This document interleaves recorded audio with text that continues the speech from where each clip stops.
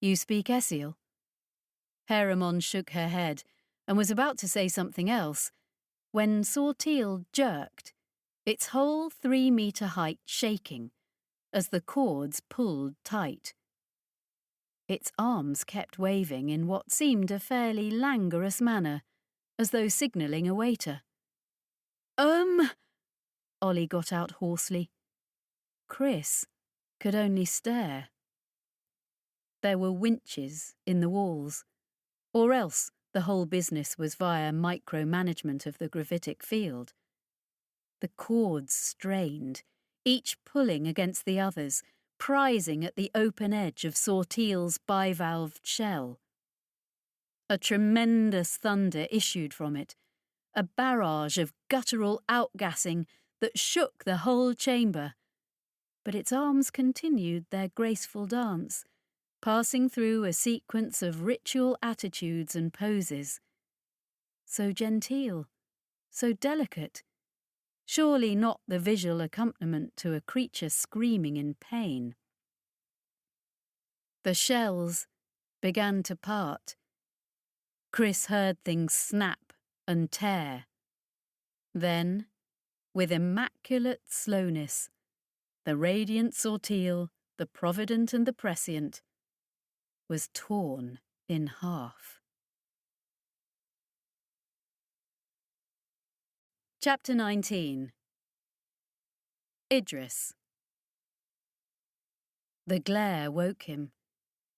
Even though he opened his eyes to a room where the windows were screened with metal shutters, where the light strips glued unevenly to the ceiling were turned down low, it seeped in, around the edges of everything, a hideous light that attacked the eyes just by the very fact of it, the least pinprick or the edge of it, harsh, like needles to the eyes. Bright and of no particular colour. Not colourless, Idris decided, of very specific hues and shades, just ones his eyes revolted against naming. For someone who doesn't sleep, I'm doing a lot of this waking up lark. I don't like it. He tried to jump to his feet, in the manner of a man of action ready to make his daring escape. It didn't happen. His head was pounding, and he felt as though he had had a crowbar applied at every joint, all the way down to the least pivot of his little fingers. He just about managed to sit up without passing out. First order of business. Where the hell am I? A room. It had walls that were both curved and inward sloping, and the curves were parallel, as though he'd been stowed away inside a section of doughnut. The ceiling and floor were both as non-native to the walls as he was, slabs of heavy sheet metal stapled to each other and to the walls themselves, with huge bolts of an unfamiliar design, the heads standing inches proud of every surface, like upward curling mushroom caps. It all looked very homegrown, which should have been reassuring to someone used to the spacer circuit. The precise way everything fitted together was definitely not the product of your regular human botch jobber, though. All the sections were meshed, like interlaced fingers, everything seeming simultaneously too elaborate and on too large a scale for a human to comfortably work with. The same went for the construction of the shutters, that were not quite masking the glare from 3 window apertures of different sizes, a small one at knee level, the next a large rectangle placed around where he'd expect a window to go, and then a semicircular hole towards where they'd riveted the ceiling in. But the walls? There wasn't much doubt in his mind of their provenance, given all the recent exposure he'd had, but he went over to touch their gritty grey stone anyway, and felt something. A jolt, like a crackle of discharged static, but of the mind. That was new. A whole committee of thoughts, abruptly woke up within his brain and started tabling motions. Whatever they'd dosed him with to bring him here had shut down a huge part of what made him an int, possibly because they'd been worried he would somehow work out their path through unspace if they left him fully aware. He hadn't even noticed this gap when he first opened his eyes, but now, all that wonderful revelation, all the damage the intermediary program had done to him, came dribbling back into his frontal lobes. He suddenly felt the hollowness beneath him, as though he was standing on thin ice. Not a physical chasm, but unspace, with the barrier between it and the real worn so thin he could have stamped his foot and broken through. Well, no, it didn't work like that, but it felt like that. The walls were originator work, sure enough. No mistaking a kind of stone that didn't occur naturally, and that nobody had ever succeeded in replicating or even analysing properly. But it didn't feel like the city on Arc Palator, or the overgrown ruins of Jericho. There, he'd been able to reach out and sense the hollows of it, and even those hollows had had plenty to teach him. He could use his mind like a striker and ring the great emptiness, letting the echoes explain to him how the void of the universe went on beyond and below everything he saw. But here, in this place, he didn't need to repurpose his poor abused cranium as a blunt instrument, because the walls were already ringing, vibrating with activity. Not power, in the sense any human would understand it. Use any meter you could build, and you wouldn't find a charge or a current passing through this stone. In the same way that, though the torus of a ship's gravitic drive did need to generate some power, the vast majority of the force that sent it into unspace came from the universe itself. The drives were just a mediator and a rudder in that unleashed flood. So here the walls rang with the gong of the cosmos itself, open to channels of force and strangeness from the other side of the real, unreal boundary. "Some fucker," he said to the grey walls and the hideous mismatched floor, "has turned it on." There was no on with Originator Ruins, though. Trine had always said that what the builders left at each and every site was just the shell after the actual business had been removed. They were the husk of what had been intended, and even that was enough to keep the whole race of architects in awe. He finally managed to get to his feet, the headache receding, and the aches creeping back into their respective joints, with no promises that they wouldn't come back at the slightest provocation. He'd hoped his eyes would adjust to the half-dark and razor edge of hideous glare, but that didn't seem as though it would happen any time soon. There was nothing in the room, he noticed. He'd just been dumped on the uneven hardness of the floor. No concessions to living space, no water or facilities. He really needed some facilities now. Time to call room service. Except one other thing the room was out of was doors. Aside from the covered windows, the walls were unblemished by anything so human. "Hello?" he demanded, and stamped his foot on the metal below him, hoping for a great boom, but evincing only a sad little clunk. "You got me here. Here I am. Not going anywhere. Not escaping. Really need to crap." A slab of floor fell away across the room. He braced for an almighty clang, but apparently it was intentional, and things weren't as slipshod as all that. A head came up through it, a woman's, not the Tothiat's, bulked out by an array of tubes and implants around her chin and throat. She looked about 15 years older than he did, which meant she was about 20 years younger, most likely, but the augmentations made it a difficult one to call.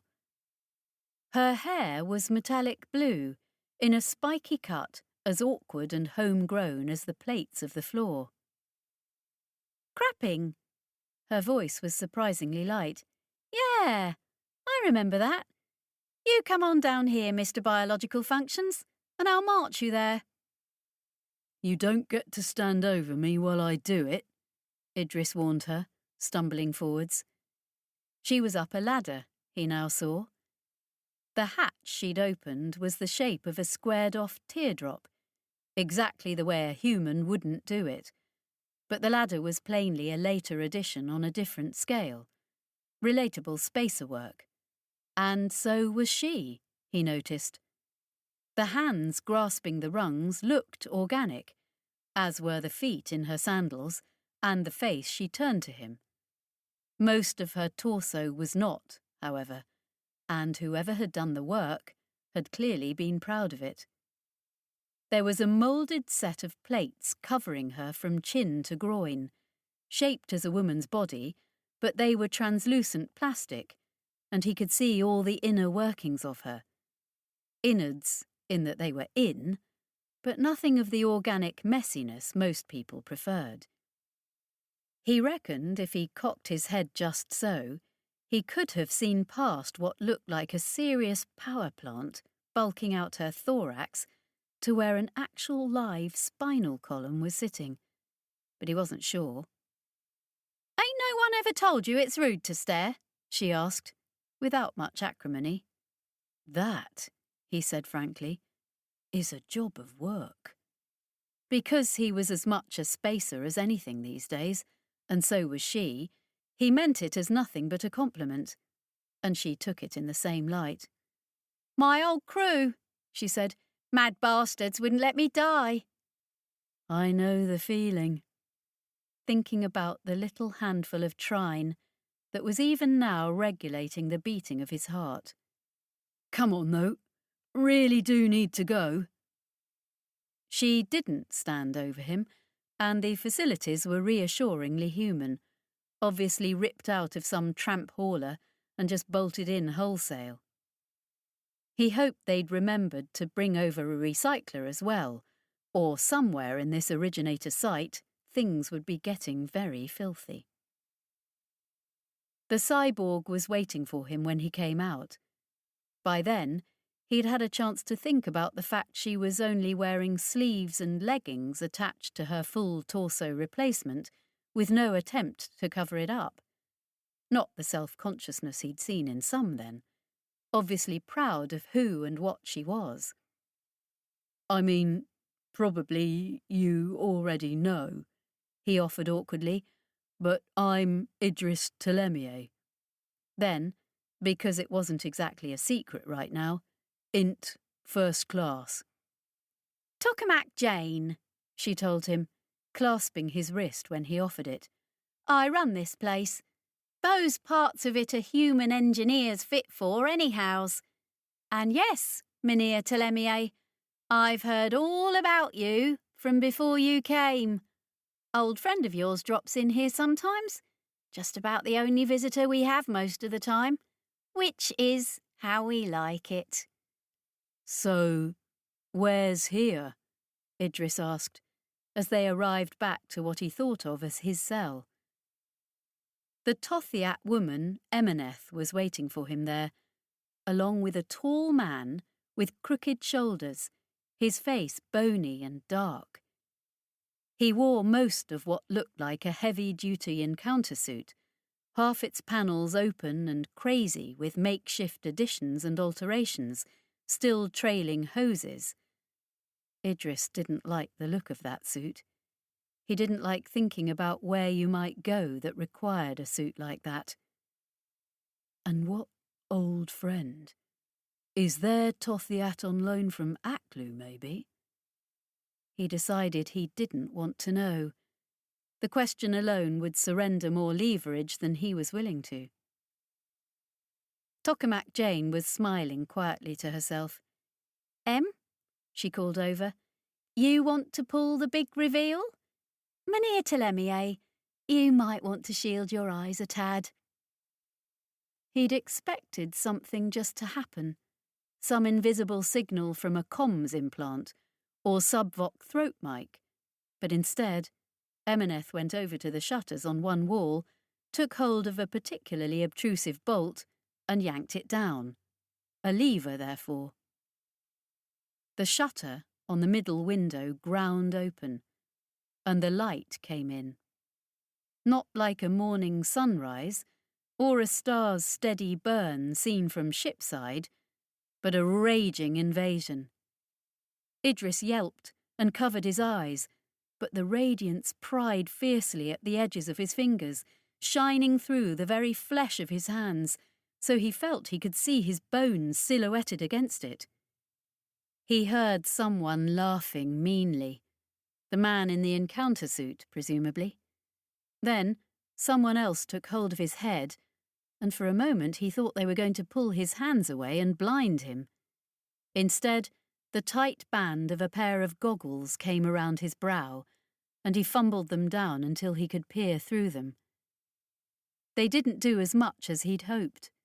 The brightness was dulled, but it wasn't the intensity that offended the eye. It was the light itself, just as he'd noted before. Some inexpressible quality of its wavelength made its very hues assault the eyes, defying any spectrum he was happy with and wavering between glaring, eye-watering shades. It was a jungle out there. A jungle made of glass. He couldn't see any sky. All around, reaching up in a confusion of overlapping plates, was a riot of translucent foliage. It seemed mostly still, but as the local star's light struck it, it shattered into all the eye-offending colours, getting worse as each new layer was reached, until what came through to them, buried down in the originator's facility, had been transfigured 100 times, each one worse than the last. Every layer tortured the light to a different degree, and Idris felt as though the inside of his skull was being blasted by it, scoured clean by the horrible radiance. The plants themselves, or at least whatever this profusion of life was, seemed ridiculously fragile and absurdly huge. Their segmented stalks threw out arrays of discs and blades, fans of spear-point leaves, each one many times larger than Idris, made their own violent filter against the light. The tangle of it extended as far up as he could see, hundreds of meters, kilometers perhaps.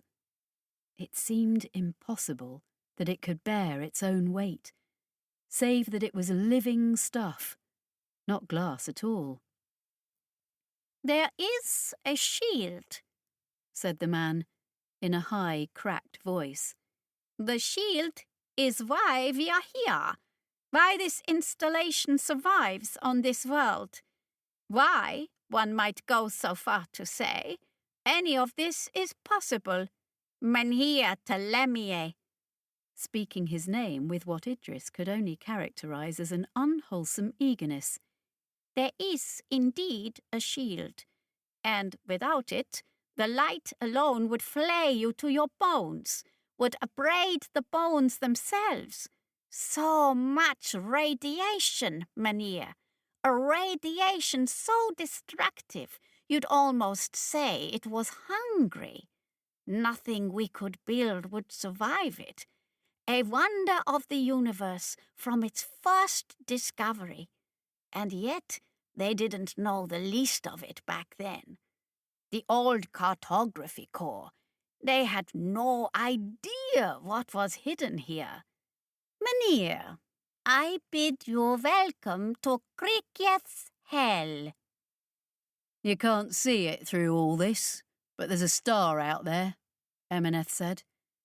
She was staring straight at the blaze, unshielded, while everyone else had goggles on. He imagined her eyes being scoured from her head, and constantly rebuilt by the busy vitality of the Tothiat. We're close to it, maybe 80 million clicks, and it's a fierce star, flares and eruptions all the time. Cartcore found the star, found this hellhole planet, got out as quick as they could. There was nothing here anyone wanted. Xeno-bio teams came later. About 20 people died before they decided they didn't want to know that much. What the hell? What the hell? What am I even looking at? Life, said the man in the encounter suit. A suit Idris was now having even worse suspicions about, given what they were telling him. A most voracious ecosystem, billions of years in the making.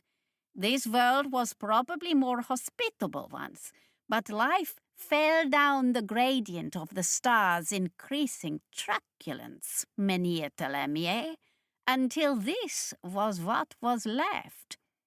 There's a kind of nuclear photosynthesis going on there, life disarming and repurposing all the death the star throws at this world. And in the process, it becomes something that nothing else can tolerate. You'd be stripped down to loose atoms if you went out there. Idris nodded rapidly. That's it, is it? Only it seems a bit extravagant when your Tothiat could just have put a gun to my head on Arc Palator. The three of them exchanged glances, part amused, part embarrassed. You're not here to die, Menhir, Emeneth said, still staring into the maelstrom. Consider yourself recruited. He looked from one face to another, seeking the joke, but the amusement was gone. I mean what? He got out. I mean, you think I'm some crazy biologist or something? You think I'm a pilot and what you've got here is a planet? I don't do planets. You can't pilot them. I'm just... What even... Aware that he was babbling now, and the whole business was herring off in directions he hadn't even known existed. What does any of this have to do with me? He finished off with a wail. Close the shutters, Em, the man said. I think he's a little overwhelmed. Emeneth made a disparaging sound, but yanked on the bolt, and the panels ground shut. He was Dr. Haleon Shinandri, he explained, as though the name might mean something to Idris. It didn't, and that plainly rankled, but right then Idris would take any turnabout he could. When the shutters finally sealed away all but the needle edges of the light, he found himself sinking down onto the uneven metal floor, shaking. He'd felt a threat from the light that was almost existential, and now he was left in the echo of it, with that terrible hollowness below him too, the inexplicable sense of a space that was not there, and yet resounded to every footfall nonetheless. You're in charge, are you? He asked bitterly. Shinandri's smile promised more unwelcome revelations. Well, you may not meet who's in charge, Menhir Telemier. One might suggest you'd even prefer it that way. They're unpredictable, but visionary. They found me when I was, let us just say, at a very low ebb. You understand these things.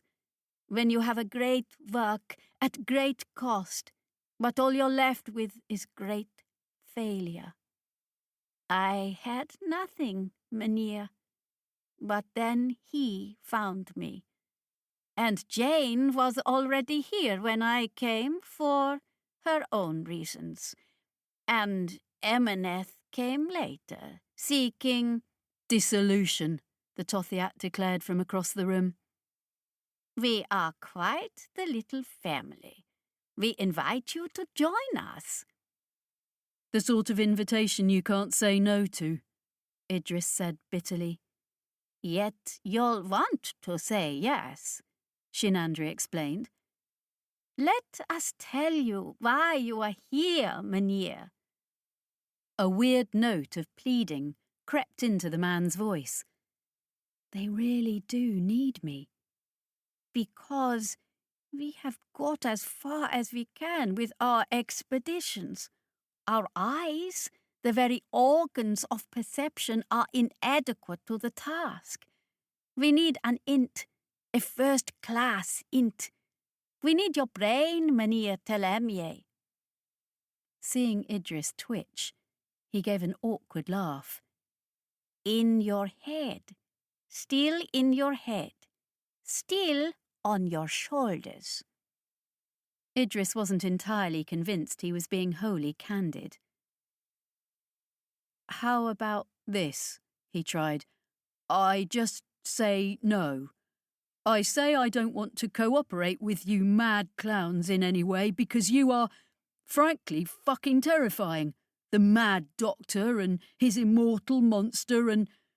Look, Jane, you seem perfectly pleasant and all, but the company you keep is not doing you any favours right now. So I say thank you for the aggressive job opportunity, which is just one, might I say, one of a long line of similar opportunities people have been throwing at me recently, but I'll pass, and just, what then? What happens when I say that? Good luck walking home, Emineth drawled. I am not mad, Shinandri said, in a small but indignant voice. I had a vision, that's all, and it was incomplete. Yes, there were deaths, but I am not mad. Right, Idris concluded. He is absolutely mad. Or at any rate, just very dangerous to be around if you can't regrow body parts like Auntie M over there. This planet, this biosphere, Emineth said. She had a hand on the shutters, as though desperately wanting to reopen them. Why do I even care? Idris exploded, slapping a hand down on the plates of the floor and regretting it. It's not like I want to go out and pick the horrible goddamn death flowers. Nobody does. They kill anything that goes near them. It's hard enough to get a ship past the upper atmosphere even, she said dreamily. This whole planet is a death world. To anything. She looked slyly to Shinandri, passing on the burden of the narrative. Mynheer, the first thing we learned at this site is what happened when the originators withdrew from all their places across the universe. What we have left, all the ruins and trinkets and nonsense, is merely their foundations, from which they removed the true workings of their technology. You know better than anyone just how much there is, but most of their legacy is an absence. What you were listening to on Arc Palator was just the void their treasures once inhabited. Idris regarded him levelly and stamped out any little internal sparks of interest this talk might be igniting in him. But when they came back to Kriketh's hell, Mynheer, the ecosystem must have already been in the throes of its transformation, inimitable even to the originators themselves. They couldn't remove it, Mynheer. They couldn't dismantle their workings. Whatever process they used to disconnect from these sites, to spirit their wonders away, it could not survive the fires of life here, or it malfunctioned, or the cost was too great. So, when they departed, they abandoned on this world one last functioning installation. And it is dying, Menhir. Its shields have held out for millions of years against the light, but they can't hold forever. And our own researches are accelerating that timetable, yes, despite all we do. But here it is, Menhir. Throwing his gauntleted hands up to indicate the walls all around them. A functional originator facility. The lens we can use to understand the universe. But we are none of us fit to look into that lens, Menhir. For that we need an intermediary. A real one, with decades of experience in gazing into the abyss. We need you.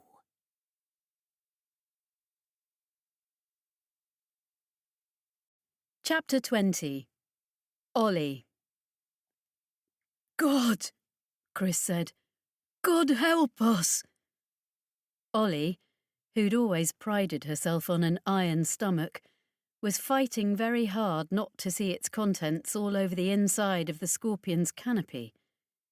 She couldn't bring herself to look at Aklu, which meant her eyes had nowhere to go but Sortil. It had been ripped in half. Ripped. In half. Right the way down its 4-metre height. The 2 long sections of shell were still attached at the lower end, where the great gut length of its holdfast tail was writhing and whipping mindlessly. The upper edges of each dangled from the hooks, while strung between them was a hideous opened fan of alien anatomy. Ollie had never particularly wanted to know what went on inside an Essiel, but now she had the whole textbook right in front of her. None of the specifics of it were recognisable, but the sight was familiar enough in the general. Tubes and pipes, torn sheets of great glistening membranes, bulging sacs, and a webwork of bluish capillaries. Fluids that were yellow or black or silvery, though surprisingly little actual spillage. She was trying desperately to be clinical about the whole thing. And it was still alive, she saw, but getting less so. Some of its arms were still flailing, eye stalks thrashing back and forth in a tormented semaphore, until all the various parts of the radiant Sortil grew still. Some childish part of her still waited, though. That area of her reptile brain, which the sheer presence of the Essiel spoke to, was looking for a resurrection, a reversal. Release the tension on the ropes, and surely the shells would snap back together, and there would be Sortil, whole and inexplicable again. Not this all too comprehensible meat. Any lingering thoughts in that direction were put paid to when the butchers moved in. She saw a big castigar, worm-like body with a tentacled crown, equipped with a whole miscellany of hooks and knives and saws. Thronging on both sides of it was a host of skittering things the size of small dogs, hidden within many-limbed encounter suits. Timery, the little hegemonic servants she'd seen before. Maybe these were even Sortil's own retinue, having seamlessly switched sides upon, or before, the dismemberment of their master. She couldn't remember Aklu having any of the critters around before. And the dismemberment was only beginning. They were flensing the stuff of Sortil from the inside of the parted shell. The Timery were hauling in floating tubs and buckets and containers, and into each went some cut or other of the dead Essiel's rubbery flesh. Its fluids were drained, its organs removed with surgical precision. Every piece went into a container exactly the right size for it, so the entire business surpassed mere shambles work and became something ritual. Just like everything about the Essiel. While Ollie's business head told her there was some hideous black market for pieces of a murdered god, she couldn't escape the counter-thought that all of this was just how the Essiel did it. That these organs and lights would end up preserved in some high-tech pyramid somewhere, with 1,000 servants ready for some unthinkable alien afterlife. She wanted to make some comment, as she usually did, the way she butted heads with the universe and made it get out of her way. Something about killing fatted calves and not being hungry enough to eat a whole one. Or even just, for us, you shouldn't have. But she couldn't. They were disassembling one of the divine Essiel right in front of her, and her irreverence was hiding and wouldn't come out. She glanced at Heremon. The woman's face was momentarily cleansed of all its bad character, and a weird elation sat there instead. A religious experience. At last, the whole butcher's yard was cleared, the floor scrubbed by industrious Timery, and only the 2 scoured shell halves were left, hanging like a conversation piece, still joined by a scrap of translucent membrane at their lower ends. Aklu, who'd been still and silent throughout the process, finally spoke. Or at least its arms passed through a rapid flicker of arrangements, and the chamber floor buzzed with the rumble of its innards. The Hiver Major Domo stepped forward. They had been repaired since the run-in with the Partheni strike team, restored to the same immaculate finish Ollie remembered. They were quite the custom piece of work, far from the practical frames Hivers tended to deck themselves out in. Their torso was an open cage, displaying the seething colony of roach-like bugs within. They had many arms, currently spread out in a peacock's fan around their head, which she remembered had 2 faces. One was moulded into a magnanimous smile, the other a judgmental frown, and no prizes for guessing which was facing them at that moment. Although maybe it was just solemn mourning for the recently deceased. The whole frame was finished in gold. They stepped forwards delicately, bird-like legs moving with the precise grace of a dancer. And that should have tipped us off the first time, Ollie thought sourly, because she strongly suspected that Aklu, born into a species sedentary by definition, had a fascination with movement. It was part of the creature's madness that had seen it cast out, she thought, except neither madness nor cast out seemed to work the way they did amongst humans. Rejoice! The Hiver's voice was clear and beautiful, like glass chimes. O witness to the workings of machineries of justice, so they fall who falter in the firmament and fail to further their custodial duty. Their fan of arms clicked through 100 different attitudes, communicating something back to its master. Ollie wondered how a Hiver even got to this point, being the direct mouthpiece of something so alien. The things were human-made, after all. How long had this one been away from their assembly? What had someone done to them to produce something that could stand without a barrier between them and the divine? Not divine. She had to stop thinking like that. She suddenly realised they were all looking at her, Aklu included, and apparently it was her turn to speak. Chris started to say something in her place, but the Hiver took 3 far too sudden steps and there were blades in some of their hands, very close to the woman's face. Chris had her own knife out too. Ollie was impressed with the speed of that. She hadn't even seen her go for her sleeve. She was out-armed, though, out-bladed, and the hiver didn't have a throat for her to cut. "You'd better," Chris croaked to Ollie. "Say something." "Right." Ollie's own throat was just as dry, and swallowing didn't help. She didn't know what to say, because she hadn't really understood a word of what the hiver had told her. All that came out in the end was a gesture, using a couple of the scorpion's arms, taking in the scoured shell, along with the words, How'd you even grab them? I mean, we saw them on Arc Palator. They had a whole bundle of guys. I mean, how do you even start?"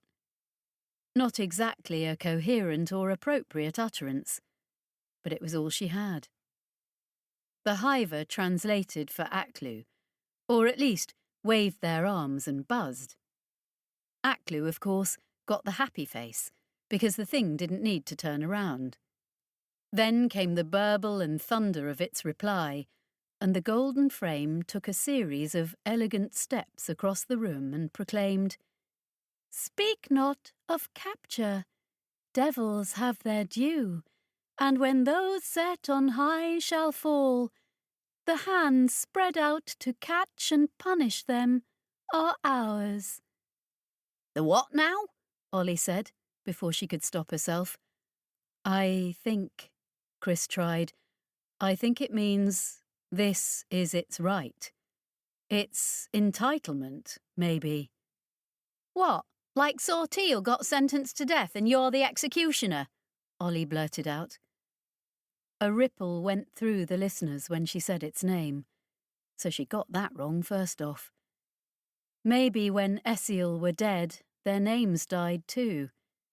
It was some failure of etiquette anyway, but they were going to have to get used to that, because she was sure as hell going to keep screwing up. "What do they expect exactly?" Her instant anger helped to restore an even keel. So fine, they'd just cut up a clam in front of her. Was she supposed to be impressed? "All right then," she bulled on, despite an alarmed look from Chris. "So that happened. Fine, OK, not our business. I mean, I guess we're, properly honoured.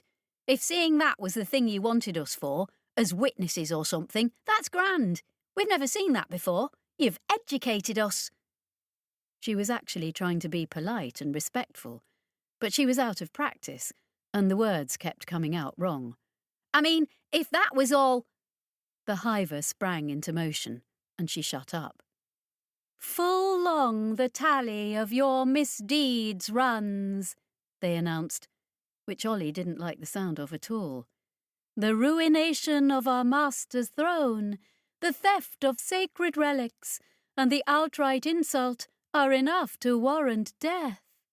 A gradual death, a worthy death, a long and drawn-out death by many fine degrees." Now they were standing right before her, in the scorpion's shadow, if these damned lights had actually cast any, and she thought, "I could crush you, you gilded bastard." But she wasn't quite sure she could, because she'd seen the hiver move like a monkey when they needed to. But if it was that or death by many fine degrees, she'd fucking fight. "Get behind me, Chris," she said. "I mean, they're all around us," Chris breathed. "I don't know that behind you really helps." Ollie scowled and tried to eyeball Aklu directly, a hard thing when it had so many eyes and they were constantly in motion. "What then?" she demanded. "You want to do us like you did the—" clam. Except even she knew enough not to go there. "The Radiant? All right then, bring it on. Shouldn't have let me come in with work clothes." Aklu was actually leaning forwards, its entire floating barge tilting to balance, and its holdfast coiling and recoiling in what looked unhealthily like excitement. Its arms flurried and blurred. "Such protestations from a kindred soul," the hiver chimed, "remind us why we love you, who will not accept the trammels of the universe, but instead take arms against the very stars. For this rebellion, know you are forgiven." Ollie blinked, looked sidelong at Chris, who was looking sidelong right back at her. Did it just say? What did it just say? They weren't the only ones wrong-footed. The mob of gangsters had plainly been ready to descend on the pair of them with knives and bludgeons. But now apparently this was off the menu. Even Haramon's gaze was flicking between her master and the two prisoners. Aklu coasted closer, eyes taking turns to stare at Ollie, and only Ollie. "So rare, so strange, to in such difference find a similarity of angry soul that to these limitations does not bow," the hiver sang, "for this be you our kin for now, until a fresh transgression lay you low once more. So you come, to seek your absent guide, stripped from you by the machinations of an errant servant, traitor to our cause." "Idris," Ollie frowned. "You mean Idris, right?" Because they were now talking business, apparently. "He got snatched by some tothiat bitch like this one."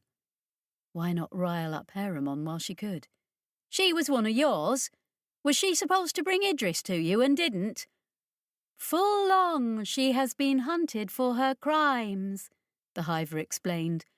Or at least, Ollie guessed she wasn't going to get any clearer explanation than this. "Which tallied now include this fresh affront to you and yours.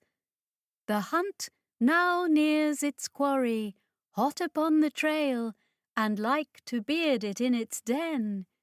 It is not often that the razor and the hook extends a hand to such as you, to join its quest."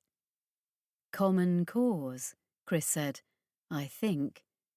But I don't see what we bring, O unspeakable Aklu." She paused, waiting to see if she'd get slapped down again, but apparently she was now included in the conversation. "We are obviously very grateful for your forbearance, and would know what we can bring to your hunt. The villain, gone to ground in human haunts, might best by human hands be brought to bay," the hiver translated. "But we have other tools we shall recruit for better vantage. Let us simply state our admiration for you prompts us now to make this offer." Ollie could admit to herself that she felt very frightened right then. Better the coldly dispassionate gangster than this, surely. Because whatever the fuck the clam actually thought or felt, its mouthpiece was using words like admiration and love. She had no idea what either of those might mean to an Essiel, and she had seen literally 100% of the inter-Essiel interactions in her experience go quite spectacularly badly. Not hard to imagine the scorpion hung up on those hooks and pulled apart, and then the Castigar butcher get to work on the meat within, meaning her still living body. And yet, at the same time, she could identify a weird little thread of excitement in herself. She remembered seeing Aklu pull out all the stops when the Partheni had tried to kill it. They'd trashed its floating barge that time, but Aklu didn't play by Essiel rules. It had a whole tentacled walking frame hidden away in there, and the transition from stately rooted clam to a writhing mobile nightmare had been impressive. And here the thing was speaking of kindred souls, or at least those were the words the hiver had come up with to put across their master's meaning. Ollie understood. She'd felt that too, seeing Aklu up and moving. For all it was a killer, and probably the Essiel equivalent of a psychopath, she'd seen a sliver of something there that she could appreciate. "We just want Idris back," she said simply. "And you want this woman who snagged him. You've been after her since before she came and got all up in our business. Now she's gone to ground in the colony somewhere, I'd guess. We can help, so fine, we'll help. We're properly honoured and all, I guess. We appreciate the whole forgiveness and let's go find this other tool to recruit, and then let's hunt." She fumbled all of it about as badly as might be expected, but she reckoned that by the time the hiver had polished the turds of her words, Aklu would end up receiving something it liked. Havea. Havea had expected to part company with Kolvari then. The hiver had done their work admirably, and where he was going next, complex data analysis wasn't going to be the issue. When he got back to his quarters, though, there was a definite change in the way their frame was standing. Hivers had body language.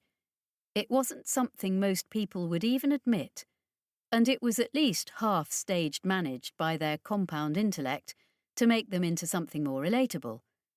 But it was there. Something about Kolvari had changed.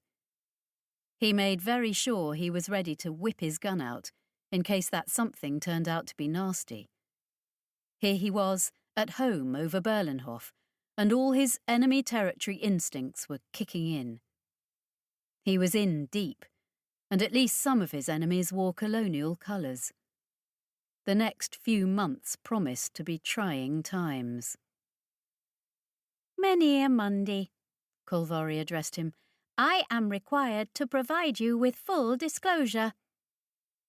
It was as though someone entirely different spoke to him from the same artificial mouth.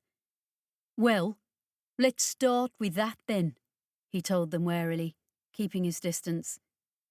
You didn't often get a hiver on a war footing, but they could have all sorts of unpleasant surprises built in if you picked a fight with a hot one. "Point the first," they announced, with just a little of Kolvari's fussy delivery.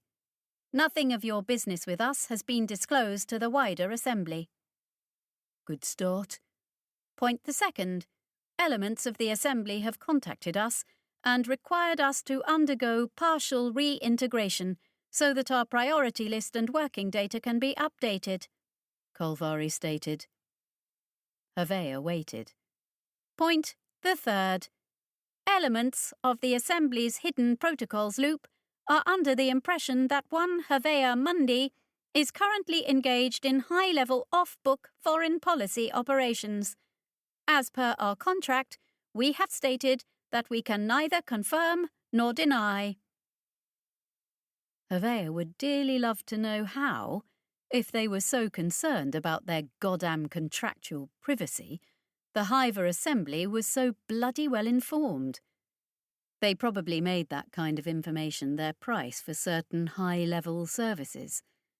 There were hiver factories licensed to hold orbital space over Berlenhof, of course, and everyone thought they were just service providers, acting as hubs for the thousands of hivers employed by humans in system. Except they also functioned as full-on diplomatic embassies for the hiver assembly in aggregate, and carried out all sorts of business of their own, including downloading some sentient spyware into his hireling here, apparently. And because they were hivers, and did things a certain way, they were telling him about it. "I'm sensing there's a point the fourth." And speaking of points, he didn't see any in just standing around. He got himself a seat and a cup of cafe while he listened. "We are offering you a contract," Kolvari told him.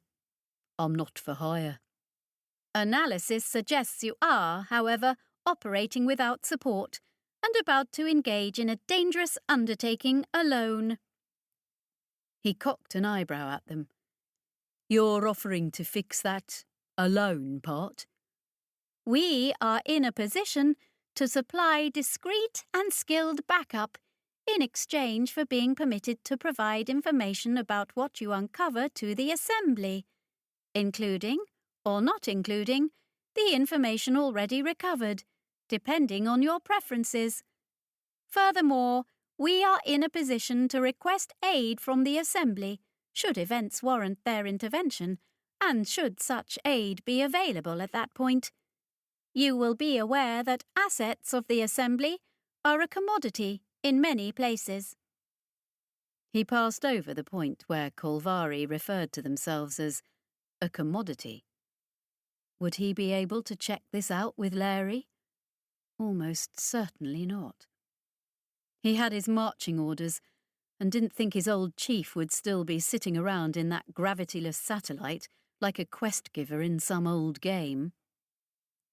Can I restrict what info you give to the Hive? He asked. Up until such information becomes a matter of Assembly security, they countered promptly.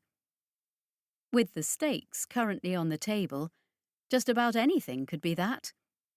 On the other hand, someone watching his back would be a welcome change, and he could be absolutely sure of the Hiver's loyalty, right up until the point they would sell him down the river for the greater good of the Assembly.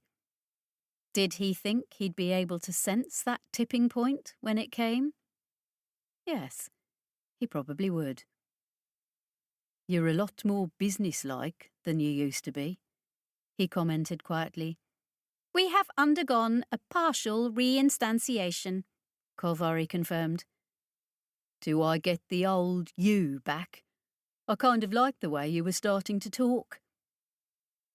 There was an odd pause, as though he'd said something in bad taste, but he couldn't read anything in the way the Hiver stood. In the end, they told him, That won't be possible, Agent Mundy. That version of ourself has been overwritten. These things are unavoidable. It is how they made us. And if you dug deep enough, they were humans, and us were all Hivers, who'd never been intended to actually have personalities in the first place. He finished his café, all studied poise, except for his focused awareness of where his gun hung. Of course, if standard Hiver protocols were to be believed, he could just say no, and Kolvari would go back to the factory. None of this need go any further. Except the Assembly wouldn't forget what it had already worked out, and he'd be looking sideways at every damn Hiver everywhere he went. And who knew how many he wouldn't see, because they had a habit of blending into the infrastructure. Keep your friends close. We'll need to hammer out the finer points of the contract, he told Kolvari, but fine. Deal. He grabbed his slate and selected a few essentials from Larry's brief. So, we're after this one here. Emma Ostry, a.k.a. Emineth, former colleague, then some sort of hit woman for crooks, and now either freelance or working for a group we don't know about, but doing something because she has a pattern now. Visits the same places more than once, which means whatever she's doing is decidedly less murdery than her previous exploits. Provide us with all the data you can. Perhaps our primary function can be of assistance, Kolvari suggested, and he felt an odd pang for the personality that had been scrubbed from them, wondering who they'd grow up to be this time. Emineth had shown her face repeatedly on a handful of colonial worlds. If she spent her time anywhere outside the sphere, Larry's dossier didn't know about it.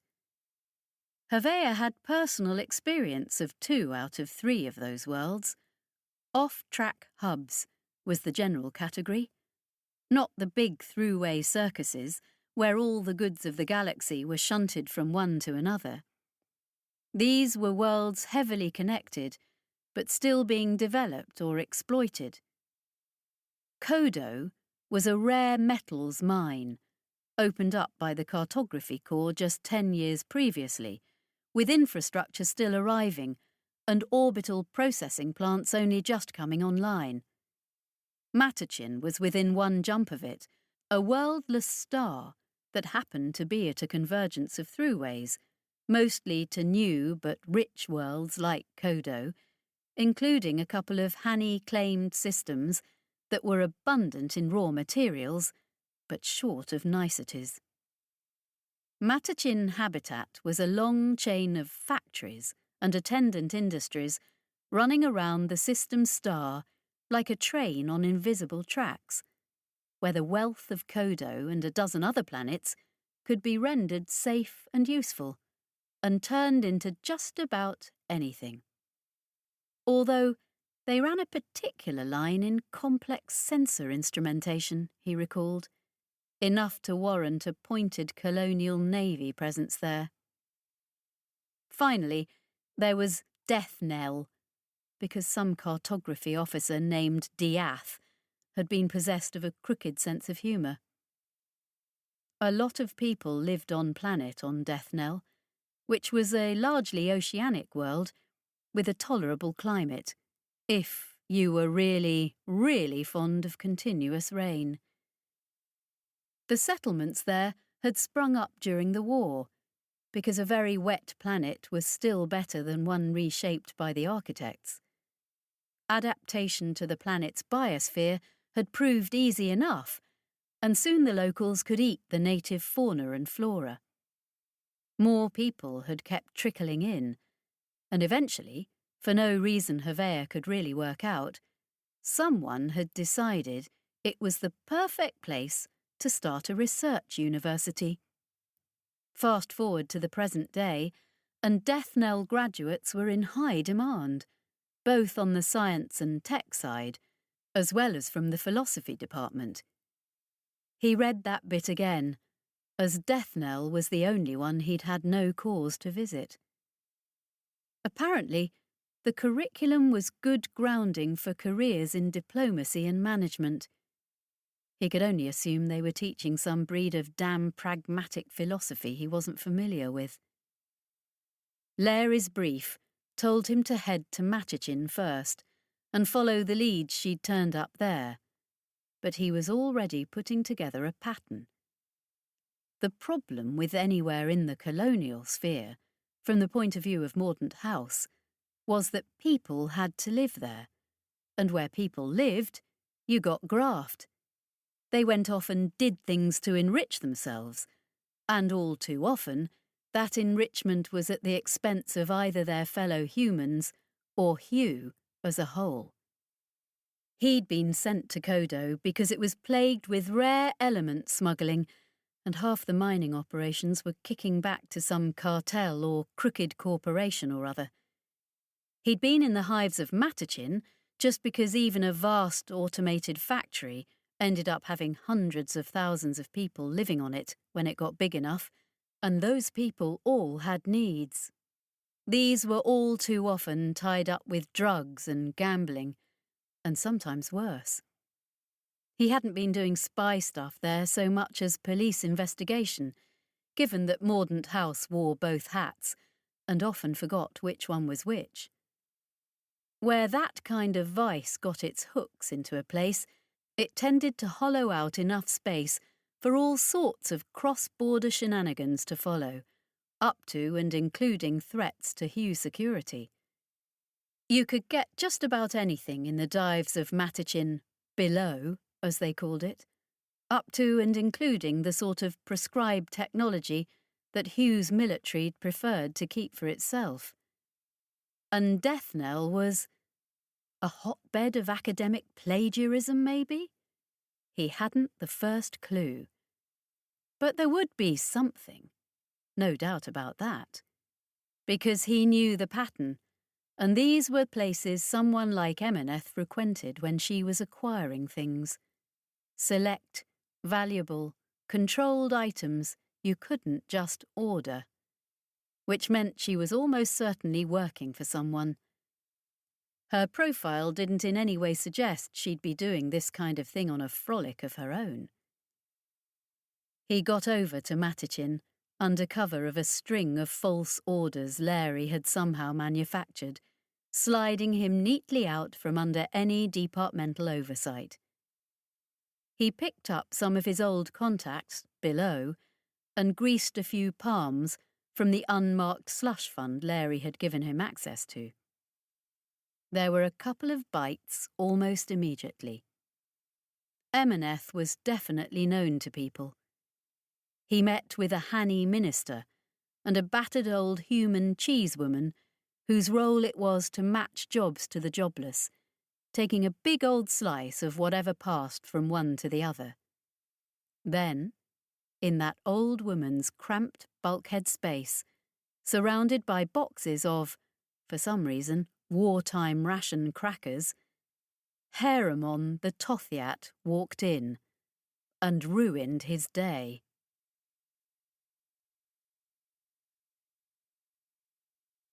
Chapter 21. Idris. When the boss got word of what was going on at Ark Palator, Emeneth explained, we knew there'd be top-grade ints there. This boss of theirs who's not Shenandri, Idris considered, as she helped him down the next ladder. For all he didn't want the assistance. Not to say he didn't need it. Tokamak Jane had put in all the human-scale conveniences he understood, and much of it was aslant at awkward angles. They'd gone 2 floors down from the room he'd woken up in, both floors being the bolted-together metal that was certainly nothing to do with the originator structure. The ceilings were high, he noticed, and the spaces large. The pieces all jigsawed together in ways that looked uncomfortable to a human eye. He'd asked why they didn't have an A-grav field to lift up and down, but apparently the originator tech played hob with that sort of thing. It generated its own A-grav, or at least a field that messed with gravity in weird ways, but not anything biddable enough for lifting. So it was these ladders, or they had an electric elevator elsewhere for cargo. How long have you been here? Me? Couple of years. I'm the errand girl. I fetch things for them. Things like you. Jane's been here forever, even before the boss. She found the place first. Maybe she even let the boss know. Studied the engineering. Used to be Hugh, high grade. Like you used to be Hegemony? I used to be a lot of things, she reflected. Never quite what you'd call a loyal cultist, though. Doc Shin's been trying to get the goods out of this place for the best part of a decade, the way I hear it. And you've only just got hold of an intermediary? They'd reached a hatch 3 meters across, grinding open after Emeneth threw another lever. Below was a darkness Idris didn't much like the look of. Not that he was going to get any choice about it. Part of the whole helping him business involved Emeneth's hand on his arm, and he reckoned the only way out of that grip would be to remove the limb at the shoulder. Emeneth was obviously going to remain tactfully silent about that, and maybe, with all the other stresses, he'd have let it go. Jane was coming down the ladder above them, though, and she lacked the Tothiat's reticence. The leashed ones didn't work out, she explained. Emeneth shot her a look, but apparently Jane didn't care about annoying her colleagues, and went on, That's why the good doctor said we needed someone like you. And there aren't many people like you. I almost had the old girl in the walker frame, Emeneth said, given the cat was out of the bag. But the Hugh boys were keeping a better eye on her, and I had the sniff of Mordaunt House about the place by then. Like knows like, right? Idris looked at her blankly, and wondered if he was going to be noble and pretend it was better he was here than poor Demiolo. Right then, he couldn't muster quite that much nobility. The big hole in the floor was open now, and Emaneth was fiddling with a tangle of wiring that looked comfortingly homegrown and colonial. With her hands finally off him, he spent precisely 1.5 seconds considering making a break for it. Assuming he wasn't just going to batter against the walls like a desperate wasp, any escape would have involved climbing over Jane to get up the ladder, and then some sort of divine intervention, because he had no idea where to go after that. "What happened to the other ints?" he asked them. "The leashed ones."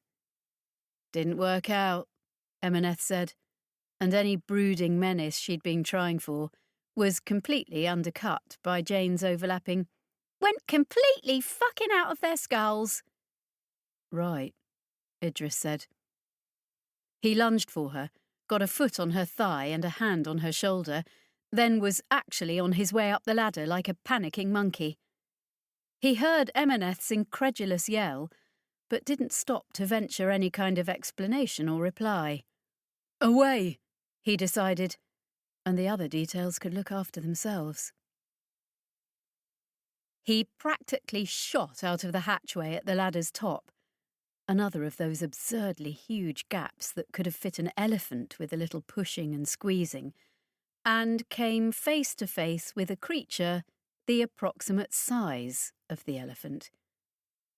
He sat down hard, with a whimper. It was a Neramath. He'd only seen one before in the flesh, the envoy from the Locust fleet at Arc Palator. That had been in a tank, being an aquatic species. This one wasn't. This one had legs. A set of 6 mechanical legs, to be precise, all arching from the same hub on its underside, so that its huge, sleek body was balanced impossibly on that one point, seemingly forever about to topple to the right. The point where the hub meshed with its leathery hide was a horror of scar tissue, but then so was the rest of it. He could see savaged stumps where most of its flippers had been, some augmented by hinged metal manipulators or whips of uncertain function. There was an assemblage of tanks and bellows carved into its left side that wheezed and groaned with a skipping rhythm and leaked clear fluid slowly but insistently. Above that was what might have been a power source, or possibly a weapons pod, some bulky mess of plates and rivets, with the same aesthetic as the floors. A red light glared out where the pieces didn't quite fit together. The creature's long, eel-like neck swung a head towards him that was half metal. Its barbels and tentacles were mostly stumps too, with segmented feelers grafted on. A single lead-grey lens, the size of his hand, was set off to the right side. An eye, an organ he didn't recall the other Neramathi even having. "Oh," Jane said, as she and Emaneth piled out of the hatch behind him. "Right. OK then. You've met the boss." "You're kidding," Idris breathed. The Neramathi's head was within inches of his own. It smelt sharply of preservative, sweetly of decay. "Idris Telemier," Emaneth said. "Meet Ahab." Ahab? That's what Doc Shin calls it. I mean, it has its own name, I guess. It recruited the doctor after he got thrown out of wherever he got thrown out of, for all the corners he cut. Then it found Jane here and went into partnership, or whatever the fuck they did. "Something like that," Jane agreed. "Boss, this is the int." She spoke loudly, as though the Neramathi was deaf. Fluorescent patches across the Neramathi's abused hide glimmered fitfully. Then there were sounds like coughs or barks, all tinny and metallic, and issuing from one of the thing's many ragged implants. and then a voice. It will serve. The crusade progresses. Idris made a little bleating sound.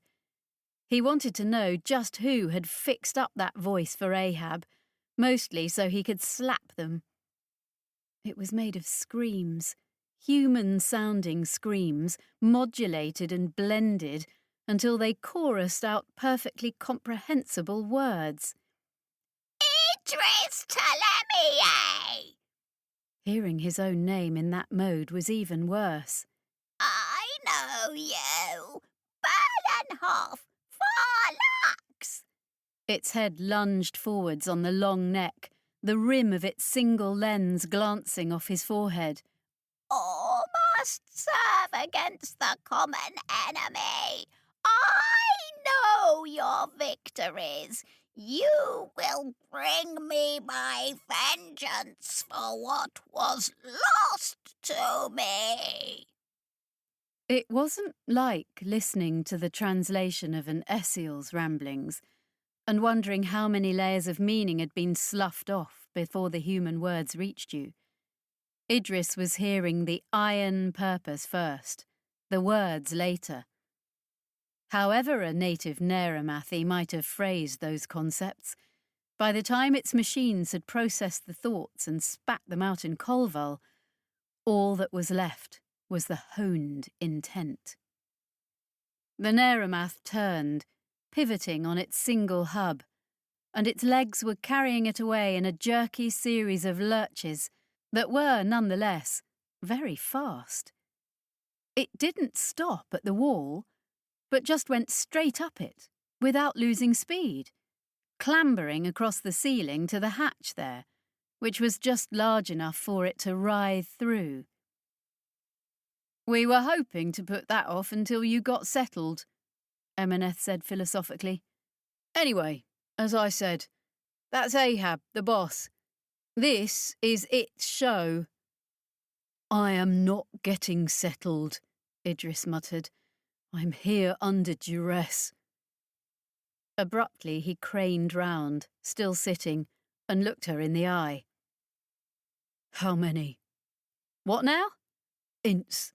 How many did you ruin before you decided you needed a better vintage and grabbed me?" Emeneth exchanged a look with Jane. "Some," she told him flatly. "So you had better be the almighty wunderkind of intermediaries, boy, because we are running out of time and options here. Fuck you. I see they taught you some cutting-edge rhetoric in the programme." She took his arm and had him on his feet effortlessly. He tried not to cooperate with going down the ladder, but the pinch of her fingers reminded him of the appalling force a Tothiac could exert, and he gave up on that. "What's this to you?" he demanded, because he might as well find some way to nettle her. "I mean, every Tothiat I ever knew was a thug and a gangster. And you're what, in love with the science or something?" They were back at the dark hatch, and now it was Jane trying to get the lights on while Emeneth held on to him. "I tried that," she said. "The gangster thing. It was all right, but after a while you get tired of not dying." He stared at her. Emeneth smiled tightly. "It hurts," she said, "even if you survive the process, and if the Tothia does too. You feel its pain as well as yours, all the time. You get used to bearing it, but you never stop feeling it. All the time, Menhir Int. Now, I hear it's not easy being what you are either, after they fucked with your brain. I mean, you bastards died like flies before they even finished remaking you, am I right?" He granted her that with a nod. "Maybe you know what I mean. You ever wanted to just end it all?" There was a light from the hatch now, though not much of it. The radiance looked gloomy, as though from far-off chasms. He found he had an inexplicable reluctance to go to the edge and look down. Something from his very soul, where the intermediary in him lived. It was linked to that terrible hollowness he felt beneath him. I thought about it. During the war. After, he admitted. He'd never taken those thoughts any further.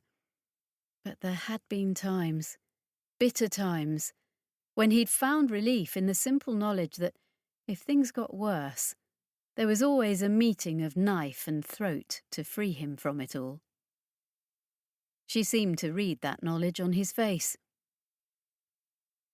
I couldn't, she said, very quietly, and then had to clarify. Oh, I tried. But I couldn't. There was literally no injury I could do to myself that wouldn't heal. And I really tried. Poisons, he said. I know there are some. You are a well-informed little monster. She even managed to grin. I had some. I killed a Mordant houseman who'd been sent to kill me, just so I could kill myself with the poisons they'd given him to kill me with. Fucking stupid, right? Except it didn't work. It just made the hurting worse. Blank, white agony for 17 days. And then I was me again. And whole. So, I left my employment and went to find something in the universe that would kill me. Heard about this death world, Kriketh's hell. If I stepped out there, into that light, that would do it, many a int. That light will destroy anything, even me. So, what are you waiting for? He asked harshly. I met Doc Shin here, she told him, dragging him to the hatch. Heard what the plan was. And it's worth it. It's worth a little more pain. Just to see if he can do what Ahab wants him to do. With the machine. He didn't like the sound of that one bit. But then she had him at the lip, and he was staring down into... Oh, Idris managed. Yeah, she agreed. Gets you like that, doesn't it? He was used to originator architecture, albeit the ground-down ruined stubs found anywhere other than here. They had these same curved walls, set out in concentric labyrinths of hollow spaces. The spaces were the key, as he'd always understood. But the ruins were ruins because the originators had, millions of years before, withdrawn their hand. And here, the killing light of Kriketh's hell had prevented them carrying out whatever process they'd used to eradicate the detail of their lives. Here, behind the shield that still held that harsh light back, were the innards of an originator site, intact. He was looking down into a busy abyss. The walls were there, as expected. The bones that would have been all that remained, assuming the hungry planet had not devoured them the way it apparently devoured everything else. Concentric jigsaw sections that never quite met, carved out of the same seamless stone that was native to no planet in the universe. Nested between and within them was a web, a stone honeycomb of precisely delineated emptinesses.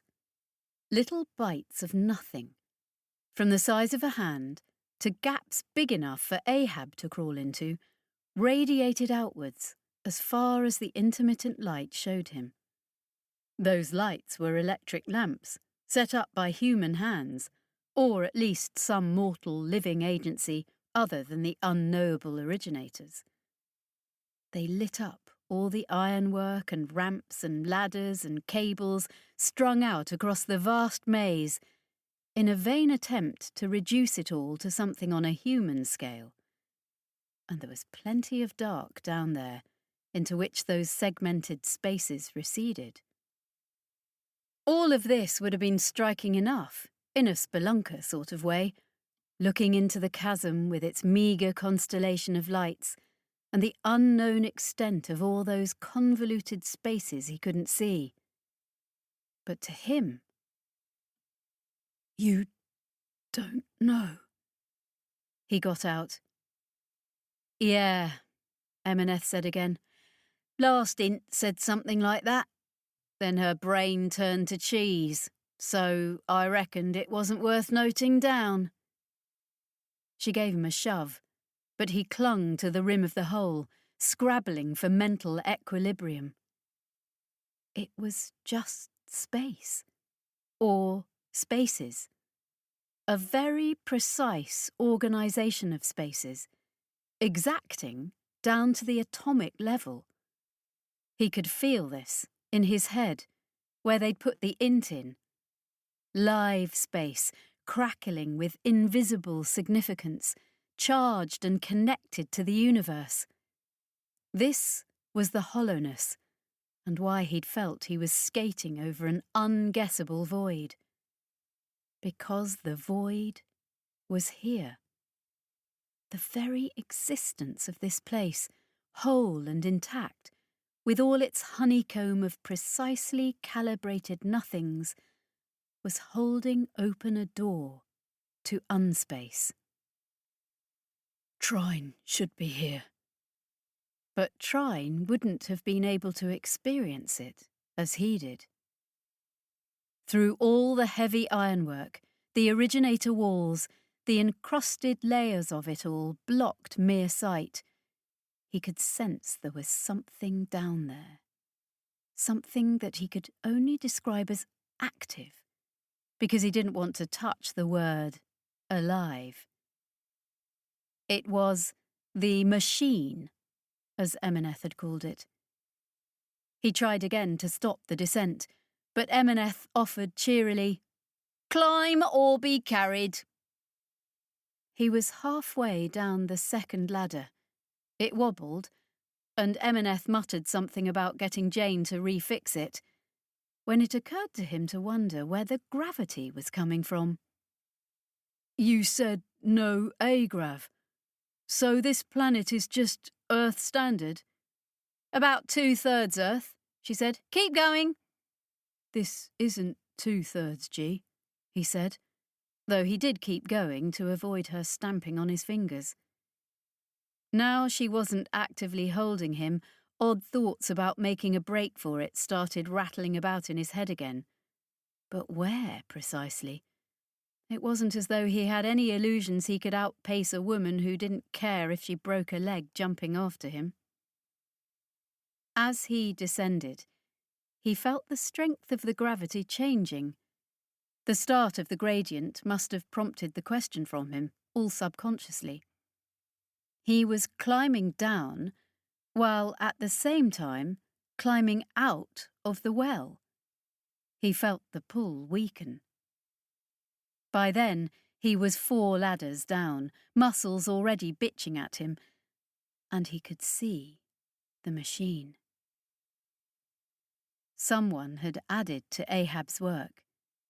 He knew this firstly because the workmanship, Jane's, was of a human scale and style, and secondly because it was unlikely the Neramathi would have put in human seating on a whim. 3 couches were there, that he reckoned had started life in suspension pods, and were still cluttered with cables and wires. They all tilted at an alarming angle, over a further drop that looked as though it might bore down into the planet's very heart. The huge angles of the Neramathi work loomed over it all. That would have seemed like the ancient inhuman work of elder hands, had there not been all the actual ancient inhuman work of elder hands surrounding them, the originator walls making Ahab's craft look tame and recent. 2 of the couches seemed complete, the third partially disassembled and, by Idris's assessment, abandoned long ago. Dr. Shinandri was already down there, his dark face turned grey-blue by the light. By this point, Idris estimated he really was under 2/3 Earth-standard gravity, but still descending, and its hold was weakening on him with every moment. It was welcome in a way, because it spared his aching arms and legs. By the time he was within speaking distance of Shinandri, however, he guessed at only half a G, and that was less than the planet was supposed to pull on him. It was the complex, he realised. It was acting as a gravitic lens, just by the fact of its orientation and the way it fit in the universe. Just as the originator ruins still exerted an influence by their simple shape and organisation, so this intact installation was like a clawed hand hooked into the fabric of causality. It distorted everything around it, pulling the universe tight and thin until the bottomless sea of unspace was right there. Ah, Monsieur Telemier, Shinandri called, as Idris managed the final couple of ladders. Delighted you could join me. Yes, indeed. He was still in his encounter suit, half the hoses connected up, and Idris was depressed but unsurprised to see another one lying part assembled on the floor. It didn't look like his size, but he didn't reckon this objection was likely to stand under the circumstances. His feet touched down on the slanting Neramathi metal, and he felt dizzy. Emineth dropped beside him in time to stop what would have been a fairly gradual fall in the reduced gravity. He didn't have it in him to fight her, even for the show of it. He was on the brink of a vast drop, and it wasn't the physical hole that sat between the 3 couches. "What is this place?" he got out. Well, interesting question. Very interesting. Shinandri giggled in an appalling way for a grown man.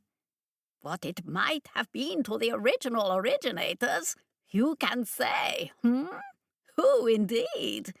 But there was a machine here then, which our leader found and adapted and converted, and shall we say, overlaid with his own, which we have now successively re-edified. What it is to all of us is an eye, Monsieur Telemier, an eye with which to gaze, we might say, into the abyss. And you and I, we are going to look it right into the apple of its eye, Monsieur. Or at least you, because I lack your specially trained perceptions, or as it might be, those parts of your brain that have been honed beyond the merely human. Honed is a polite way of saying fucked over, Idris thought. By then, Jane had caught up with them, scurrying down the ladders nimbly. She was taking up pieces of the suit, and Idris briefly toyed with the idea of making things as difficult for everyone as possible by not letting them dress him. He remembered Emineth's pinching fingers and reckoned that, as difficult as possible, likely wouldn't amount to much. With poor grace, he let her fit the suit on him. They can dress me up and sit me down, but they cannot make me actually help them in any way. I'm no leashed int. I'm nobody's slave. He remained the master of his own head, and if they had a bucket load of drugs to pump into him, well, at least he'd put them to that trouble and rack up some pharmacy bills. Shinandri had connected his last few hoses and taken a couch. Monsieur, I will be your co-pilot, shall we say? Yes, indeed. Another trilling little giggle came out, giving Idris the sickening feeling that he was in the power of a madman. I will experience the universe through the activity in your brain. But it is your perspicacity we need, or we might say your perceptiveness, and your loquaciousness thereafter. Try to think as you experience how you might be able to convey what you are experiencing. What precisely will I be experiencing? Idris asked sourly. Jane had fitted the suit to him now, with a little botch job alteration to accommodate his small frame. An eye to look at the universe? You've got your telescope turned backwards, Doctor. He resolved not to try any further jokes with Shenandri, because the man found this funny, and Idris wanted to hear that laugh as little as possible. Mynheer Telemier, you are a familiar of Unspace, the man said, even as Jane got Idris on a couch and connected him up. Well then, we are about to delve into Unspace. Here, on planet, controlled, indeed scientific in our careful approach. None of that rushing about in a spaceship that is so deleterious to serious research, you might say. Give me a place to stand, as the saying goes. Just think what you might learn with a stable platform from which to look into infinity. I really don't think, Idris managed. And then they turned the machine on, pushing more of those huge clunky Neramathi levers. He was abruptly out of the universe and gazing into the abyss with his mind's eye, which had no lid and couldn't close, nor refuse to see. For the first brief second, he clung desperately to his resolution of being absolutely no use to anybody, obstinate to the point of unreason, of letting it all stream past him and ignoring it. They'd kidnapped him, and under no circumstances would he cooperate for a moment. Then he saw, and he tried to catch his breath. But the machine was breathing for him, which was good because he had no connection whatsoever to his body, and it was touch and go whether anything autonomic was happening right then. When they took him out, however long later that was, he was so crammed full of words, and even more so, indescribable sensations, that, even if he'd wanted to tell them what he'd seen, he couldn't have. They hauled him up the ladders, virtually tucked under Emaneth's arm, and the revelations within him were so vast there was barely room left in his blown open mind for Idris.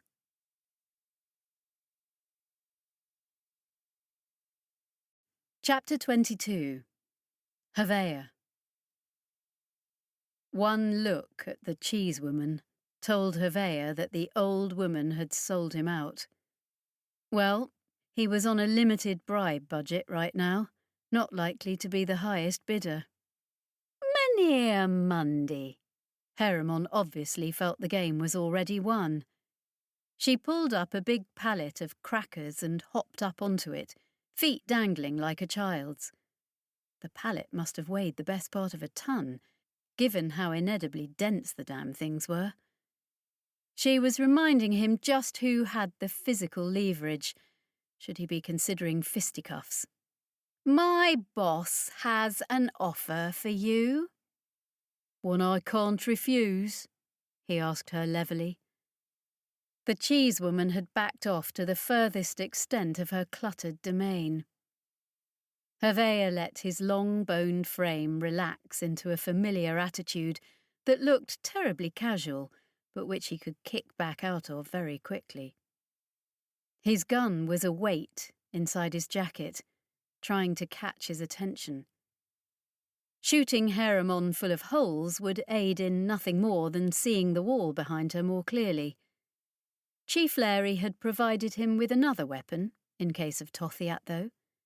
She'd meant it for Emeneth, but Havea wasn't averse to giving out free samples in Heremon's case. "We know who you're hunting, Mynheer," she told him, "and you know why we want her too." He didn't. Then, pieces clicking into place, he reckoned he probably did. Emma Ostry had gone to work for criminal cartels on the hegemonic side of the border, and come out of it a Tothiat. Heremon herself had once been just a regular human, presumably as amoral as Ostry ever was, before she'd taken the same deal. Havea had run into both her and the unspeakable Aklu on Tarakuma, investigating rumours of the architect's return before they had actually returned.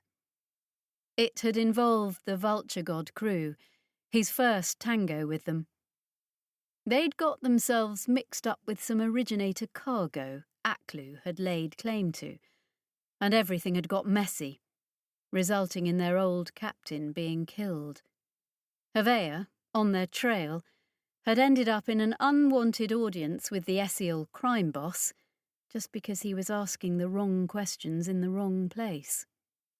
"So, she walked out on you," he essayed, hoping Larry's brief on Ostry was right. "Fine. You take her back and string her up or whatever your boss wants to do to her. I just need to pop a few questions first."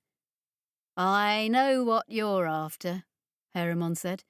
"If you want her, you want to come with us." "I really, really don't." "Why would you want me to?" She leant forwards. Her smile might actually have been pleasant, even intriguing in other circumstances, if she'd been Havea's type. And while that type tended to move around as the mood took him, people with alien lobsters grafted to their spines were way outside it. "Who wouldn't want a piece of eye candy like you on their arm?" she said. The pretense at flirting was grotesque. "Also, you have a very useful line in badges. I like a man with authority." "Sure, fine," he replied. She was still hunched towards him, and, whatever a Tothiat's capabilities, physics and gravity meant she wasn't well balanced. He let his gaze drift a little, as though considering, almost as if he was bored.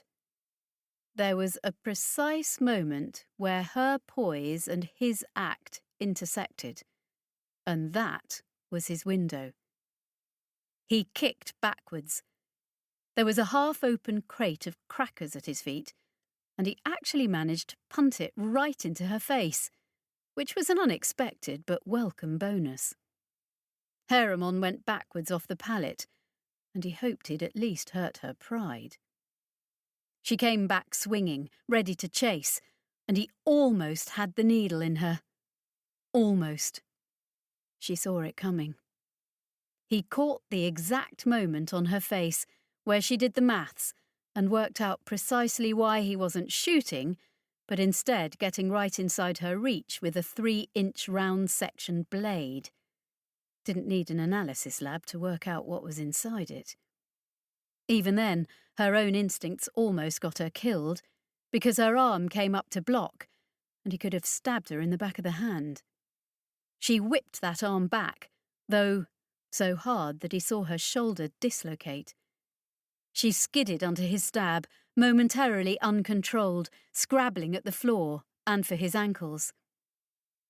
If he'd been a do-or-die type, like so many Mordaunt House novices, all fired up with the righteousness of their purpose, he would have slammed down onto her, knee to her chest as he tried to get the blade in. She could then have torn him apart, literally, in the process. Havea wasn't that young or that fired up anymore. Instead, he was out of the cheesewoman's office by the time Haramon had found her feet. He signalled Kolvari from the first moment, finding his comms just bouncing from a static wall someone had thrown up. Everyone in this part of the habitat would be having a bad day right now, but he knew damn well it was aimed at him. He immediately sent commands to his routines to try an end run around the interference. This was his job after all, or at least a part of it. One he was somewhat rusty on, but he had at least 3.5 seconds to get good again. His feet, meanwhile, knew their role, pelting him through the warren of service corridors and loading bays that lay between the cheesewoman's office and the shabby dock he'd come into. This was definitely Matachin below, and that meant crime and cramped living quarters, illicit dives and shady deals. But, less prosaically, it meant a great deal of machinery, stores, workshops, and the general gubbins that kept an orbital running and fixed it when it broke. He got a lot of startled looks from people probably doing nothing more nefarious than mending the air ducting. But then they saw Haramon coming after him and decided it was none of their damn business. Hervea had 2 levels to go down to get to the dock, and didn't fancy either the slow-as-molasses freight lift or a service stairwell that Haramon could just jump down, broken ankles be damned. Instead, he took a hard left, bounding off a wall so hard he popped a panel out of its mountings and hit one of the big gravitic hoists. He'd seen someone, when he'd been the pursuer rather than the pursued, just leap down one of those once, because they hadn't understood how the science worked. You didn't float, you plummeted. All those huge containers being lifted up the well had handles on them that the orbital's gravitic drives could get a purchase on. Other than that, it was just a big hole going all the way down to the docking level. But there were a lot of containers, and they were all slung in there anyhow, rather than neatly lined up, and rising slowly to avoid any accidents. He let his running momentum become a jump that landed him on a container 2 meters down, big enough that he didn't even make it wobble. Even as Haramon's pounding feet sounded above, he had dropped down to the next one, then to the next. All the time, his comms system was fighting with the static wall, trying to get word through to Kolvari. He reckoned his odds of getting out of this were slim, and someone needed to get word back to Larry. Each container he landed on was rising, of course. Stay put, and it would take him right back up to face Haramon as she arrived, serving him up like a delicacy on a waiter's tray. So he had to keep jumping swiftly from one to the next until he was already halfway down the shaft. He heard a bang above him as Haramon followed his example. 2 more jumps against a rising tide of complaint from people on the level he was dropping past. He was probably ruining some lift manager's day right now, but he really had other priorities. Then Haramon just dropped past him. Maybe she'd misstepped, or maybe she was taking advantage of her physiology to be ready for him when he reached the bottom. He reckoned she'd miscalculated, though. She hit the ground very hard, which would be a moment's inconvenience for her, but a moment was something he could use. He took the next 3 drops at a run, risking his neck, but keeping his footing, ending up on the dock even as Haramon was pulling herself back together after her fall. He might have been out with the needle again, in the hopes he could get it into her before she was able to mend her bones enough to stop him. He didn't like the odds, though. Instead, he darted off for his ship.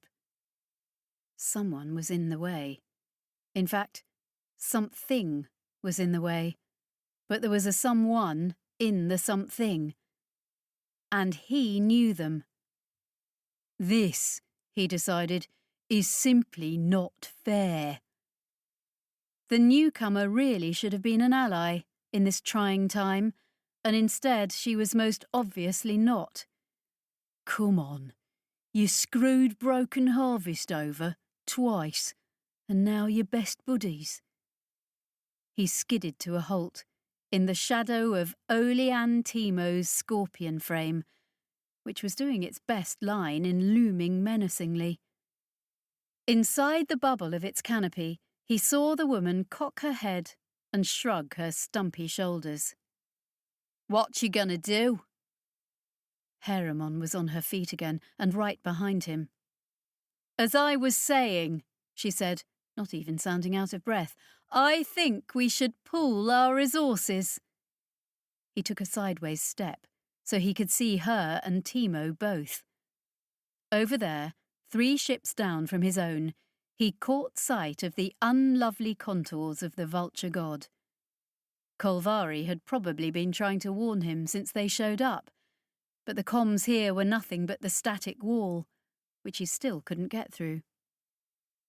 "I appreciate that if you know Ostri, you probably think we're all for sale," he told the Tothiat flatly. "I'm sorry to disappoint you." "Look, Mundy," came Timo's voice from the Scorpion, "I get it. We felt the same way, believe me. Though we got this deal through her boss, so we weren't exactly sticking our lip out like you're doing. Come on to the god and talk it out, why don't you?" They were surely here looking for Ptolemy, of course, same as him. And maybe Heremon was too. Or maybe she was just after bringing Ostri back, like she said. At that point, Kolvari's voice sounded in his ear. "I have you," the hiver's clipped tones told him. "A remarkable barrier, but we're through. Do you have instructions?" He took a moment to think, letting his heart slow with a little medication, covering the pause with a harried look between Heremon and Timo. "Tell Larry, contact with Broken Harvest and Vulture God." Only now did he consider how ill-omened those 2 names sounded together. "Going with them, under duress. If you have any way of following, do it." Though it wasn't likely this crowd would be conscientiously logging flight plans with Matachin Kybernet. "Otherwise, I'll be in contact when I can. If I can." "So, let's talk," he told the pair of them. He was mostly reminded of the time he'd had the Vulture God crew over a barrel, their ship seized by his, and each of them enjoying his hospitality individually, as he interrogated them, in a friendly enough way, about the architects and their possible return. Except that return had turned out to be a hoax, perpetrated by a hegemonic cult hierograve. And all of that had been understandably overshadowed when the architects actually did return, as though too many people mentioning their name had conjured them up from the ether. But Havea had been given a good chance to size them all up. Ollie, Chris, Kittering, Solace, and Idris Ptolemy, who'd been with them then. That party had been crashed by none other than the Broken Harvest, and Havea had done his best to cover for the Vulture God, to let them get out and carry news to Berlenhof, which they had, in fact, done. Now, here he was, sitting within the curved walls of their drone bay, with the crew, minus Idris, but plus the unspeakable Aklu's premier lieutenant. Strange goddamn bedfellows. Heremon seemed entirely at ease, despite the whole business of her brother, or at least fellow lieutenant, having met his long-overdue doom at the hands of these itinerant spacers. She kept giving him sneery looks, too, in a very "what you gonna do about it" manner. He still had his little poison pig sticker in his pocket. Should things go south, that was what he proposed doing about it.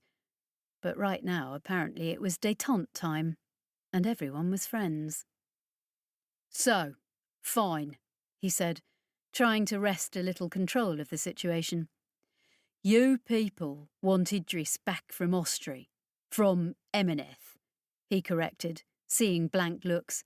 Emma Austria, when she was human. You know these things were human once, right? Aiming to drive a bit more of a wedge between them and their new ally. Haramon's lip curled, but she said nothing. You know exactly where I'm coming from. Mordaunt House doesn't want Thelemier in the wrong hands either. And I appreciate that, long term, we have a very different idea of what constitutes the wrong hands. This came about because you tried to kidnap him on Arc Palator, Solace told him flatly. Havea met her gaze levelly. I did nothing of the sort, and not for want of opportunity. I stand by what I said to you back then. It wasn't in me orders. On the other hand, you, turning to the Tothiat, say you're just after your turncoat fellow gangster. The unspeakable wouldn't have any use for a free intermediary? She was leaning up against the drone bay's slanting wall, a position that looked uncomfortable to him, but then apparently just being a Tothiat was supremely uncomfortable. You can just say, none of us trusts each other, if that keeps things short, she suggested. But all of us want to find Em. As we've been hunting her since before she grabbed their friend, we have more information than them. Or you. And they have the trust of their man, who'll cooperate with them. While you, lawman, have a badge. You can get us access. She hadn't had any access issues on Matachin Orbital, he considered, and having seen the mining complexes on Kodo, he reckoned the smugglers and grifters there would welcome a bona fide gangster with open arms. Which left... She's on death knell, then. They were too civilised there not to raise an eyebrow at someone like Haramon turning up and walking around on two legs like a human being.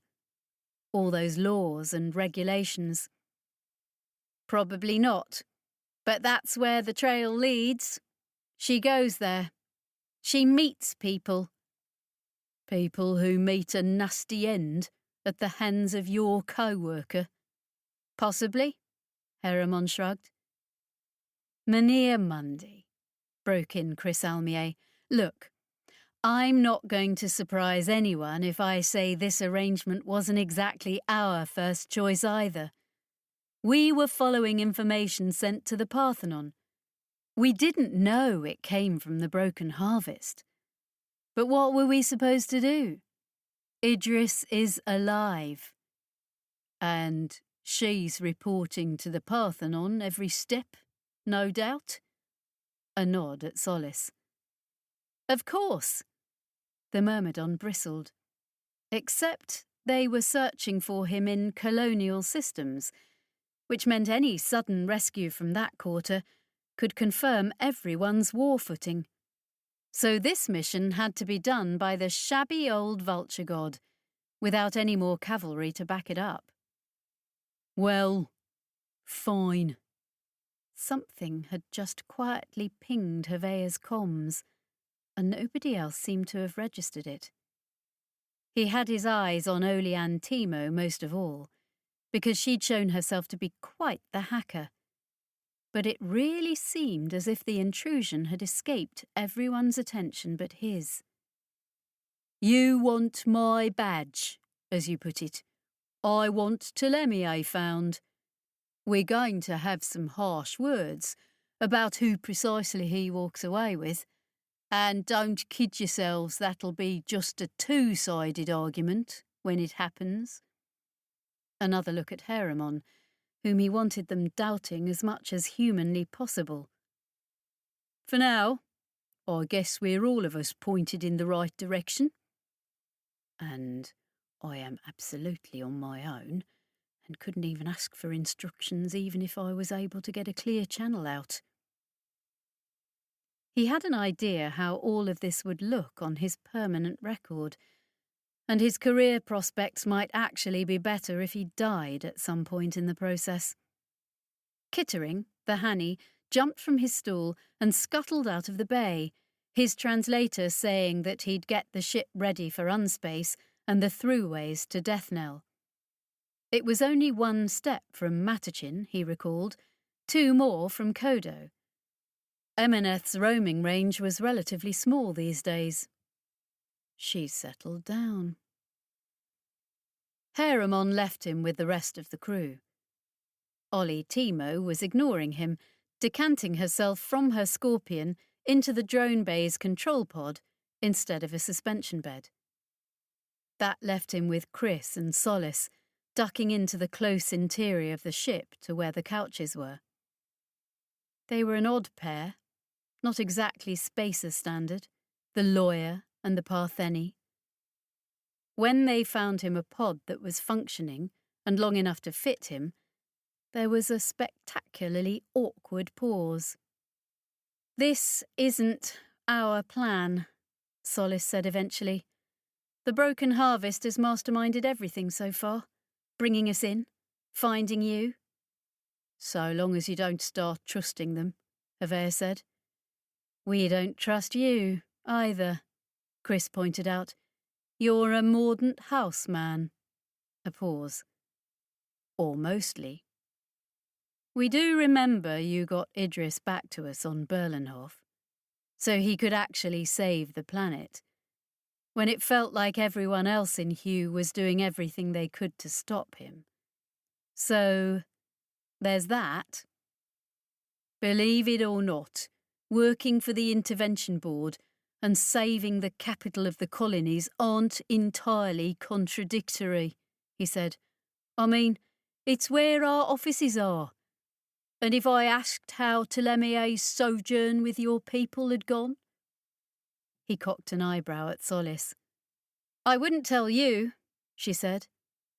The one thing he'd learned about her in their last interview, though, was that, for an agent, she wasn't the best liar.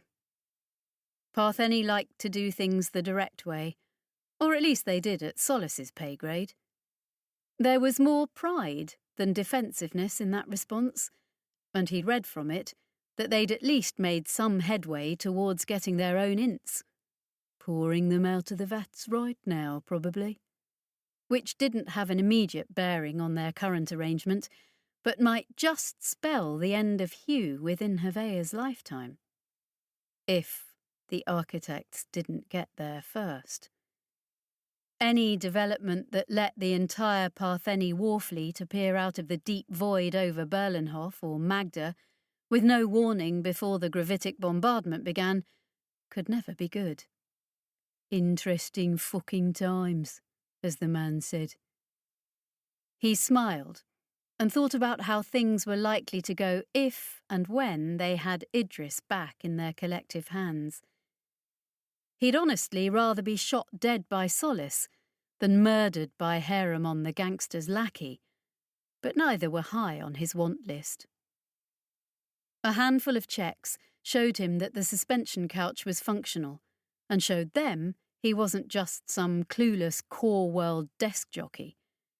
Meanwhile, he'd opened up the narrow comms channel, following the path of the ping he'd received before. While he was lying down and waiting for the drop to unspace, he risked sub-vocalizing, "Kolvari? Here." Follow us to Deathnell." There was a moment's pause that, even over the compressed comms signal, felt embarrassed. "Firstly, be aware that we had no idea whether you would be able to communicate your destination to us. What do you mean? We have abandoned your ship. We will not therefore be able to follow you in it to Deathnell. On the ledger's positive side, we will accompany you there." He mulled that over, feeling the Vulture God's systems rumble and grind as a wary Kittering put them through pre-flight tests. "And you're Where, exactly? On the hull. Of this ship? Of the Vulture? That ship. Yes. Hard vacuum didn't need to be a problem for hivers if their frame was designed appropriately. He considered the pros and cons of the situation. After all, Haramon and the God's crew doubtless knew which ship he'd arrived in, so if it then dropped in-system at death knell, they'd likely have marked it. "That's good," he said. "I'm going to give you a dead drop address and some encryption routines. The moment you have a chance to place anything on a packet, let them know where we are and where we're headed next, if we've found that out by then." He considered whether Solace would be sending the same information to the Partheni aspirate that he was communicating to Mordaunt House, or at least the splinter cell within it that Larry was running. This was turning out to be the most shambolic piece of secret agent business he'd ever been part of. A bank of lights sprang on within the couch, though one of them flickered and died almost immediately. "Ready for unspace," he warned Kolvari, who would have to shut their higher functions down to survive the trip. After that, he had the couch put him under, his last waking thought being that the academics of Death Knell weren't going to know what hit them.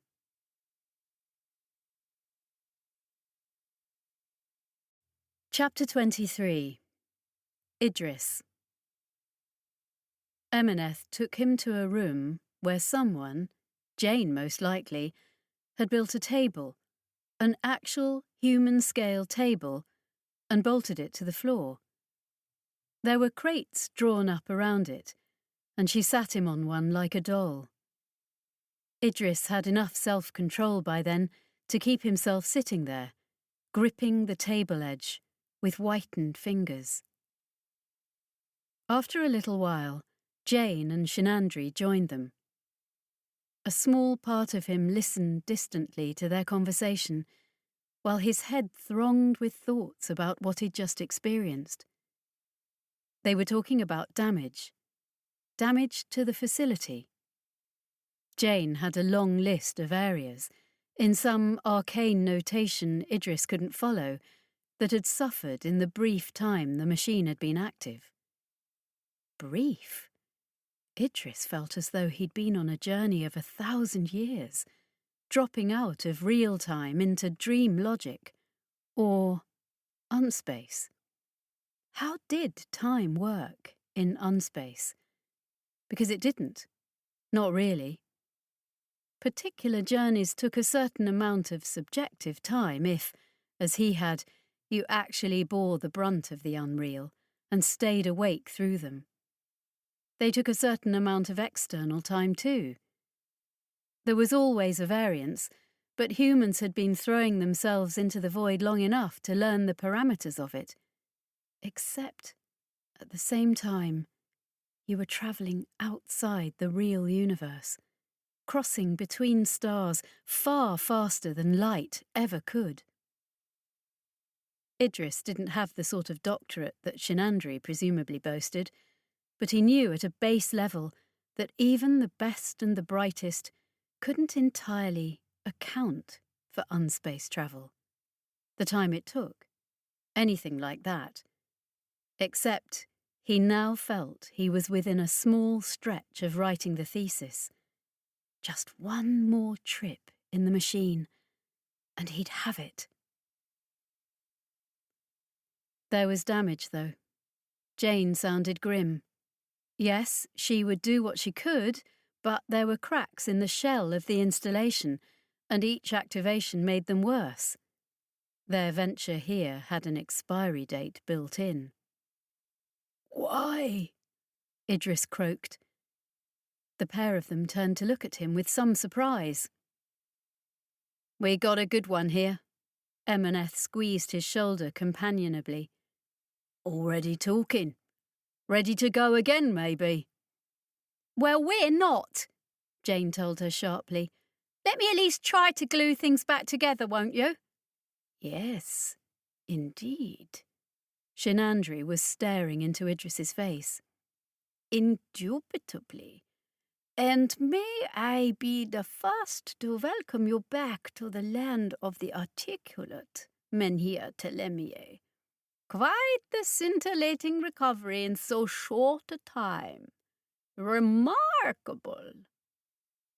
What damage? Why? Idris got out. He felt as though he was rediscovering his lips and tongue from first principles. It's this bastard flora, Jane said. I mean, best guess, it's why this place is still here, like we said. But it kills everything. It will literally break down any kind of intrusion to atoms. Now, this place protects itself. We don't understand, not even a little, how the shield is generated, but it's there, which is why any of this is still here. But the machine engages the entire installation. When it's on, that means no shield. What? Idris demanded. Why? The shield and instruments are mutually exclusive, you see, Shinandri said lightly. They simply cannot exist at the same point. You can't, as it were, hide your face behind your hands if you want to look into the abyss at the same time. Which was a far from reassuring way of putting it. The light out there just starts ablating away the walls, Jane picked up. There'll come a time when we turn it on and it will just go. Then we'll maybe have a minute, if we're lucky, to get out. Because there's a fucking small corridor into orbit that the existence of this place keeps open. Once that goes, the radiance will get you, even as you try to pull away. Look, we weren't kidding. Krikietzhel is the nastiest planet in the universe. One might almost say, Shinandri giggled suddenly horribly, it's no bed of roses. Idris took some strength from the long-suffering look that passed between Emineth and Jane. No! The doctor declared suddenly, startling everyone. Not yet, Doc, Jane tried. Yes, yet, entirely yet. Menhir, as you are unexpectedly grandiloquent, perhaps you feel ready to discuss what you... No, said Idris. Dr. Shinandri blinked, winched his smile back into place, and rubbed his hands. A little period of recuperation. No, said Idris again, because he really was recovered. He'd come back to himself and remembered what it was like to be Idris Telemier. No! He bunched his fists, feeling the weakness in his fingers burn away with the exertion. No talk! Even though the words were like 9 atmospheres of pressure within his skull, trying to get out. I am not your lab rat. I won't. You kidnapped me. I need to know. I need to understand. Help me learn what's going on here, because it's an eye on the universe. But his resolve held out, and he clamped his jaw down on all of it. No. From past experience, Shinandri said grandly, not at all the academic tantrum Idris was expecting. Our abyssonauts do need a little time to themselves after the first jaunt. He sat and leant forwards, arms on the table, and chin on his arms, to bring him down eye to eye with Idris. Sleep on it, Menhir. I'm sure you'll be happy to expound, yes indeed, after a little shut-eye. Well, there I've got you beat, Idris decided, but he let Emineth take him off to a cramped chamber nearby. It was patently the result of the curved originator walls and the industrial bulkheads of Ahab's work meeting at a bad angle, but someone had put a bed in there. It had probably started life as a cot on a starship about 50 years before, by his estimation. The Tothiat lowered him into it, not ungently, and then stood there, staring down at him. "The other one, we couldn't shut her up," she remarked. "You're a hard case, Mynheer Telemier," says the immortal lobster woman. He felt weirdly unafraid of her, and he realised a moment later it was because, compared to the sheer scale of what he'd just glimpsed, she was irrelevant. He himself was, too, save that he was also the means by which these cosmic revelations could be delivered to the real universe. Nothing mattered in comparison to what he'd seen. "You'll talk," she said softly, "or you'll hurt me." The idea seemed so trivial, he almost laughed at it. Break his arm? Pull out a fingernail or gouge an eye? How small! The universe would barely notice. "We are not your enemies, Mynheer." She was solemn now, a different woman. "This is important, and we don't have long. There is nowhere else like this in the whole of the universe." "What makes you think I care?" he said. Though he did. He was still clinging desperately to his non-cooperation, though, like a drowning man to a plank. "If I can care, Mynheer," Emineth told him, "then anyone can." She left him with his own thoughts, but they were so big and numerous. He felt there was barely enough room for him in their company. They thronged the room, fighting their way outside his head, demanding to be examined. He had seen. It was a telescope into unspace. Or no, it wasn't. That was just the closest human approximation. Except it was also completely wrong, because a telescope let the eye focus on a single point, whereas the perspective the machine gave him was broad. Inhumanly, ridiculously broad, while still retaining meaning to his minuscule human point of view. Squaring an impossible circle as the first trick in a whole celestial magic show of things that couldn't possibly exist.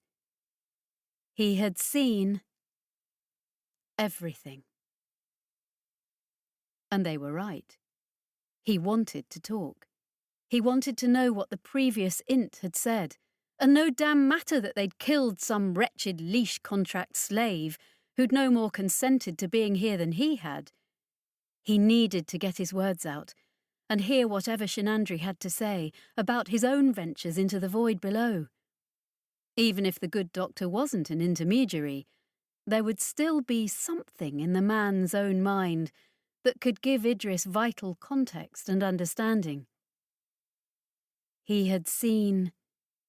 He had to pare it down, focus on some discrete aspect. Altogether it was too much. The mind balked at the prospect of swallowing it. The throughways. He'd seen the throughways. Those paths between the stars that any halfway competent navigator could take. The backbone of human, or any species, interstellar travel. Fire up your gravitic drive and drop into unspace. Plot your course along one of the throughways, linking your current solar system with some other, across the universe. Hot-foot it to your suspension couch before the dreadful aloneness, not aloneness of unspace started getting to you. Have the ship wake you as you arrive 1,000 light-years away. Making a mockery of both space and time. So long as you were happy to go only between those points linked by the throughways. And they had been built. Everyone believed that.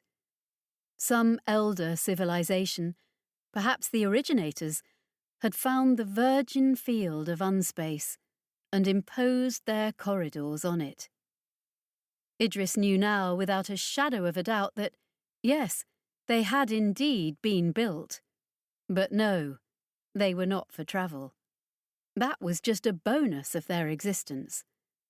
Their purpose had been, he didn't know, but he'd seen the vast shadow scaffolding around the throughways. How unspace was like a membrane underlying the entire universe, held taut like the skin of a drum. The originators, or whatever unknown hands, had hung weights off that membrane, placed clamps and stitches in it to pull it very precisely out of true for their own purposes. And in so doing, they'd turned that perfect stretched skin into a topography, creating channels and folds and creases. Then, millions of years later, little humans and Hani and Castigar and even the mighty Essiel had come along and decided those artefacts of a greater vision were roads for their convenience. They were such a small part of the greater work. This much Idris knew, because unspace was full of the shadows of that work. He saw them as though peering through dark water, the vast angles and structures that were pulling unspace into a mind-twisting configuration, and so precisely that even the least change might thwart some purpose. There was a purpose, and he felt maddeningly close to grasping it, to knowing everything. There were the architects too, of course. He had a sense of them moving through the universe like grubs boring through a rotting fruit. Except the simile wasn't right. He tried to get his head around their precise relation to everything else he'd seen, but it eluded him, just past the tip of his fingers as he reached for it. There had been a definite pattern to them, though, no mere random meandering. A pattern that, if he could only... Alone, unsleeping, of course, he felt like shouting at the angled ceiling, beating his hands against the impervious stone of the originator's work. What have they come here for? Why build this place on so hostile a world? Or had the world been pleasant, perhaps even dead, when they first came, and this toxic biosphere had crept up on them over the long eons of their study? Had the originators been admiring their own handiwork when they stared into unspace and the manipulations of it, or instead observing the creations of a race ancient and inexplicable, even to them? Again, why here? He almost knew. He thought about the ruins on Arc Palator and Jericho, how it wasn't the walls themselves, but the compartmentalized spaces they created that were significant. He thought about the Neramathi weapon unleashed against the architect, a gravitic engine existing in the nothing between their locust arcs rather than in the ships themselves. Or the 0-point fighters the Partheni deployed, whose combined gravitic engines created a mass hammer effect. And this installation itself, with its complex honeycomb of spaces. It was all about the spaces. Not the stars themselves, but the skin stretched between them. Lying there on the hard cot in this terrible place, he felt himself inches from understanding the universe. Not the architects, not the originators, the universe itself. Because they were both part of it, and you couldn't know them until you understood the whole. All those throughways like sutures, tugging the way the universe hung between them. And there were 1,000 other forces and factors making up the struts of the scaffolding that directed the universe how to be. All those little tugs and pulls to keep it taut, and in the very particular shape, which meant it was this universe and not any other. Even he himself, in observing it with his conscious Int's mind, was another little tug. Maybe that was the plan. Or maybe not. When they came for him, however many hours after he had no idea, he felt as though they'd tortured him all night. As if he'd been left in a cell, with water dripping on his head, or a chaos of noise blaring in his ears. Even if he could have slept, how could he have slept? His mind hadn't stopped racing around the confines of his skull since they took him out of the machine. He wanted to grab Emaneth by the collar and scream, "Take me back down there!" into her face. His feet jittered on the floor. When he stood still, he was shaking. Still, he did his level best to be mulish. He made a heroic effort to not want to go. And then he really didn't want to go, because they weren't going down, just sideways, into another cavernous space where, apparently, it was breakfast time. He was hungry, he discovered. He was ravenous. Thoughts of the universe had driven all other considerations from him. But now Emaneth sat him down in front of a foil-wrapped ration block, vintage circa the end of the war, and he tore into it with nails and teeth. The others were all there. Not just Shinandri and Tokamak Jane, but the bulging bulk of Ahab.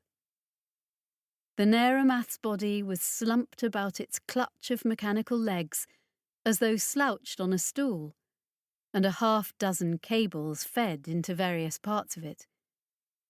There was something that looked like a fleshy purple-orange, with blue veins in front of it, and it tore off pieces with one metal claw, then fed them into a slot below its head. Idris had no idea how, or upon what, Neramathi had originally fed back on their homeworld. Given that world was one more dead sculpture, somewhere in the void of space, it probably wasn't knowledge he was going to miss. There was another place set too, or at least someone had put out a tin plate with a ration pack, and it didn't seem to belong to anyone. None of them explained it to him, and, as he was still being mulish, he couldn't really ask. Shinandri finished first, dabbing at his lips with his sleeve. Now out of the encounter suit, he wore threadbare formal clothes, not core colony's standard, but where the jacket had a long forked tail, faintly ridiculous. There was a sash, too, purple and green and rather tattered. Idris couldn't guess what he was dressed up as. The doctor met his gaze and smiled, bright and brittle. "Now, Mynheer, I dare say you've had a lot to think about, haven't you? A great deal of cogitation. On that, I would stake all the money I don't have. And as we have you, so to speak, in our clutches, there seems no reason not to return to the machine for another session." He was watching Idris's face very closely for a reaction. "But as no doubt you gleaned, our time here is strictly limited by the durability of the walls. Yes, indeed. We cannot simply open up the universe for your personal viewing pleasure, Mynheer. There must be a quid pro quo in which you grace us with your insights and we work together towards our goal. Wouldn't you say, Mynheer?" Idris blinked at him, for a moment holding desperately onto his resolution not in any way to cooperate with these maniacs. The words came out of him despite his every intention. "What is your goal, precisely?" "It speaks," Emineth commented dryly, but Shinandri waved her to silence. Ahab shifted on the fixed splay of its legs, and its long neck shadowed the table, eeling towards Idris. "Our crusade," its translator announced. "The great war you have already taken up arms in against the deconstructors." Idris blinked. "The architects?" "Even so," Shinandri confirmed, sotto voce. "The machine is a weapon." Idris hadn't seen any evidence of that when they'd put him in it. "To strike the enemy, you must find the enemy," Ahab trumpeted. "I imagine you have observed already that the machine gives a perspective onto unspace that reveals its greater structure, something never seen before or even guessed at," Shinandri murmured. "It is our leader's belief that the architects are an integral part of that structure. They do not just travel through unspace, but it is their native domain." "Unspace isn't real space," Idris said, echoing all the lessons they'd taught him as a child. "When you enter unspace, you don't really exist. Nothing does. That's why we're always alone in unspace." "Alone, except for..." "Yet the true situation is manifestly more complex than that, wouldn't you say, Mania?" Shinandri pressed. "The structure you have doubtless observed, that even I can dimly perceive, and which our previous int was at least able to report upon before the experience overwhelmed her, is consistent. Not real in the same way as matter from the physical universe is real to us, but real on its own terms. And the structure of unspace informs the physical universe. That much I have equations for. If you are so foolhardy as to ask me, I can bore you with them for some considerable time, yes indeed. Unspace creates the real, or possibly the real informs unspace. Or, most likely, there is a dialogue of influences between the two. But admittedly, whilst these are my own points of interest, our valiant leader has more focused ideas. He wishes to find the home of the architects as the necessary preliminary to some method of attack upon them." "Attack?" Idris echoed weakly. "Into unspace?" Emineth clapped him on the shoulder. "Got to find where they are first." He would have said, scornfully even, "There is no where. It's unspace." Except he now knew that wasn't true. Even the unreal had landmarks. "The architects aren't the problem," he told them quietly. "I know. I spoke with one. They have masters, and the architects are just their weapon." "Then we must disarm them," Ahab bellowed, and abruptly it was levering itself up and lurching across the floor. Idris imagined internal gyroscopes wheeling furiously before finding their balance. he met the gaze of Dr. Shinandri across the table. Now, Mynheer, I imagine you have no wish to cooperate with our grand venture and would rather go back to your room, the scientist said guilelessly. Or perhaps you would spend some time with me talking through what you experienced yesterday while Jane prepares the machine for another dive into the unreal, Idris bit his lip, scrabbling for any remaining shreds of his self-control.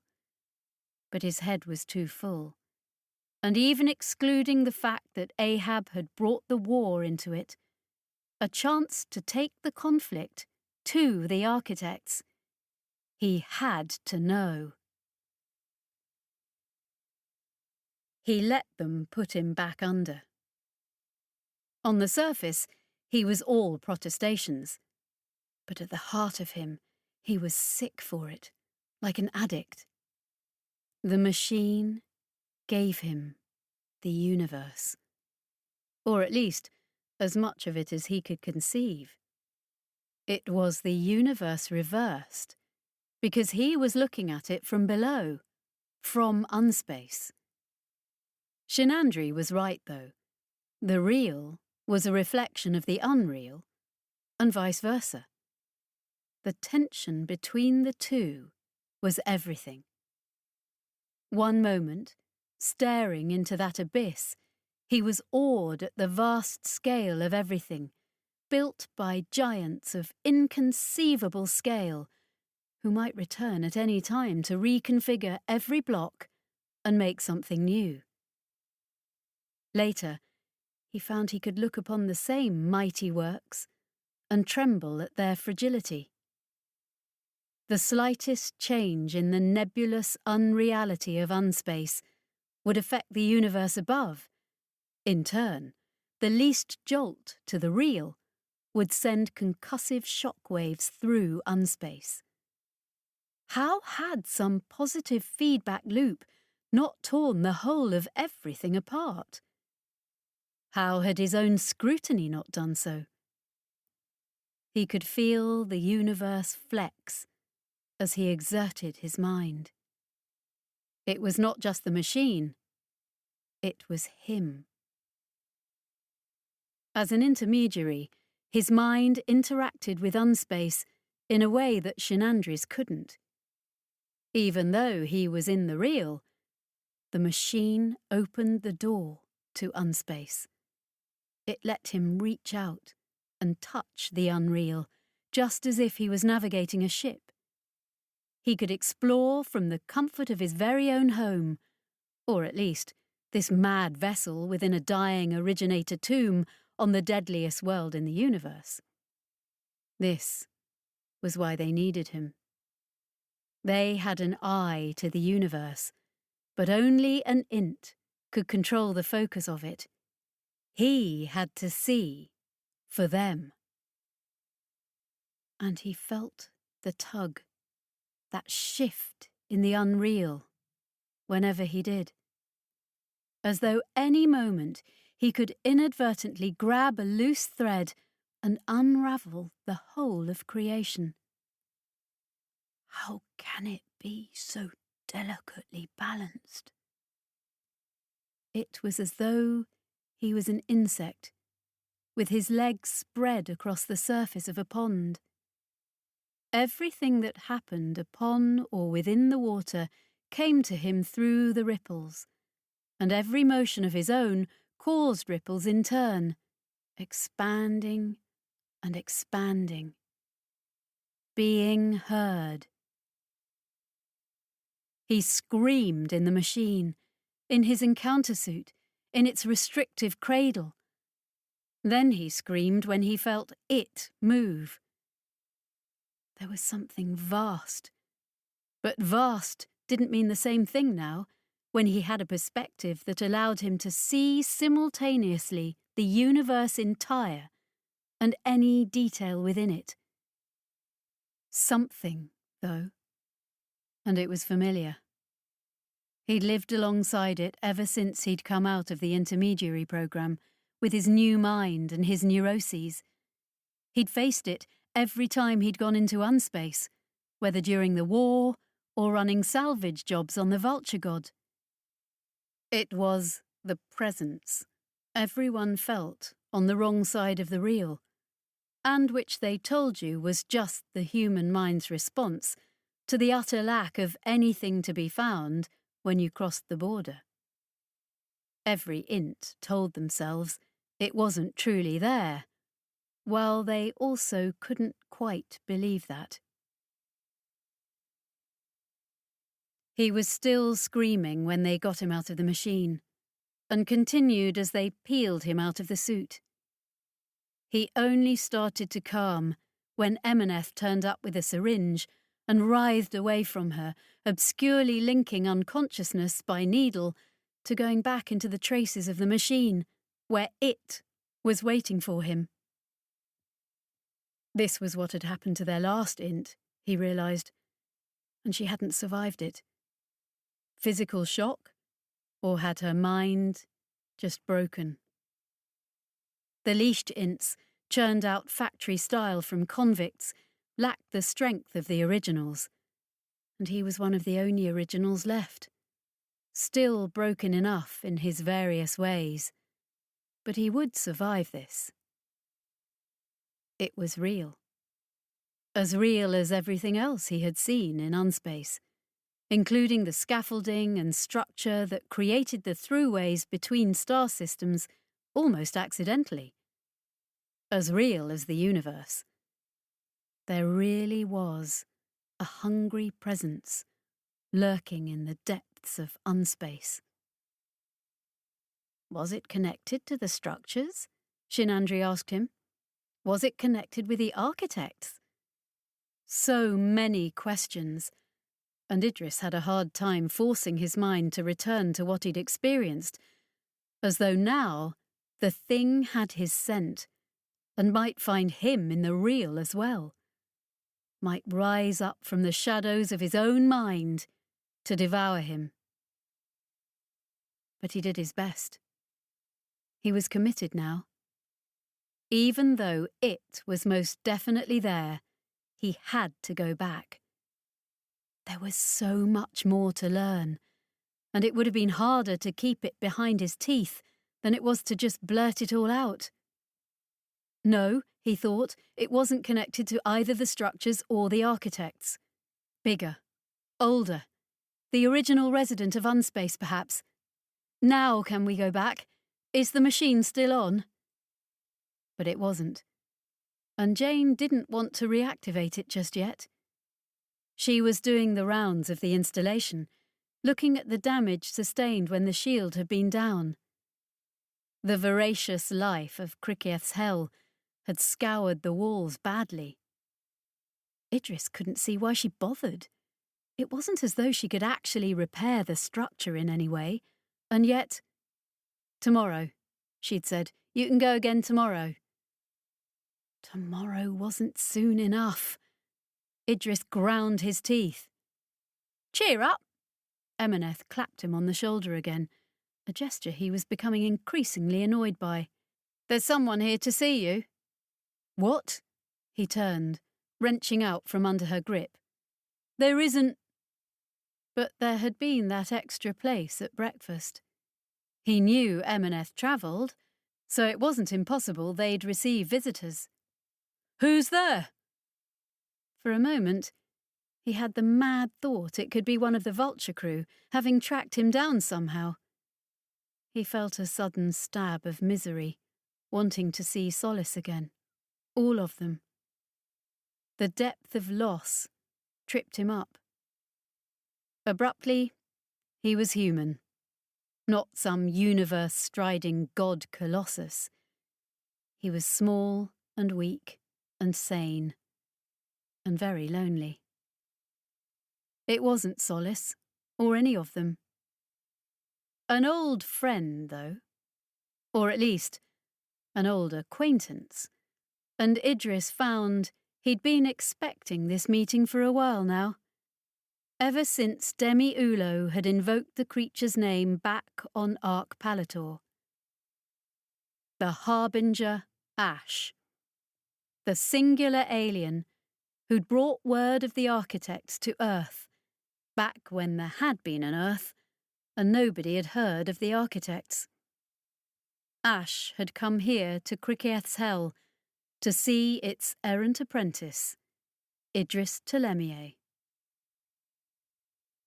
Ash tried to look human. This was a largely doomed venture, but the thing's body was pliable enough that it could just about be squeezed into a robe. Its basic form was like a tree, with a split trunk. It moved on a fringed foot of pseudopods, but the trailing hem of the robe covered that. One sleeve was empty, pinned to its chest, while the other held the branch of the alien's body that terminated in a tangle of tentacles.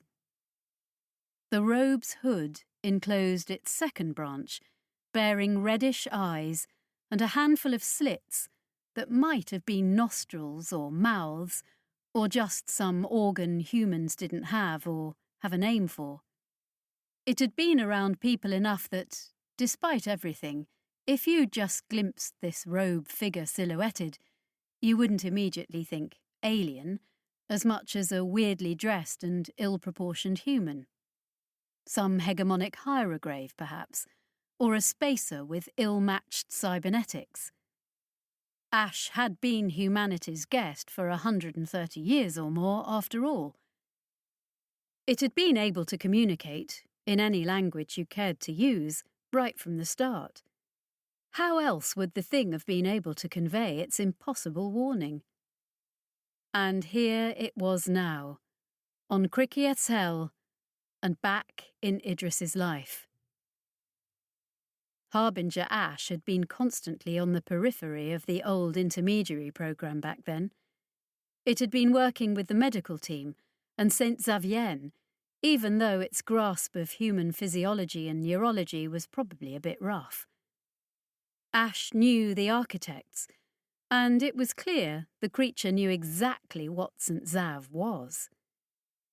Idris guessed it had met other examples of this breed amongst other species it had tried to help, and knew there was only one way to fight the architects. Fighting architects was exactly what Ash was all about. He found the creature in communion with Ahab when Emineth led him in. That didn't surprise him much. The Neramath's single-minded crusade was exactly the sort of thing Ash would like to cultivate. The creature held itself out as a friend to mankind, and most certainly it had warned of the architects before they arrived. But Ash was, in its own quiet way, a fanatic. Idris had the strong sense that Ash's interest in humankind was only as one more missile to fling at its omnipotent enemies. He would dearly love to have known how many species Ash had visited, warned, and then turned into ammunition, expending them until there were no more left, then moving on. However they were talking, none of it came through to Idris. The two of them were definitely deep in some kind of discussion, but not using any audible language, or obvious gestures even, and the means was beyond him. Emineth suggested that modern Neramathi were all cyborg enough that they now communicated mostly through electromagnetics, so perhaps the air around them was thronging with unheard words. In the end, though, Ahab broke off and clawed its way out of the room, forcing Idris and Emineth to step back sharply. Its nest of mechanical legs powered it out of sight like something on a mission. Idris, my friend. Ash's voice, a pleasant bass in perfect Kolval, resounded from within its long torso. I understand. You've been helping the Parthenon with their little problem. Idris blinked, thrown for a moment, until he recalled Solace telling him that Ash had set her on the path to find him. All part of the creature's overarching plan, therefore. He nodded jerkily. What are you even doing here? He eyed the creature shrewdly. This is proof, isn't it? That you can. I mean, you come and go on Berlenhof, but so does everybody. It's no big deal you're never where you're supposed to be. But here... What do you know? Ash replied airily. There might be dozens of ships up and down the corridor on Cricket's Hell, every time the installation shields itself. What does it mean? The corridor? Idris demanded of Emineth. When the shield's up, it creates a dead spot in the planet's radiation. A ship with a careful pilot can get down to us then. When the machine's running and the shield's down, it's next to impossible to get through. How Ahab did it the first time's beyond me. Unless this clown helped. She clapped another heavy hand on Idris's shoulder, nodding towards Ash. He shrugged her off irritably. Did you send this thug after me? Ash's utterly inhuman body shape adopted a posture of wounded innocence. I? Idris, you malign me. I am here because this is where a discovery is waiting to be made, and I am delighted it is you who will make it, if anyone does. Captain Ahab has done well to build this place, but he lacks your... A sound like feedback, shockingly loud and unexpected, caused Idris to yelp and jump back. Ash looked abashed. Your connection, it finished. There is no word for what you have in your speech. You really should coin one to avoid errors in translation. But for now, the only languages that could really name what you are dead ones. I'm sick of being special, Idris told it. I'm sick of being chased about the galaxy. People trying to kidnap and enslave me right and left. I've earned the chance to be left alone. Are you really sick of it? Ash glided closer. Even though there was nothing of legs in how it moved, it had learned a kind of walking rhythm to better approximate the motion of its human hosts. Even now, when you're here and the whole universe is laid out before you, isn't it time you stopped complaining, Idris? He clenched his fists with sudden anger at the patronising tone. Emineth laughed derisively, and he rounded on her, wanting to... What? He could beat his fists bloody against her, and the only lasting harm would be to himself. And besides, she knew. He saw it in her face. That mocking smile that was, somehow, not entirely unsympathetic. She knew Ash was right. Coming here was the point. It made sense of all the other nonsense. The walls around them shuddered. He had the sense of the entire structure revolving into a new configuration, even though that was patently impossible. The shield's down, he announced at once. Is Dr. Shenandri... He was abruptly furious someone was playing God without him. It's Ahab, Ash told him. He's using the other machine. The what? Idris boggled. Do you think he started with something suitable for humans? He will be using the data Shenandri collected from his own exploration of this installation and its place within the universe. He thinks this place is a weapon Is it? Anything is a weapon, with enough power, and in the hands of a revenged, crazed Neremath. But you will be the one to find the true weapon, because you can grasp what you see through the originator's eyes. You're getting cryptic again, Idris told it automatically. Blame the coarseness of your language.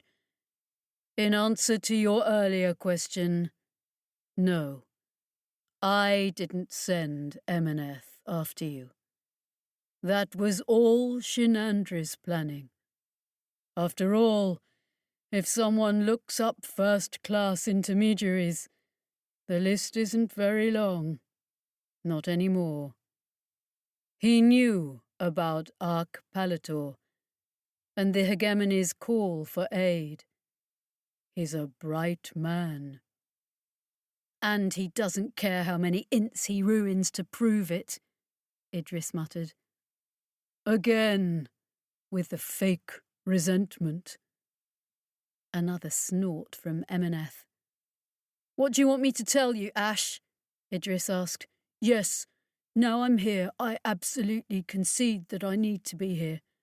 Or someone who can use the tech like I can should be. That doesn't mean I like being everyone's goddamn magic lamp. You're so smart.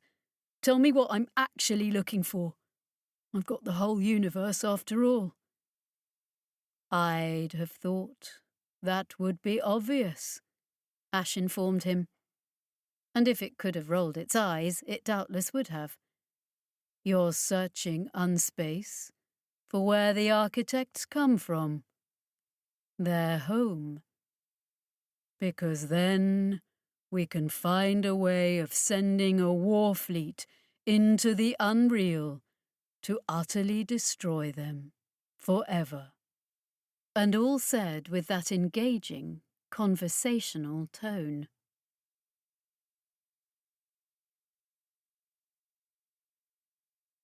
Chapter 24. Chris. Not a place you'd think a Tothiat could just stroll about unnoticed, was Chris's assessment of Death Knell. It earned her a derisive look from Haramon, but she could live with that. Not without ending up in a pickling jar, Ollie agreed loudly over ship's comms. She was still in her pod in the drone bay, and the drones themselves were going about simultaneous repair work. 5 hands for her, all working on the same problem at once. The vulture god had come out of unspace with a clutch of little aerolites that she hadn't liked the look of. Death Knell, despite the name, was a civilized world, an ocean world too, and while it had a widespread aquaculture, it wasn't much of an export hub on that front. Both poles boasted large ice caps, and the equator saw pack ice half the year from one direction or another, the planet teetering on the edge of becoming an albedo-fueled snowball. Human settlements were spread across a handful of archipelagos that formed most of the above-wave landmass. One, in particular, was the home of the Kendrick Higher Sciences Academy. The local Kybernet was keen on giving them about 1,400 hours reading material on who Kendrick was and why she had come to this half-frozen wasteland to be so clever. But nobody on the Vulture God felt inclined to indulge it. It was one of those places, the planet and the institution, because the institution had put the planet on the galactic map. Chris knew the type well, because she was a graduate of another such, the law schools of Scintilla. They had been just one more Earth colony, back when there had been an Earth, and established enough to stand on their own feet after there hadn't been an Earth, and space-bound humanity had become its own archipelago. A broken string of pearls scattered across the stars. Whilst the majority of humanity had become refugees, Shunting back and forth looking for sanctuary, places like Scintilla and Magda and Death Knell had hunkered down and grown inwards, leaning ever more heavily on their own ways. Nobody had known, back then, where it would end. The extinction of any wider humanity had been on the cards. It was every planet for itself, and most of them greedy to take in off-comers fleeing the architects, because few colonies had boasted a large population. In those places, pre-war whims, jokes and idle pastimes among the controlling few had been laid down as iron-bound tradition for the benefit of the newcomers fleeing ruin. It was how those already in place had maintained their station amongst the swelling populace of refugees. This is how we do things. There were a few patterns such places followed, and a little digging into the Death Knell Medio archives suggested the place had gone the same way as Scintilla. Academic institutions tended to be hierarchical, even feudal. They accumulated traditions that the staff instituted, and then the students passed down class to class without any additional input. Little fiefdoms full of inexplicable written and unwritten laws. Chris watched a mediotype of a dawn ceremony on the shortest day in the Academy's main quad, the entire clutch of faculties shivering in sub-freezing temperatures as though their absence would result in the sun not showing its face. And then there were the sibling societies, and Chris was more than acquainted with that sort of thing. It'd be like going home.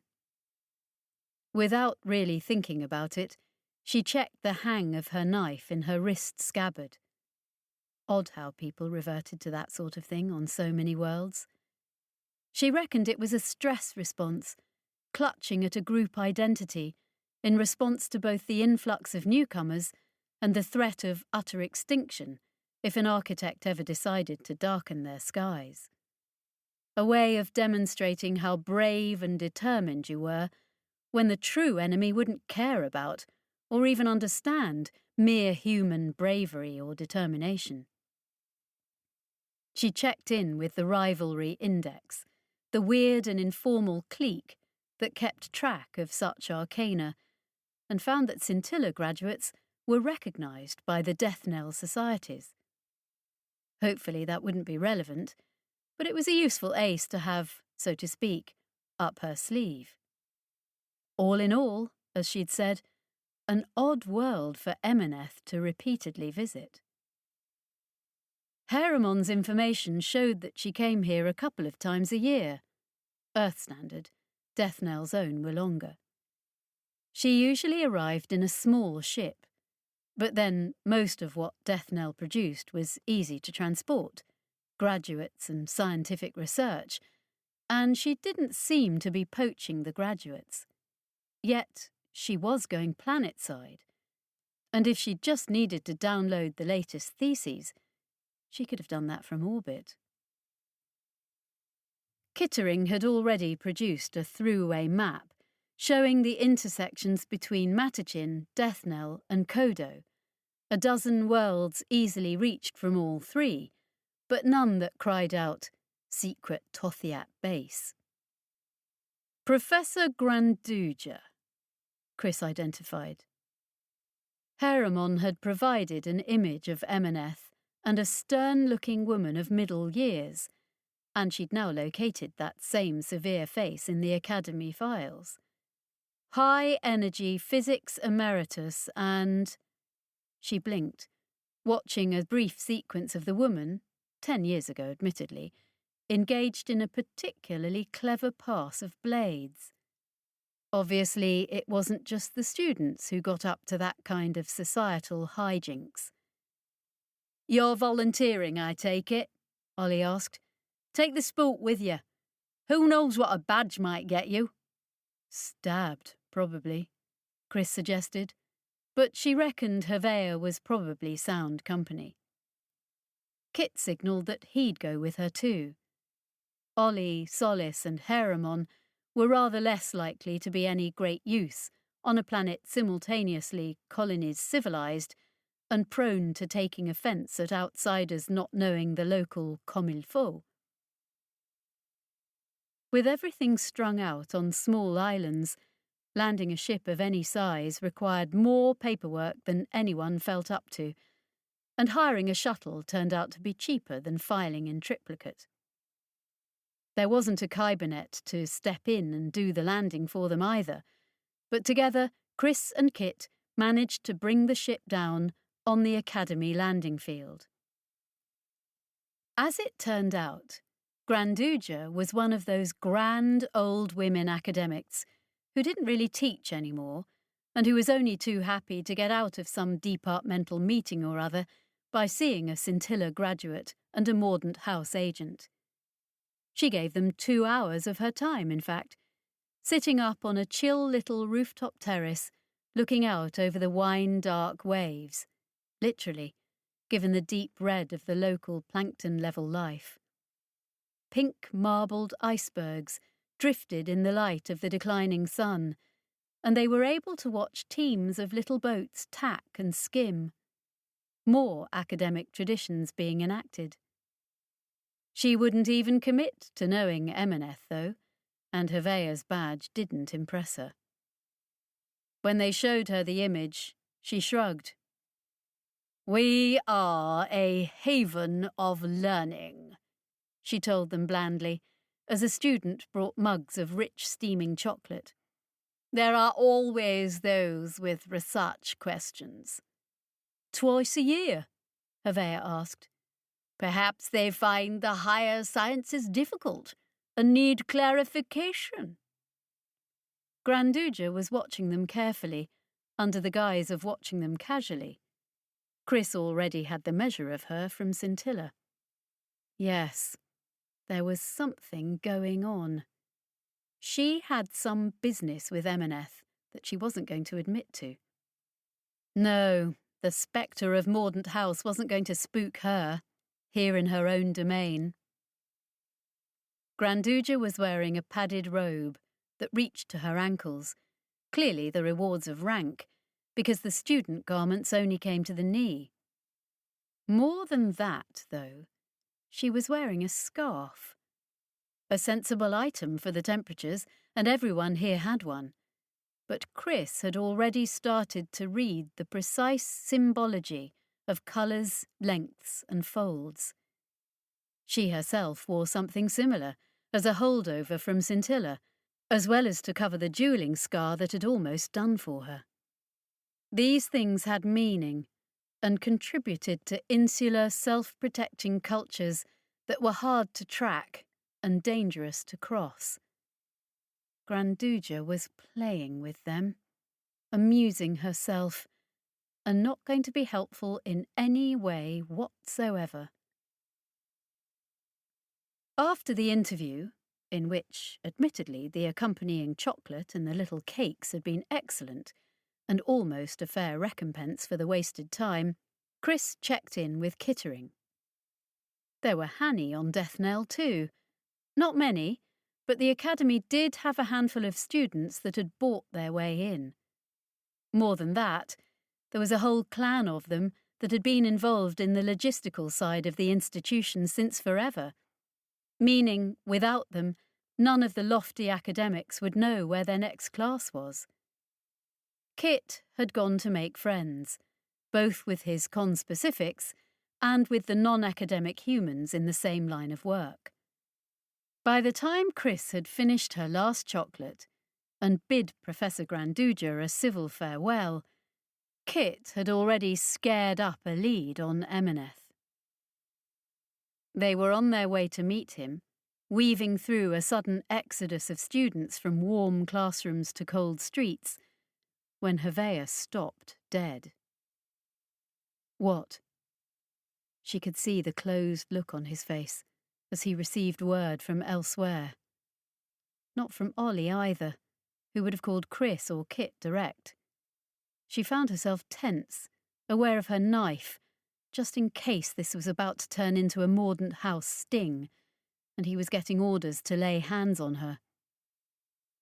Some old friends in orbit, he told her. I have an interest in a certain colonial faction as of recently.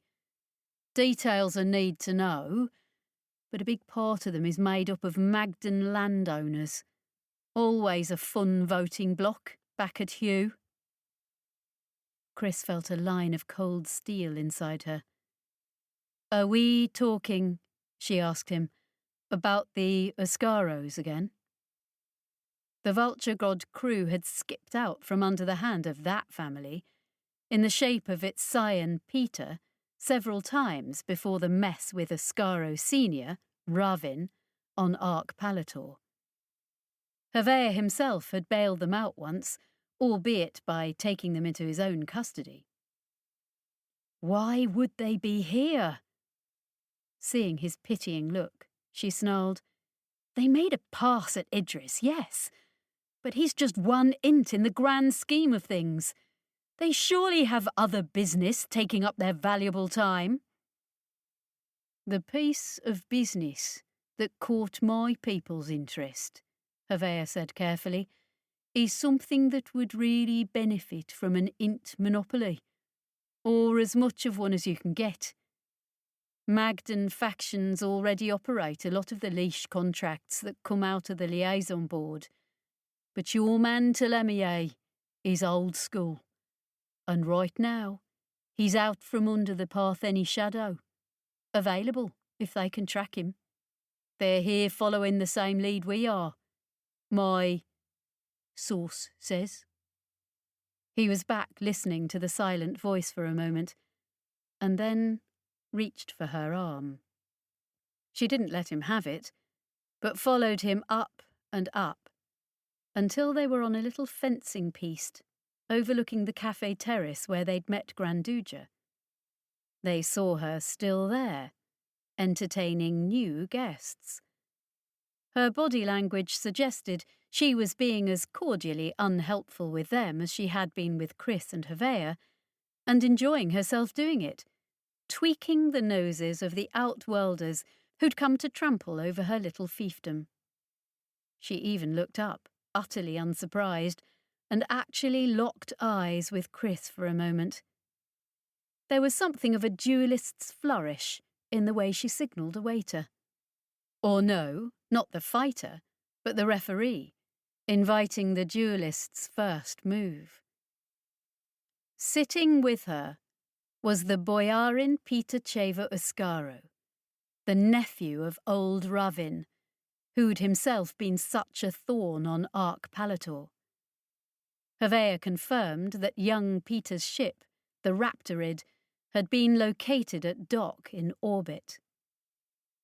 Well, they have Granduja, and may they choke on her, Chris decided, but they don't have Kit and his lead, so let's go exploit that while we're ahead.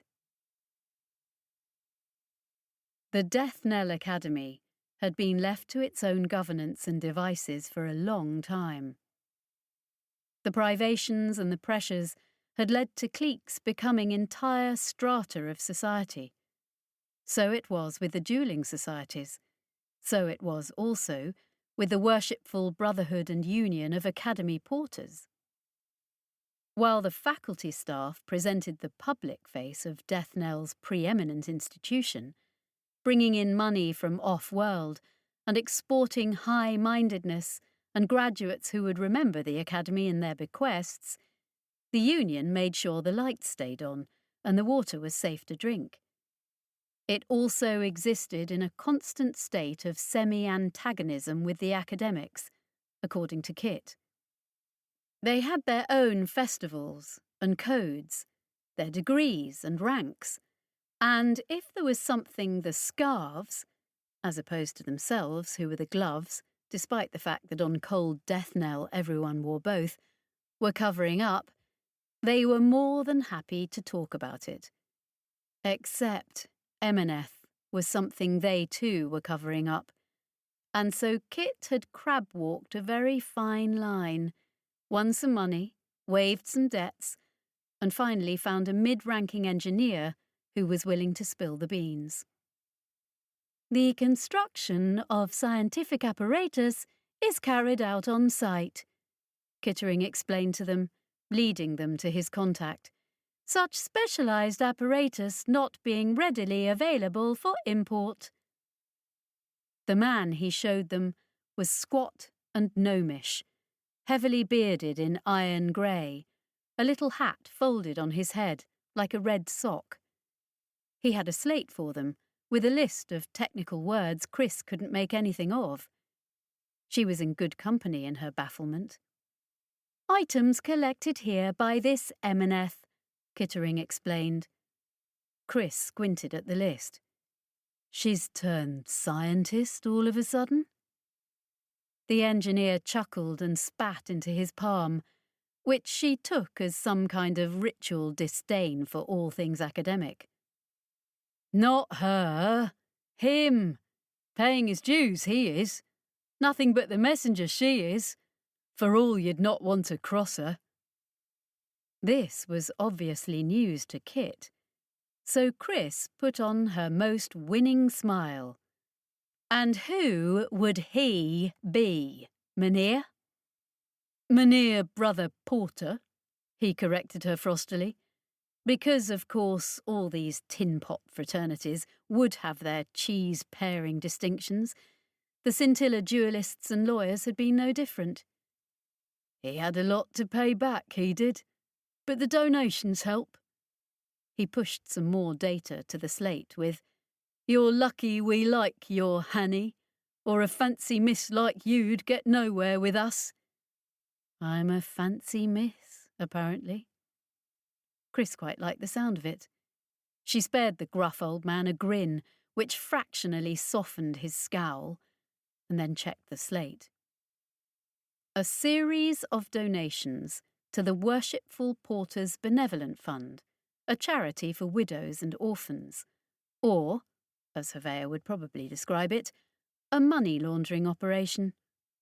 Someone had been making sizable payments, and had also, entirely unconnectedly, been given free access to the rare elements printing facilities of the Academy to have his highly specialised gear made. Gear which Emineth periodically turned up and collected. The someone in question was a former Death Knell graduate, one Haleon Shinandri. That opened up a new parcel of information, including published papers, scandals in the news types, health and safety reports, obituaries. It didn't quite serve to tell them where the hell Idris was in all of this, but it was a lead.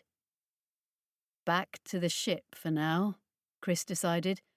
Let's interrogate the local cabinet and see where this particular alumnus has got himself.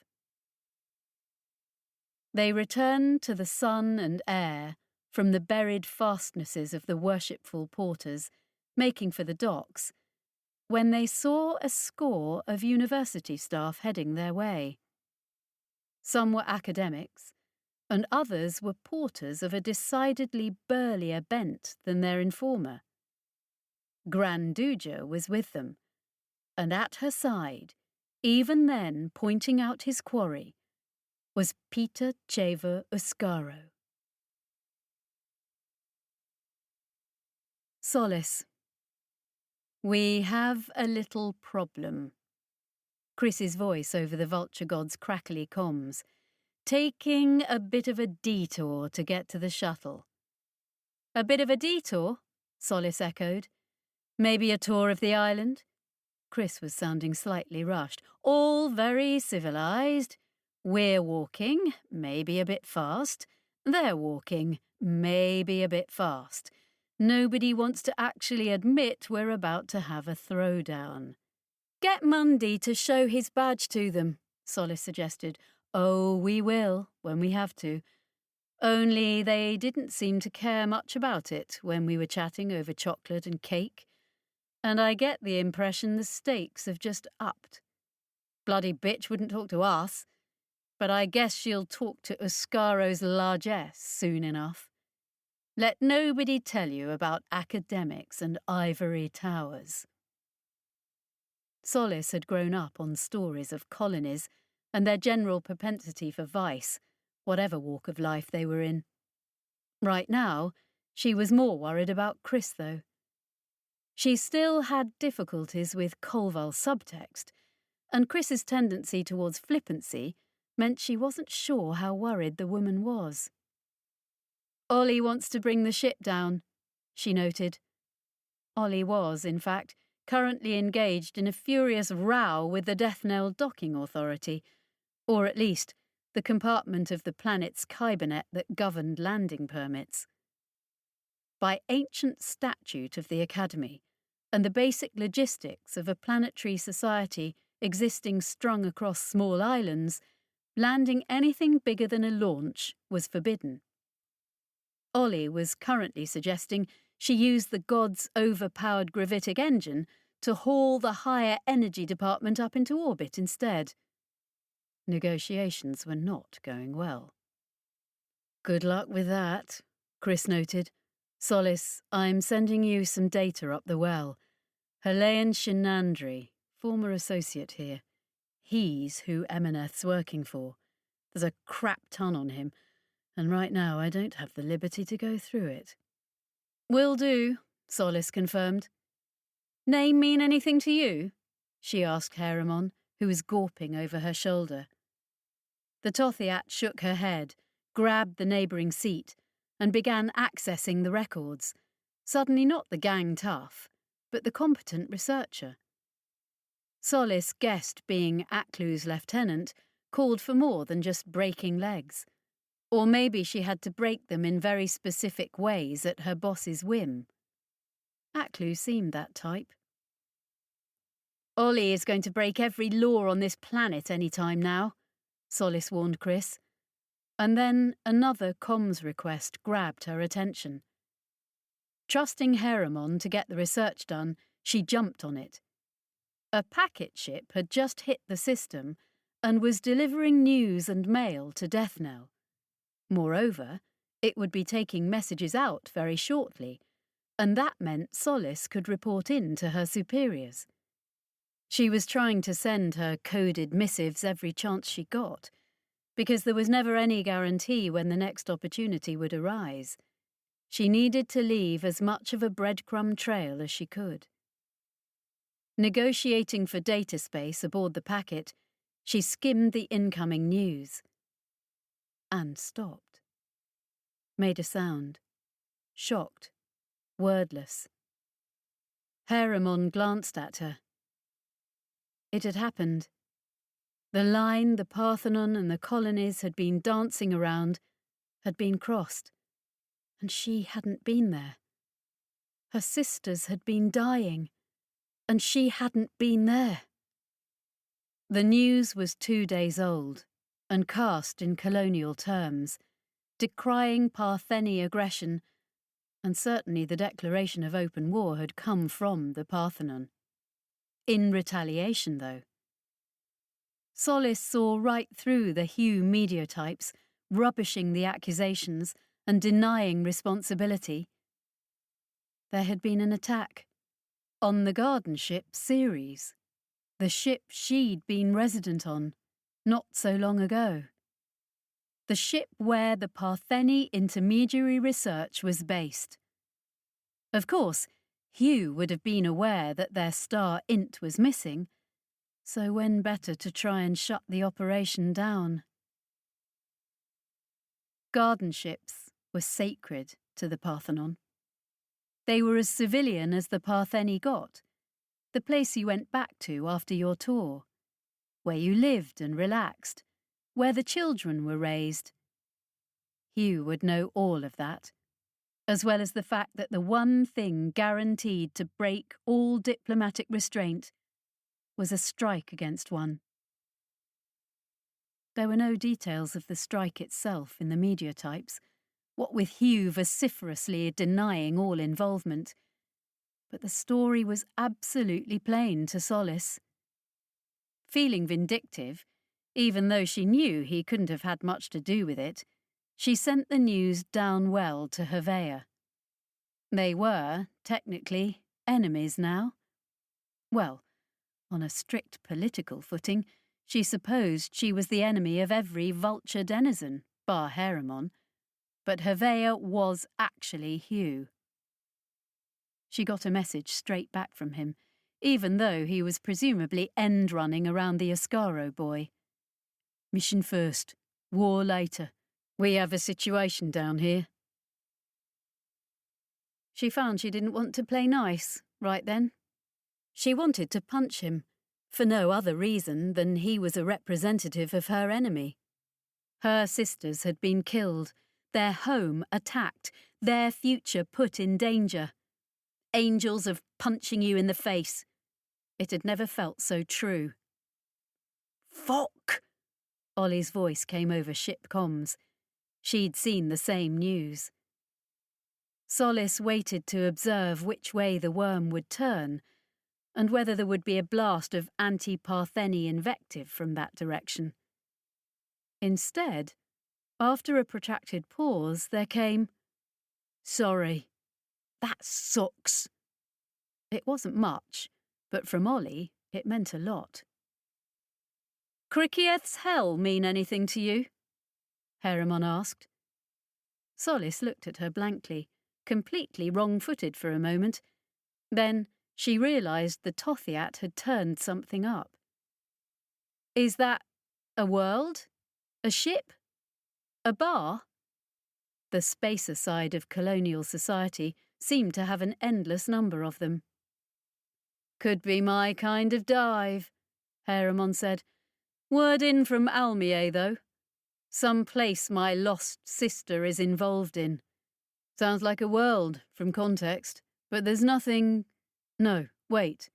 It's secondary, off Orichalk. Prohibited world. Do not approach under any circumstances." Her voice trailed off. "That is... nasty, is what that is." "That's where we're going," Ollie broke in. "Soon as you clowns get to the shuttle. One of those clowns is your responsibility. You brought Mr. Mordaunt House in on this. We're going to need him." Heremon sent a slice of data over to Solace's console. Nobody goes to Cricket's Hell according to this, but out-system from it is Orichalk, and that's a colonial navy outpost. That badge of his is going to earn its keep. Chris. At first, it looked as though they were going to get to the shuttle anyway. There was a weird little game going on, where everyone was kind of pretending this was business as usual. Chris, Hervea and Kit picked up their pace to a brisk walk. Granduja, Oscaro and the faculty heavies did likewise. Everyone gave the general impression of being slightly late to a tiresome but essential departmental meeting. Nobody ran. Chris felt the need to just leg it burning at her heels, but as soon as she did, it would become uncivilized. That would break the social contract and put her beyond the pale. Running people radiated guilt, and doubtless at that point the balance would tip. Formally disinterested parties would see this apparent admission of culpability, doubtless assisted in their perception of it by Oscaro money. The porters, or some other death knell staff, would then close off the docks, activate the orbital defences, and physically pile on the three of them. And so they continued to walk. Briskly. Kit was managing the navigation. Every time a party of Academy staff turned up, loitering in their path, they took an alley between two of the small windowed buildings, or cut along the shoreline, or tripped across a bridge, ever circling back towards the docking field, where the shuttle they'd hired lay. Home ground advantage won out, however. Granduja had probably been a student here, before she became such an emeritus grandee. She knew all the shortcuts and sideways, appearing out of an actual hatch in the ground ahead of them, with the docks in sight, as though she was a demon in a play. She was, at least, slightly out of breath from all the briskness. "Visitors," she called out, "forgive me, but I do need you to hold and answer just a few questions." She and her people were spreading out in a loose semicircle ahead, with Ascaro smiling a most unpleasant smile at their centre. Chris wondered how much he'd forked over to buy their cooperation. Maybe he'd endowed a new seat of quantum philosophy or something. They could run, or even just take their briskness on a sudden sideways jaunt. But now Granduja had actually hailed them, that would again put them in the definite wrong. "Well, we're in something of a hurry, Professor," Chris called back. "Can I ask under what paragraph of the Academy's administrative code you're detaining us?" It was her whole card, in circumstances like these, when the knives weren't actually out, and she could see Peter Ascaro leaning towards Granduja, almost certainly saying, "I told you about her." The times she'd run into him before, she'd made herself a real splinter under his fingernail with this sort of thing.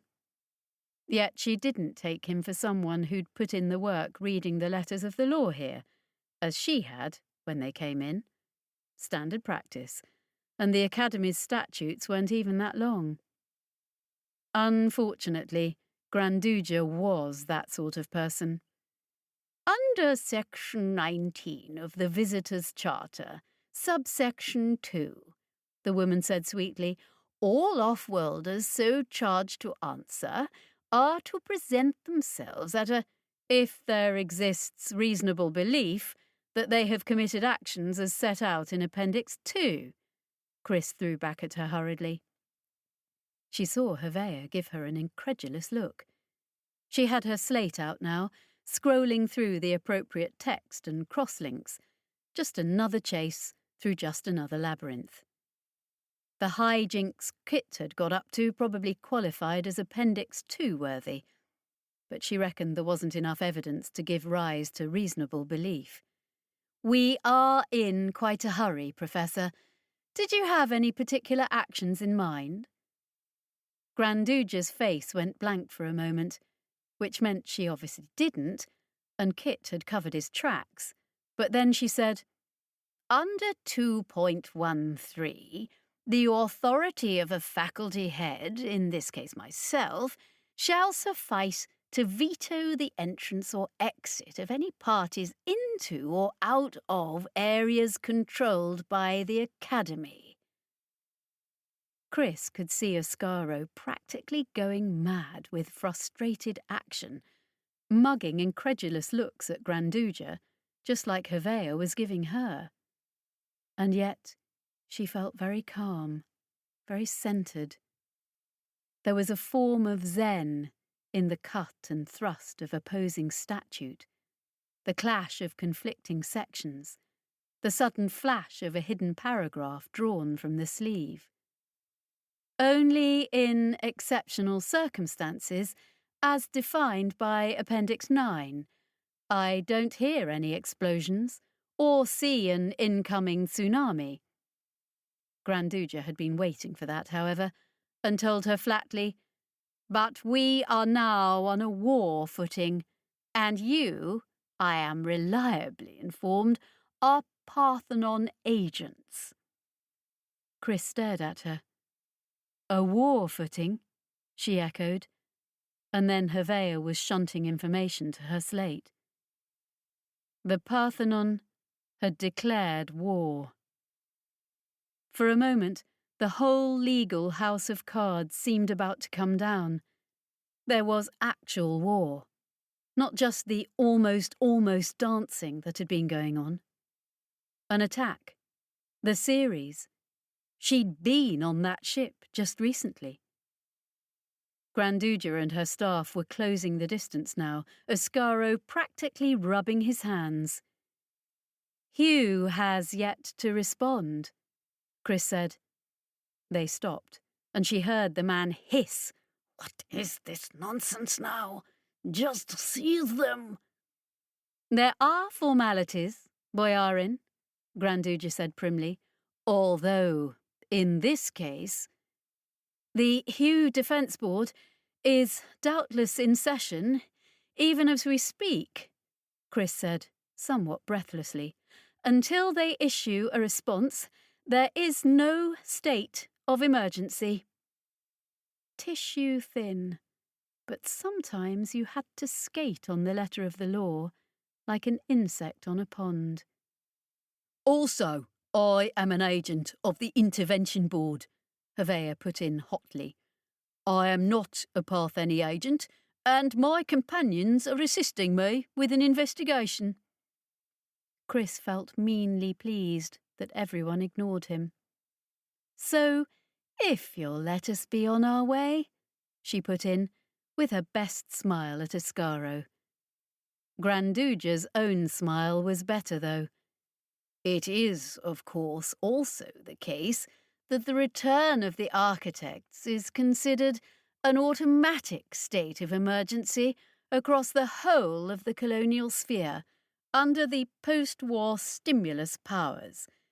While I appreciate that leaping to assume autocratic authority at the first whiff of opportunity is in general bad for the future of civilization, I'll make the exception this one time, to oblige our most generous guest here. A nod towards Ascaro that showed far more financial gratitude than actual liking. Well run, Mesdames Almier, and I can assure you that your interrogation will be on my ship, Ascaro said flatly, undertaken by my people, who are even now on their way to put an end to this charade. He plainly felt his boyerly dignity had suffered. Consider that a precondition of my generous donation, Professor. Chris had no illusions whatsoever about what would happen when they were actually in his power, and how little any amount of legal wrangling would assist them. The Death Knell Academy cared about laws. Ascaro ceased to do so the moment they stood between him and what he wanted. You two, be ready to get to the shuttle, she said. Not acceptable, Kit put in immediately. It's going to be fine. I have an ace, but I need you out of the way. And leave this place if you have to. Go get Idris. She took 2 steps towards Granduja and Ascaro, almost into arm's reach, then took off her scarf, letting it flutter to the ground. She saw the impact of the simple gesture hit every academy man and woman there, leaving only the boyarin blinking. Plenty of eyes went to the ragged scar that circumscribed a large part of her neck, but it was the scarf itself that held their focus. In which case, I make this a matter of honour, she told them all, because they were mad here, just as they had been on her own alma mater of Scintilla. If you were in a corner, you issued a challenge. Under Death Knell tradition, that overrode everything. No matter how hard the law, no matter how iron the statute, honour came first. She reckoned that was how places like this could be so fussy and formal all the rest of the time. There was this outlet for all their violence and blood, just beneath the surface. Granduja looked a little startled, as well as a little impressed. Not that I wouldn't relish the opportunity, she said, but as a faculty member I am above such challenges, save from an equal. We'd be fending the students off every other day, else. But the dueling code of Death Knell recognises kindred societies from off-world, and that includes the graduates of Scintilla such as me, and the Messenbruder of the Magdan aristocracy such as him. Well, Your Elegance, my scarf lies at your feet. Another moment, and it'll blow away. She was making frantic "go, go" motions at Kit and Hevea, practically forcing them from her side and through the suddenly impotent knot of Academy staff. "This is," Oscaro said slowly, eyes swivelling from her to Granduja. "She can't just—" There was a very brief moment when Chris saw in the professor's face just how much she had already learned to dislike the man, his privilege and his strutting. "Your elegance," she said. "Were you a native, then obviously the difference in your degrees would make a mockery of this whole business. But you and Mesdames Almier are both simply guests, and the death knell tradition does not make distinctions under those circumstances. My hands," she added, with a wicked little smile, "are tied." She then stepped back, with a look of sly approbation at Chris. "Chris," Hevea started, but she just waved him away harder. "I'll be right along," she told him, not breaking eye contact with Peter Oscaro. "No, seriously," he said, looking around at the locals, who were pointedly stepping back, giving him space, glancing at the scarf. Chris felt her posture, that tended to hunch a bit in the throes of legalistic argument, hit that perfectly straight poise she remembered from the scintilla pistes. Oscaro twitched up her scarf, still not quite believing how events had turned on him. Hevea and Kit were already well past the group, the door of the shuttle opening for them. And there they waited, looking back for her. She let her knife slide from within her sleeve into her hand. Oscaro would be good, she had no doubt, but she had him wrong-footed already. It would probably just be a cut across the back of the hand or something, and she'd claim victory, then he'd back down. Surely, this once, things would go to plan, and everyone would act like sensible adults. Said the woman who'd just challenged the scion of one of Magda's most powerful families. Granduja and her people had given her all the space she needed, and so she levelled her blade at Oscaro, who slowly drew his own from his belt. Because of course he had one. They liked their warrior orders and martial play on Magda, but between themselves, aristocrat to aristocrat, all safely controlled, all precise scars and show and boasting, and using it as a threat against the lower orders. But right here, he was on his own, and that scar on Chris's throat was an advertisement for just how seriously some people took the sacred interplay of knives. And everyone was watching. She could hold her ready pose for a long time if she had to. Or perhaps the boyarin wishes to withdraw whatever suspicions he has loaded me with, and let me be on my way, she suggested, still with that razor edge directed at him. And she saw what she took for a falter, for the crack that would lead to him just stepping back, issuing the required apology, honour satisfied, without a drop of his blue blood spilled. Then the Voyeni arrived. He had said his people were on the way, but she'd been so wrapped up in her own show she'd overlooked it. A good dozen big men in those bottle-green coats, and they had koshes and knives. A couple had guns too, which were absolutely not permitted on Academy ground. When Granduja came in to remonstrate, Oscaro backhanded her and knocked her off her feet, bold as brass, now he had his bullies at his back. Chris got straight on comms to Kit. "Go, now," she told them. "Their Raptorid won't sit idle. Leave me and get back to the ship." Some of the Voyeni were already running for the shuttle, but they wouldn't get there in time. Nor would she, of course. She returned the knife to her sleeve, not that they'd let her keep it, but maintained her ramrod posture and piercing stare. Oscaro wouldn't meet it, even as the Voyeni laid hands on her. She took that as the small victory it was.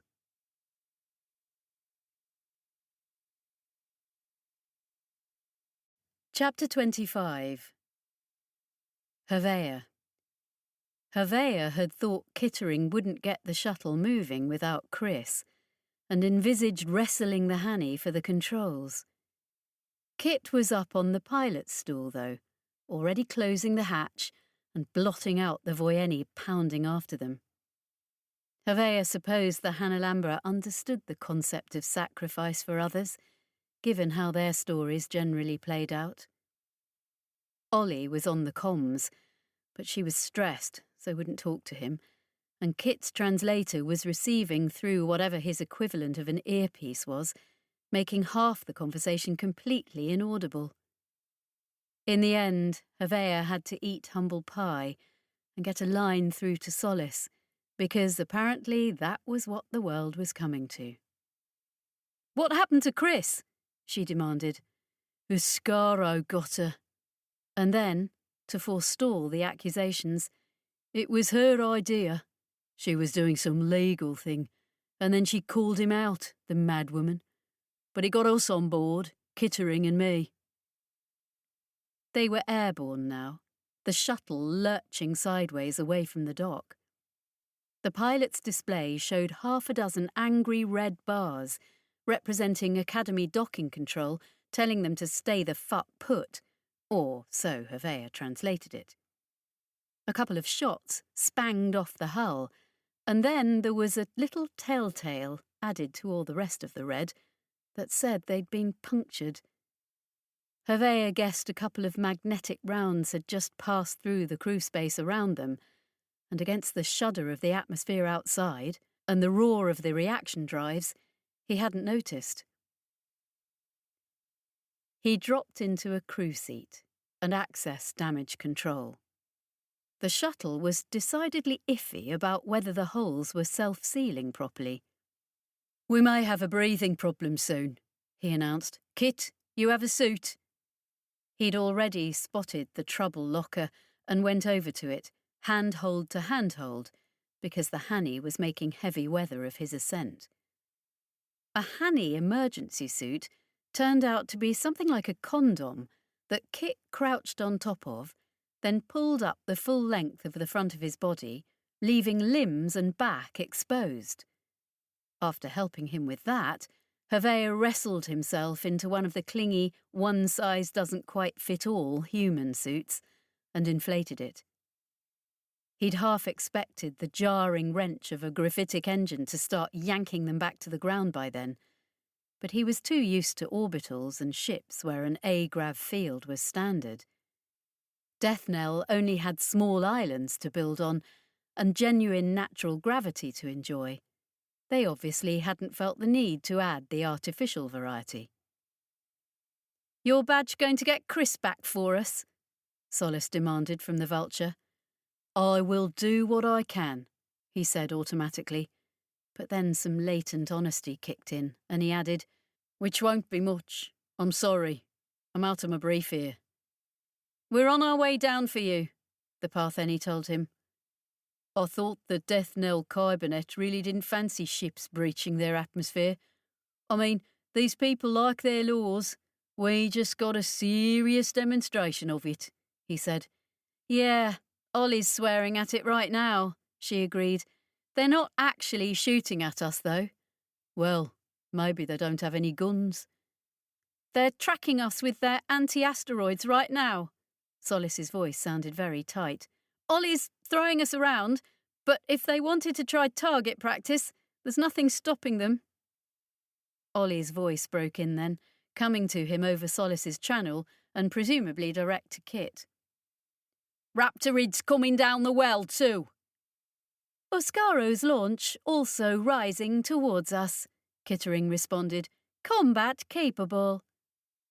Hervea scanned his displays, in case some sort of defensive capacity had been hiding there. No such luck. "Brace!" Solis told him, and he fumbled to buckle himself in. Kit just clamped down on his stool with all his legs. A moment later, they were spinning, Ollie swearing over comms, and every alarm the shuttle had was whooping and shrieking, flashing red lights at them. Oscaro's launch had just taken an accelerator to them and carved up half their reactor drives, resulting in the explosive expulsion of the remainder of their fuel. Their Bricator drives had taken a hit too, and Kit was fighting furiously against the buffeting wind, as well as the planet's gravity, to stop them just bombing into the academy buildings below. Then, a huge hand caught them, fumbling at first and rattling the pair of them about like dried peas in a tin. Hervea bit his tongue, and his heart monitor lodged several urgent complaints. He was going to need a medication refill when this was done, and given he'd gone rogue, the department probably wouldn't cover it.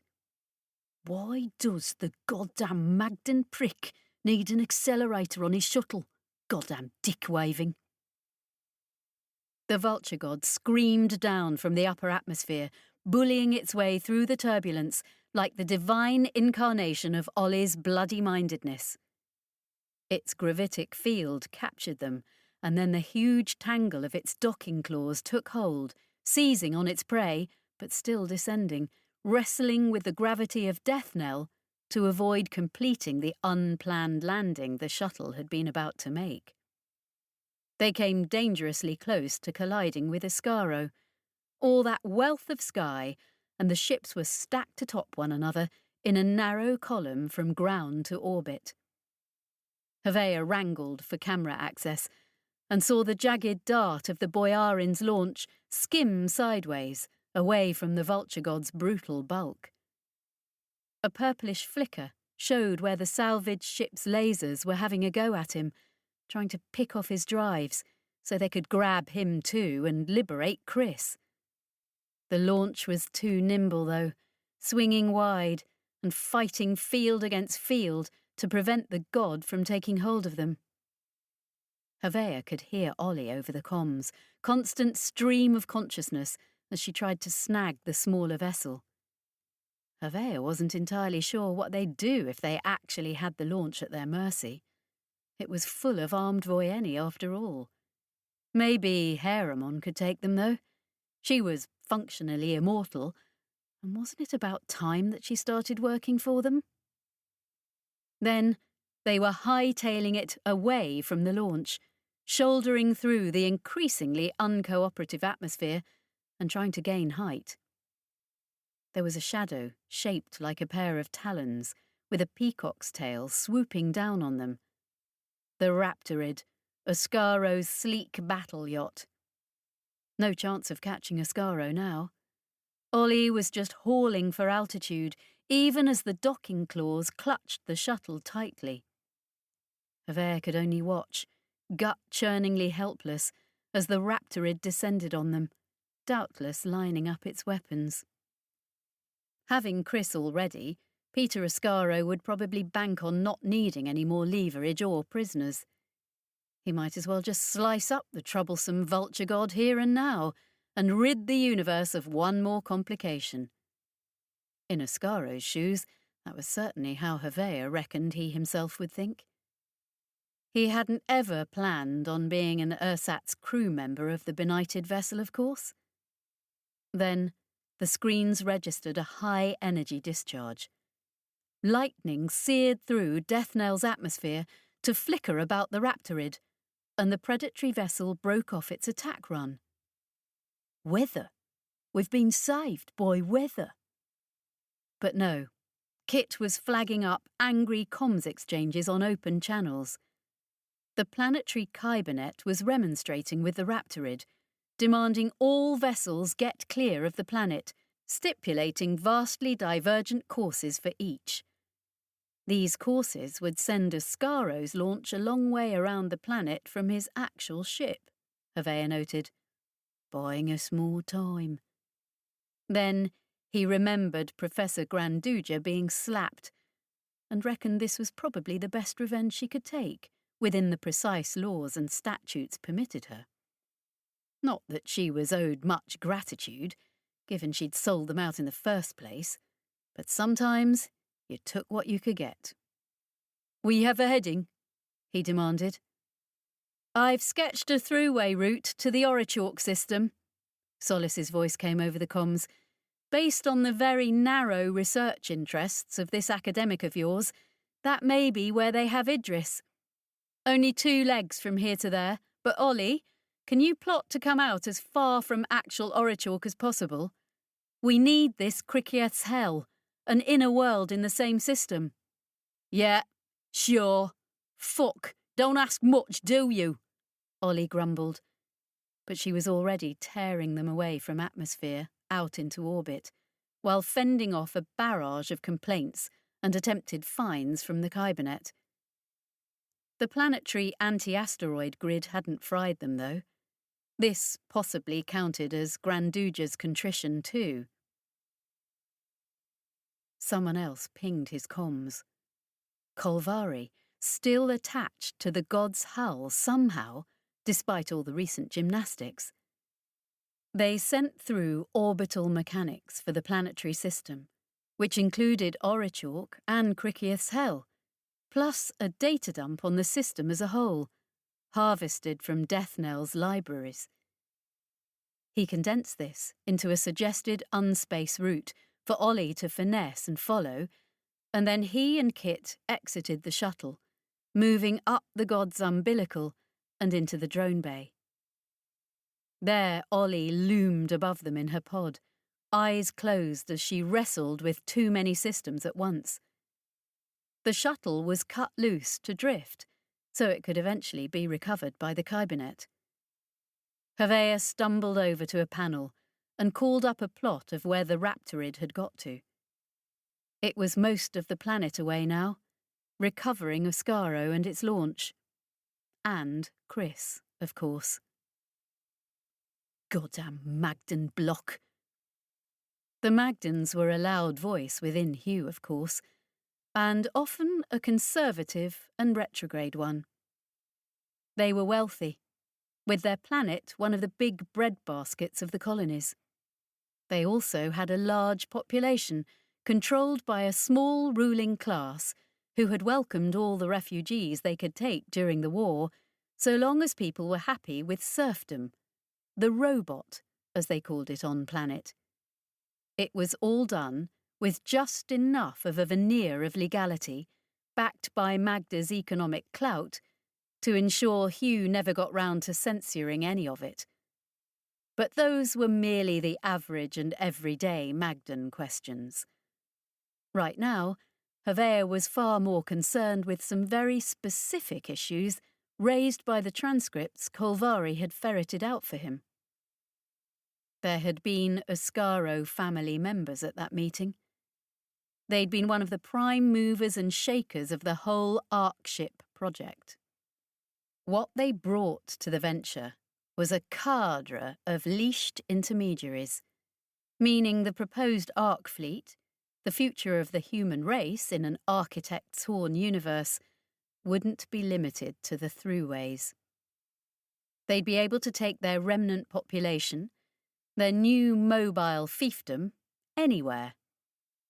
Except the talk at the meeting had then turned to the thorny subject of competition. Just as they'd been concerned at the prospect of the Partheni fleet taking the title of Vagabond King of the Universe, so they had fretted about those other species with intermediary-style access to space travel. The Castigar and their savant caste, and the hegemony. Not that anyone could do much about them. The news that the Partheni were developing their own intermediaries with Ptolemy's help must have sent them into fits, Havea considered. Then there was the attack on the Ceres, the cause célèbre for a war. Hugh was left scrabbling for denials, because why would anyone do such a thing? A garden ship, after all, the perfect first strike to send the Parthenon headlong on the attack, whilst at the same time not in any way impairing their military strength. Unless, of course, they knew that was where their INT programme was based and was the only thing they cared about. Fuck me, but this is a specific on-space exit you're asking for, Ollie complained. Not sure I can even do this sort of fine detail. I'm not Idris. However close we can, Solis said. We don't want to come out right on Orichalk and the Navy Yards. I thought we had Mr. Mordaunt House now. Aren't the Navy their bitch? Let's not see if they're willing to bend over right now, OK? Havea asked her, looking up at her pod. She smirked down at him. Everyone get to your couches, I guess. Let me see if I can thread the fucking needle on this. Kit clattered off for his quarters, where the sphere of his Hanny-made suspension chamber lay. The human-style couches were altogether amidships, though, which of course meant Havea ran into Heremon and Solis. The Tothiat obviously had a mouthful of snide remarks to make, but one look between the two of them brought out some unexpected tact in her, and she just chose a bed, then started running through the safety checks. War, then, Havea said. Solis nodded. I appreciate you telling me. I mean, you didn't have to. I'm a terrible agent, she said frankly. I keep forgetting you're not actually one of us. I'm not sure who us is right now, he admitted. My us, anyway. I'm us until we have Telemia, at least. No, you're not, she told him. You'll put yourself in a position where you can grab him long before we get him back. But we're not there yet. A long, awkward pause held between them. Havea's fight-or-flight instincts kept twitching. There was little doubt that if she went for him, she'd win any kind of slapping match. He wasn't a soldier, despite Mordaunt House's basic training. I'm guessing you've got word of where we're going on a packet already, he noted. There'd certainly been a packet ship departing, and Kolvari had passed the word on for him, suitably encoded. Whether Larry would ever get it was another matter. Solis nodded curtly. Of course. Will you two either fuck already or get yourselves prepped for unspace? Heremon demanded, already lying on her couch. Seeing their collective glower, she asked innocently, What? You have been away from humans way too long, if you think that was sexual tension, Havea told her sourly, and ran through his own checks. Solis's presence was like a hook in the back of his mind, impossible to ignore, and not in that way either. An enemy, someone his government was actually at war with, right here on the same ship. But then, he himself might just be at war with his own government too, depending on what game Larry was planning, and how much pull the Ascaro's cabal had. Chris didn't know what to expect once she was inside Peter Ascaro's launch. At first, she wasn't sure if she'd survive the experience. 2 big Voyeni had shoved her in a cupboard, the little ship not being equipped with purpose-built cells, with the apparent promise of incipient violence to come. Then, any such reprisals took a back seat to the fact they were obviously having an interesting time of it getting out of Deathnell's gravity well. She tried to access any of the ship's systems from the panels in her impromptu confinement, but they locked her out. All she could do was hold on for dear life when the ship's gravitic engines didn't quite overcome the shock of some impact or manoeuvre.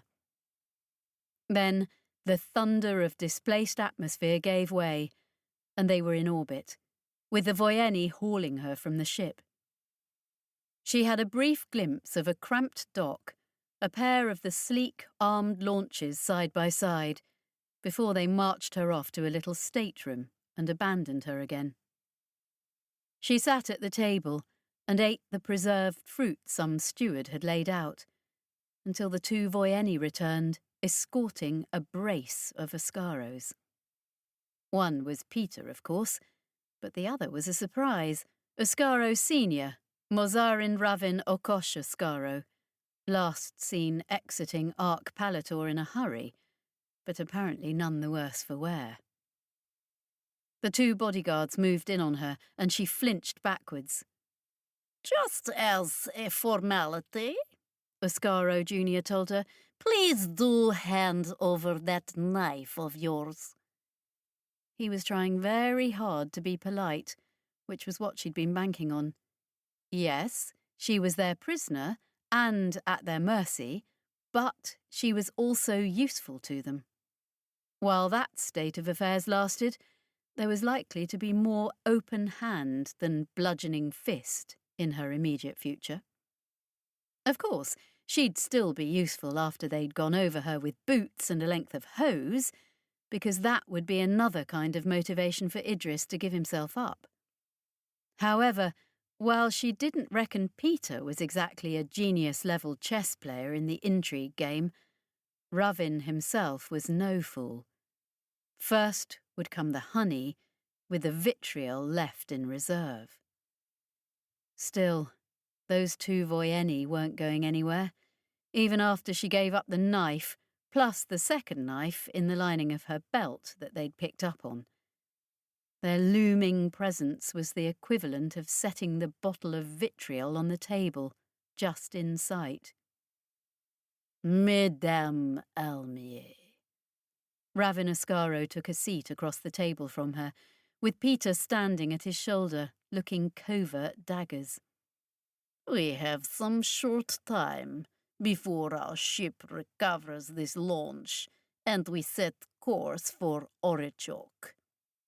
He smiled, the very model of patriarchal condescension. "Yes, we know where Menhir Telemi has been taken, and we will recover him from whoever has him. Or we will have him disassociate himself from them, should he be there willingly. I'm confident he'll listen to reason, given the way events have turned out." His elegant gesture took in her presence on his ship, in his power. She made a face. "I'm afraid your family didn't make the best first impression on him, Your Elegance. All politeness and proper titles. If they wanted to make this a different sort of interview, she had no way to stop them." "Water under the bridge." Ravin Oscaro waved away the time Peter had sent goons after Idris, treated him like property, suborned the local law, and then chased them all the way back to the Vulture God, saved only by a surprise intervention by Solace. And presumably the time he himself had tried to grab Idris on Arc Palator, even while the planet was coming apart. He gave Chris a complacent smile. "Ah, what games we played in the far-off days of our youth." "Mesdames Almier," he addressed her, "you have no particular reason to love me or my nephew, I admit, nor does your friend Telemi. But things have changed now. We all need to put these personal grudges behind us."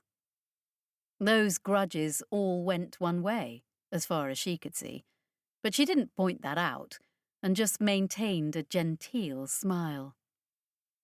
A flunky brought in some drinks, the heady Magdan berry spirit that she was genuinely rather partial to, though that was more likely coincidence than any research on the Oscaro's part. She sipped cautiously. "I don't know who has Idris, although I don't imagine he's there of his own free will any more than he would be here," she said.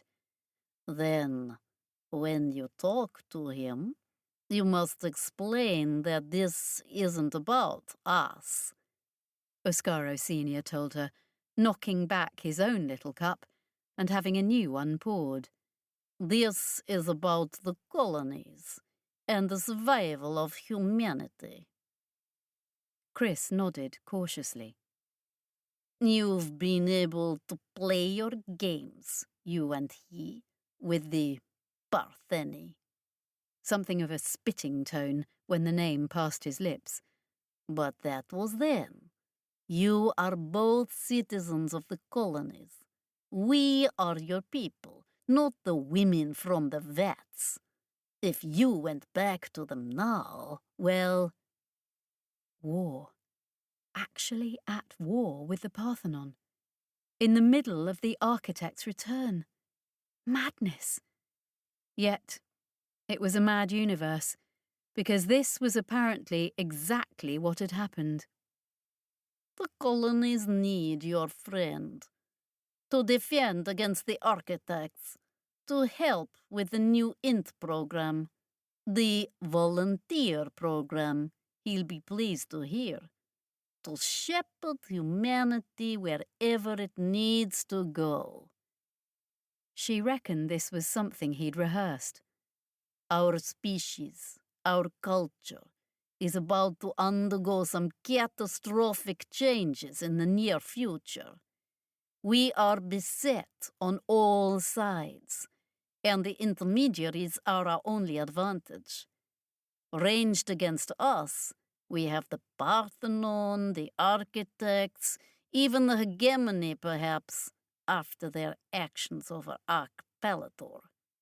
They destroyed the Beagle, our research ship, and crippled its escort, mesdames. They also destroyed the Partheni vessel that came to your aid, Chris observed calmly. And yet, the Parthenon has declared war on us, he reminded her. Menhir Ptolemy needs to make the right decision, to stay and help his people, and not just flit off with some non-humans, non-colonials.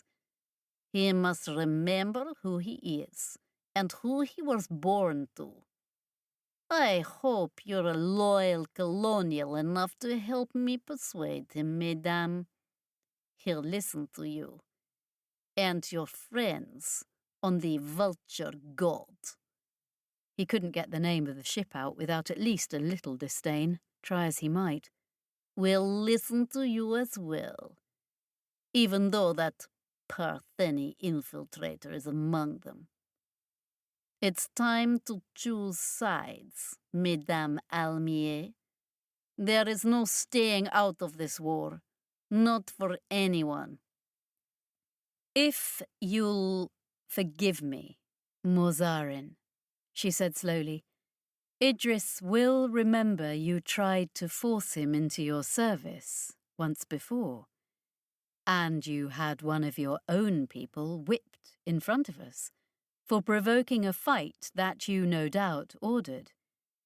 These things won't help your case.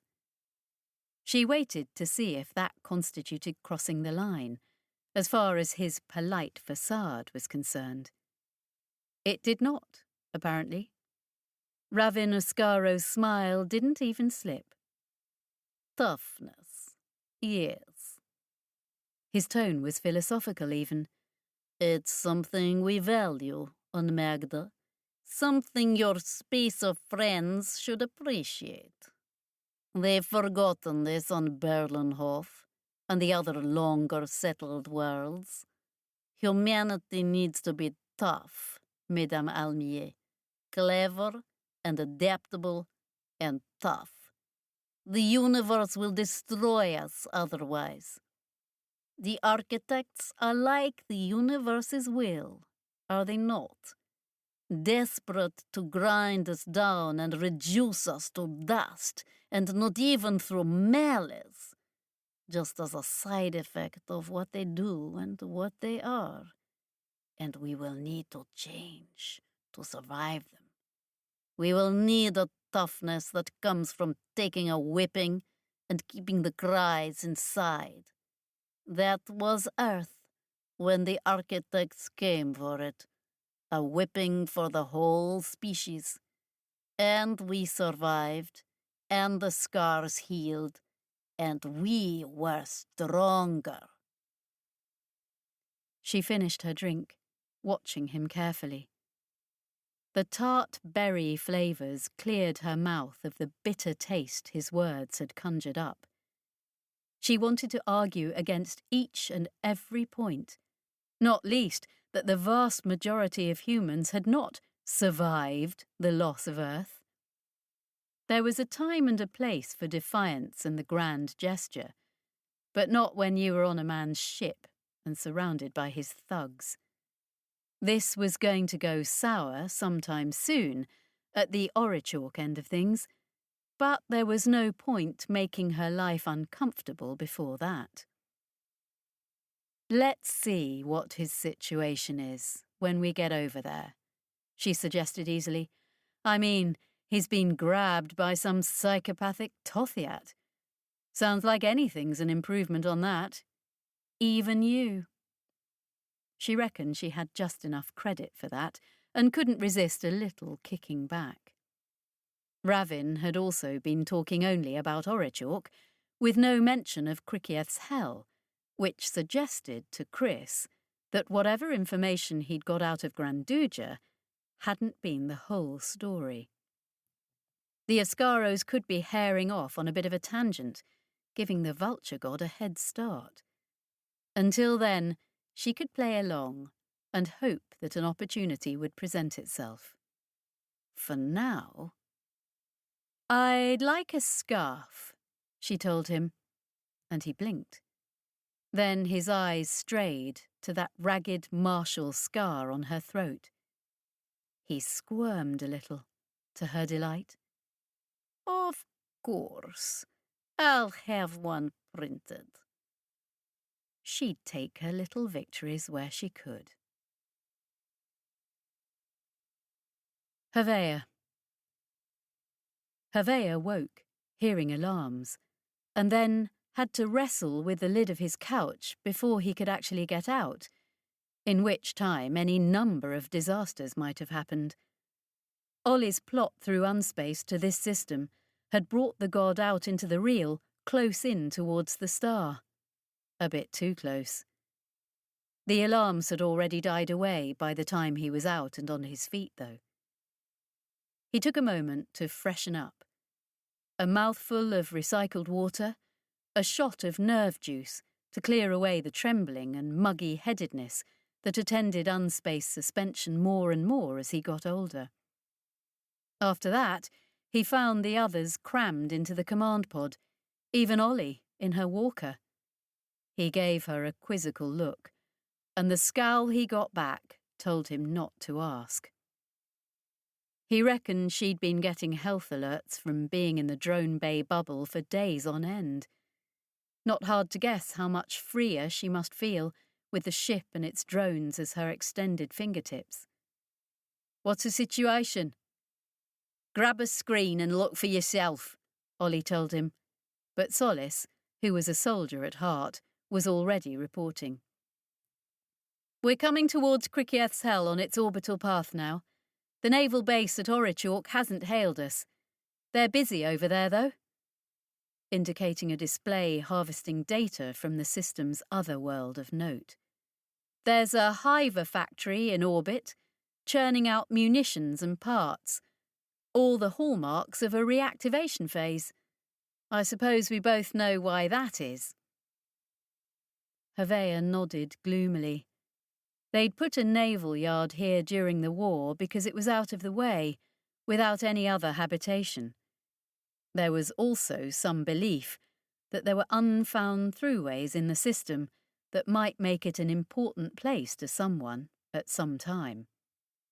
If that was true, they remained unfound, but neither had the architects turned up to obliterate anything, which counted as a halfway win.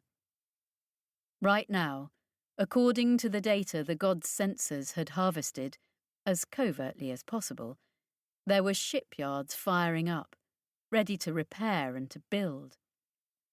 The big hiver factory had probably been slumbering, with minimal sentience, for the best part of half a century, but was now ramped up into full consciousness and a new contract with the colonies.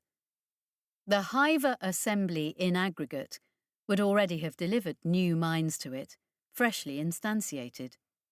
War veterans, probably.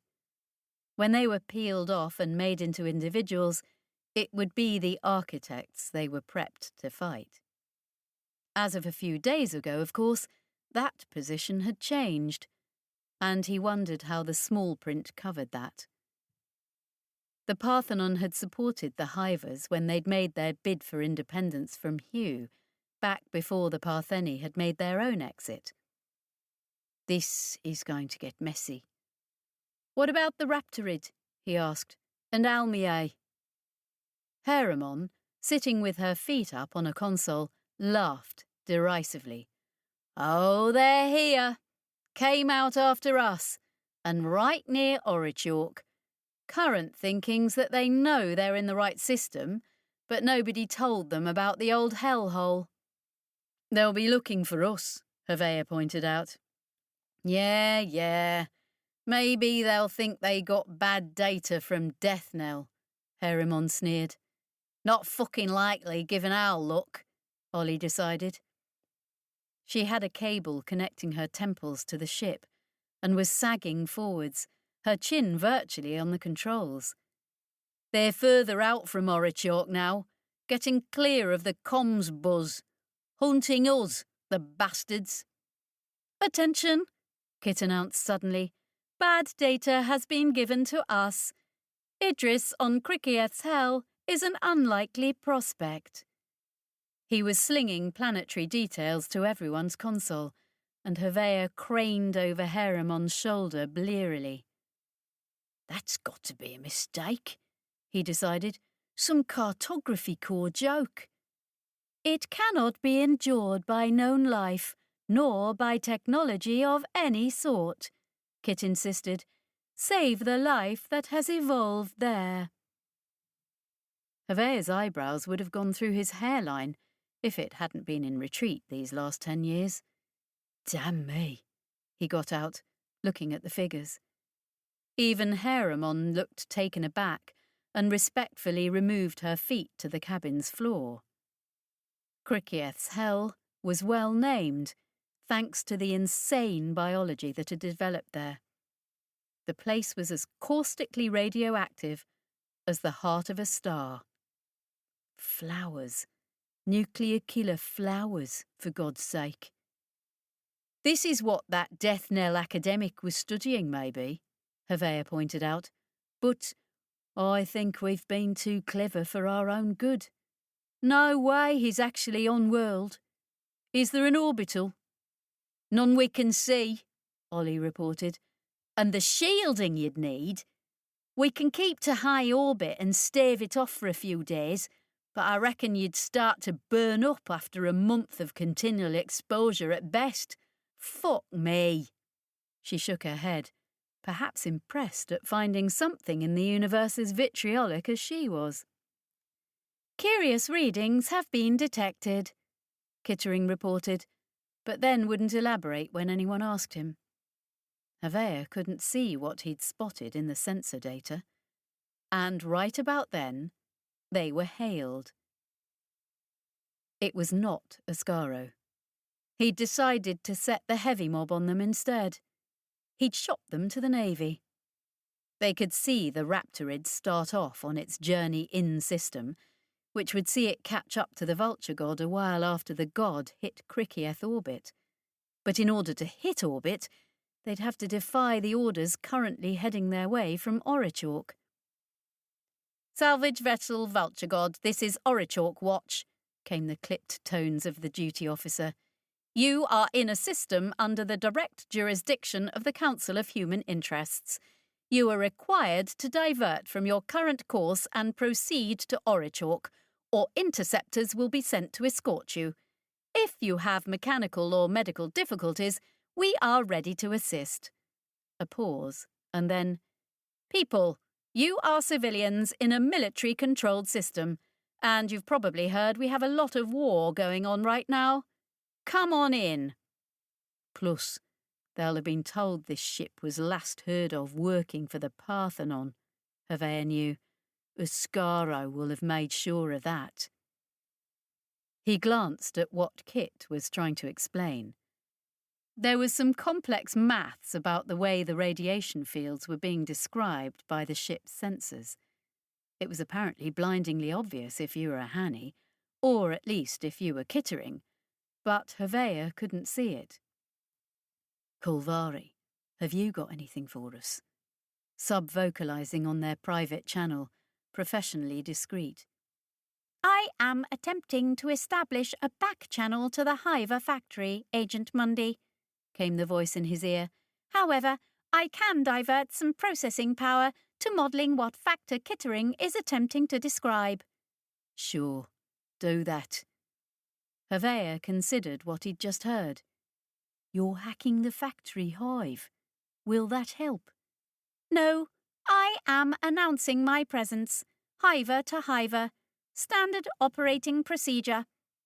Very much not standard procedure, if you're doing spy stuff like we are, Hevea pointed out. Oh, they will only officially know we're here if it's appropriate. Otherwise, the handshake will remain, how's the best way to put it, disconnected from the rest of the arm. Even when we're contracted on opposite sides, we like to know who's out there.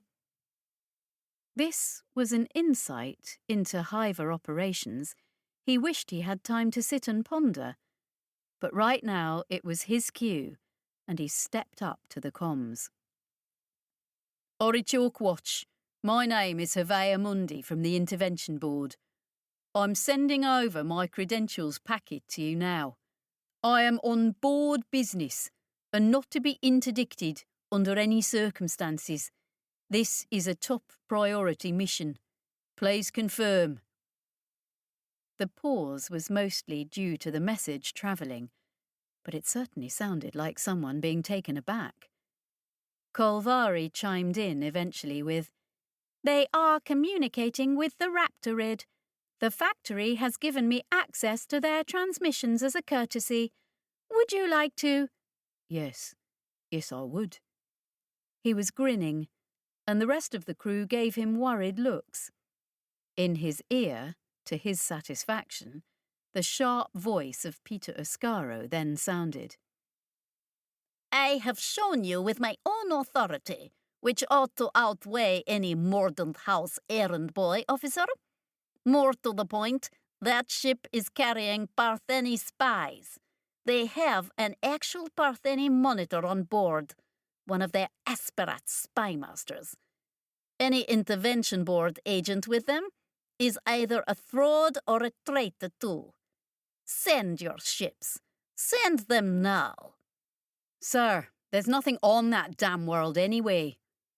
The watch officer sounded as though he'd already had it with Oscaro, but was being forced to be cordial because of the man's civilian status, always galling for a military man. Sometimes scientists visit it, but the place is called hell for a reason. There is something there, Oscaro insisted. If it's important to the Parthenon, it's important to us. Obviously, he hadn't told the Navy about Idris, presumably so he'd be able to keep hold of the Int, rather than surrendering him either as an asset or a defector to be tried. There was a pause then, as the vulture god adjusted to make a clean high orbit of Krikieth's hell. Ollie shuffled their power requirements so that the gravitic shielding could bounce as much of the planet's radiation away as possible. Right, sir, came the watch officer's voice via Kulvari. We've put your credentials and the Mordant guy's credentials on our packet, and it's on its way to seek orders. I have a superior just a quick, unspaced jump from here who'll clear this up once and for all, and then I'll know just who I'm sending ships out after, won't I? Hevea winced. That was his cover blown then. On the plus side, The Navy officer's cordiality was wearing very thin. Heremon pinpointed the packet ship's launch, racing away out of Orichork's gravitational interference before diving into unspace and nothingness. "That means what?" she asked, eyeing Hevea. Of course, the chat between Orichork and Peter Ascaro had been in his ears only. "They're sending off to check my credentials, my mordant house authority against the Ascaro family sway," he said, because even if he hadn't known for sure, it would be the next logical step. "So, when they get their orders back," Ollie prompted, prodding him with one of the Walker's manipulators. "We're screwed, yes. They'll back Ascaro, not me."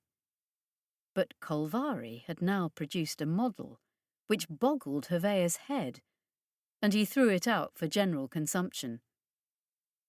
There was a hole bored into the killer radiation of Kriketh's hell. A narrow but navigable cylinder all the way from orbit down onto the surface. He had absolutely no idea what was maintaining it, or how such a thing was even possible. There was no mention of it on any of the admittedly cursory planetary records. "They are down there, then," Heremon said, and she sounded as twitchy as she ever had. He wondered how even her physiology would match up to the radiation. "Fucking Emaneth. That's where the bitch has got to. And your man, too." "Questioning whether it can be navigated," Kit put in doubtfully. Ollie was about to insist that of course she could. But then her mouth shut with an audible snap. The well had suddenly vanished, leaving the toxic radiation sphere of Kriketh's hell without blemish or access.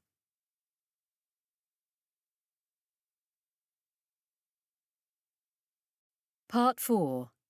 Kriketh's Hell. Chapter 26. Idris. When Idris was ready, seated and plugged into the heart of the machine, Dr. Shinandri flipped the switch, or whatever complex series of operations he had actually worked out, to activate the mechanisms the originators had not been able to remove from the facility, and which the machine was just a modern addition to.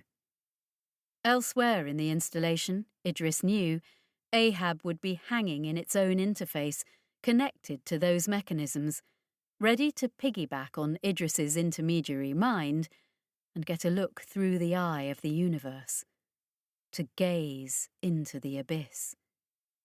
The abyss that gazed back, as every int knew, no matter how many sober scientists told them it was all in their minds. He should have felt far more naked before that dreaded, terrifying gaze, using the machine, than he had ever done piloting a ship. Idris felt only the adrenaline rush of excitement. He hadn't realised, throughout all the years of his long life, that the trajectory of his days was bringing him here. Every one of his reluctant choices, from joining the programme to today, had been for this. Every scrap of accumulated understanding about unspace and the architects was for this. Jericho, Arc Palator, all of it had prepared him perfectly for the revelations of the machine. He wished again that Trine was with him now. How the Hiver academic would have been able to fill in and expand on his wild guesses and suppositions.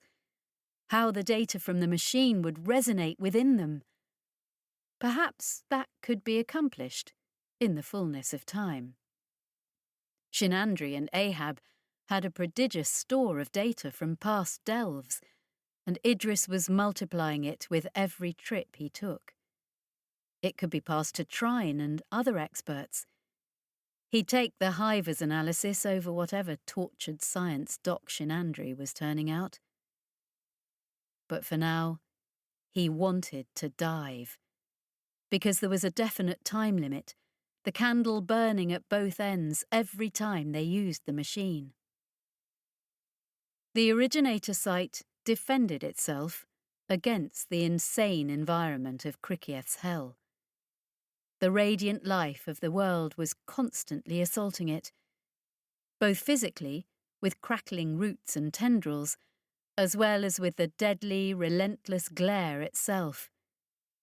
Yet it had survived millions of years shielding itself, some gravity-kin effect of the installation's very form, sufficing to sidestep all that killing fire. That was only until they turned on the machine. You couldn't stare into the abyss through closed eyes. While Idris and Ahab plumbed the depths, Krikieth's hell waged war on the installation, abrading the walls, cracking them with voracious creepers, trying to blast the whole knot of otherness into atomic dust. And it was succeeding, with a dreadful patience. There was a definite limit on how long they had to gather their vital data and then escape the death world. Idris was also well aware that the precise tipping point in that equation was unknown. They could end up with all the knowledge in the universe and no escape from the planet. He was working on a solution to that too, and trying to get an idea about how the originator lens worked. The way it sat on the impossible boundary between unspace and the real, and what all of its vast power might be able to achieve. He'd heard the ruins sing on Arc Palator when the Neramathi Arcs unleashed their weapon against the architects. He had witnessed the Essiel create a vast gravitic engine from nothing and use it to take their entire temple through unspace, off the surface of their doomed world. Impossible wasn't what it used to be. The machine was on.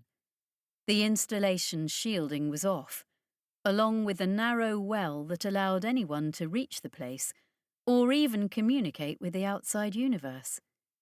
They were locked in, and at the same time, the door to infinity was open and ready for him to step through.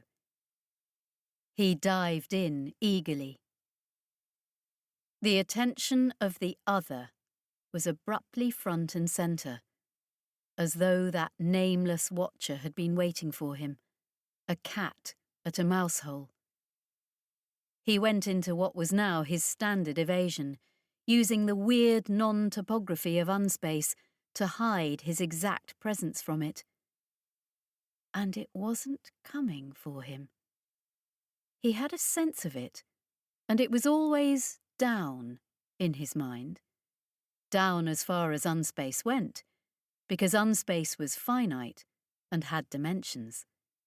It was just that those dimensions made very little sense if your mind was rooted in real space. Unspace mapped to real space. Everyone knew. That was why they could reliably travel through it, whether via throughway or off-piste entirely. A navigator could plot from A to B and get there in a relativistic blink of an eye, light years crossed in subjective hours. So long as you were happy entering a realm where nothing really existed in the same way it did in the real. Or, if not happy, at least willing. Without unspace, there would be no travel and commerce between the stars, save perhaps for lumbering sublight arcs, taking centuries or millennia to drift from one sun to the next. Every star system would be an island, cut off in the great blackness. Yet how little most navigators understood of unspace. Most ints even. Only now did Idris grasp the fundamental shape of the universe and how it all fit together. He considered the universe, to which unspace mapped. But that map of a vast and three-dimensional real space was just the surface skin of unspace, as though every point in a real volume mapped perfectly to a flat plane. No, it wasn't like that. But the human mind had limits, even an int's mind, and so this was how Idris had come to visualize it. The skin between the stars, and below it, were depths not normally troubled by any navigating ship or inquisitive intermediary. The vast bulk of unspace was unseen, vast and yet finite, and far smaller than the real universe, insofar as size actually had any meaning. It had to have been, Idris understood now, or else travelling through it wouldn't be the shortcut it was. At the very deepest point of unspace, far below, and it wasn't below, but again, limits of the human imagination, was the other. The presence that lived in unspace. A single entity, unlike anything, utterly its own. It lurked down there until the whiff of another mind came to it, an intruder in its domain, and then it began searching. It didn't rise up from its seabed like the kraken, because Idris felt it couldn't move from where it was. Its place defined, and perhaps even created it, an artifact of unspace's structure. But like an eye itself, it could search, and what moved through the murky waters of unspace was its malign focus, which drove lesser minds mad by its very nature, killed through proximity, had luckless wayfarers slit their wrists, space themselves, sabotage their own vessels. Idris didn't know if this was from intent, or if the very nature of the thing was so inimical to a real space mind that its focus couldn't help but drive anyone to insanity. He'd had many close encounters with it during his regular career as an int. He knew how it felt, that presence at the shoulder, so loathsome and intolerable that self-murder would be a blessed release. Its focus was no less terrible just because he knew and understood it better. But he could evade it. His new knowledge was good for that, at least.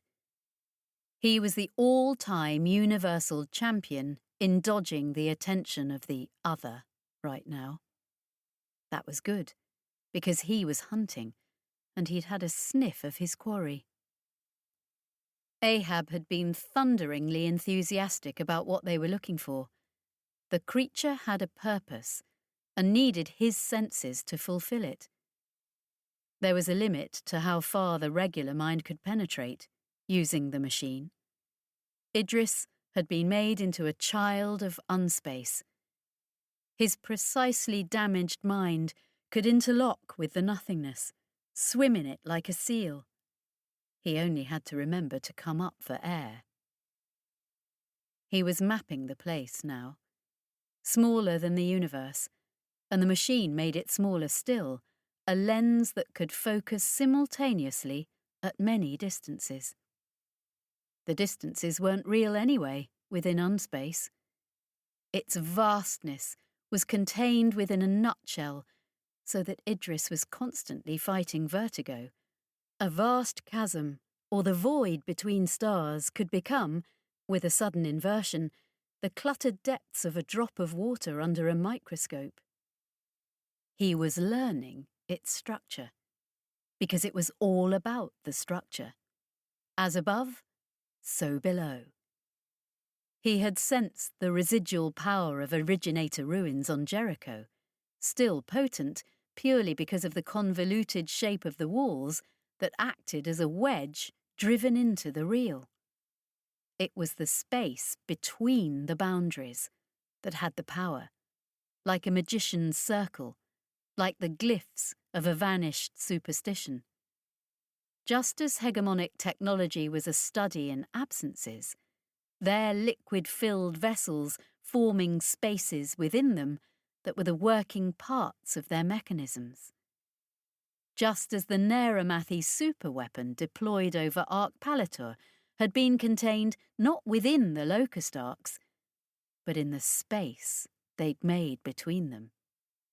Patterns of absence, all the way down until Idris felt dizzy, on the brink of revelation. Unspace was as it was because it was being held in a shape. There was a structure to the unreality of it. Linkages, sutures, cosmic cartilage. The throughways were a part of an overarching scaffolding that reached deep into unspace. Though it seemed infinitely static and reliable, Idris could feel it constantly shifting, vibrating, tugged this way and that by the reel, even as the reel was tugged back by the fundamental bones of unspace. Every ship that coursed the throughways was a pinprick, disturbing the serenity of the void below. Every world out there was like a pulsar in unspace, sending out ripples. Or not every world. There weren't enough disturbances for that. Not stars, nor dead rocks hurtling about nameless suns. Idris had expected unspace to be oppressed by all the mass of real space. That made scientific sense to him. And yet, it was demonstrably not so. Mass didn't fluctuate in the way he was seeing. What else was there that had weight and force within the unreality of unspace? Only one thing, and he himself was testament to it. The very idea made him tremble because of what it signified about the essential fragility of the universe. Never mind butterfly effects. A butterfly was an unstoppable leviathan compared to the gossamer whisper of human thought. And yet, with this revelation and the leverage it gave him, he touched another mind. Another mind in another place. A location briefly glimpsed deep within the long fathoms of nowhere, down below. A vast mind. And yet, vastness wasn't all it was cracked up to be down here. Familiar. He'd done this before. He'd been in the real then, but he wasn't likely to forget. It was an architect. Oh, so briefly, he'd connected with an architect. Perhaps even the same architect he'd reached at Berlenhof, the first time or the last. Perhaps the one he'd made peace with at Far Lux. A peace which had died when Far Lux had died, when the architects had come back. It reacted to him in that brief moment, and its response was something the human mind could instantly grasp. An old friend from the dawn of time that had paced in humanity's shadow since long before humanity had been human. It feared. The architect, reshaper of worlds, had discovered the moat that was Idris Ptolemy there in unspace, lurking in its shadow for once, and he'd felt its terror. Then he was breaching back into the real, the machine powered down. The shield of the facility was back up, with a few more cracks in the walls, another slice of its integrity removed forever, the clock closer to doomsday. He had to talk to Ahab. Yes! The Neramathi's artificial voice boomed as he ducked into the chamber that served as a common room.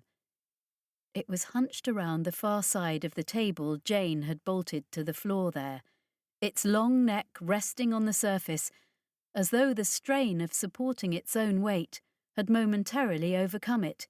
Yes, you have witnessed. Idris had no fear of it now.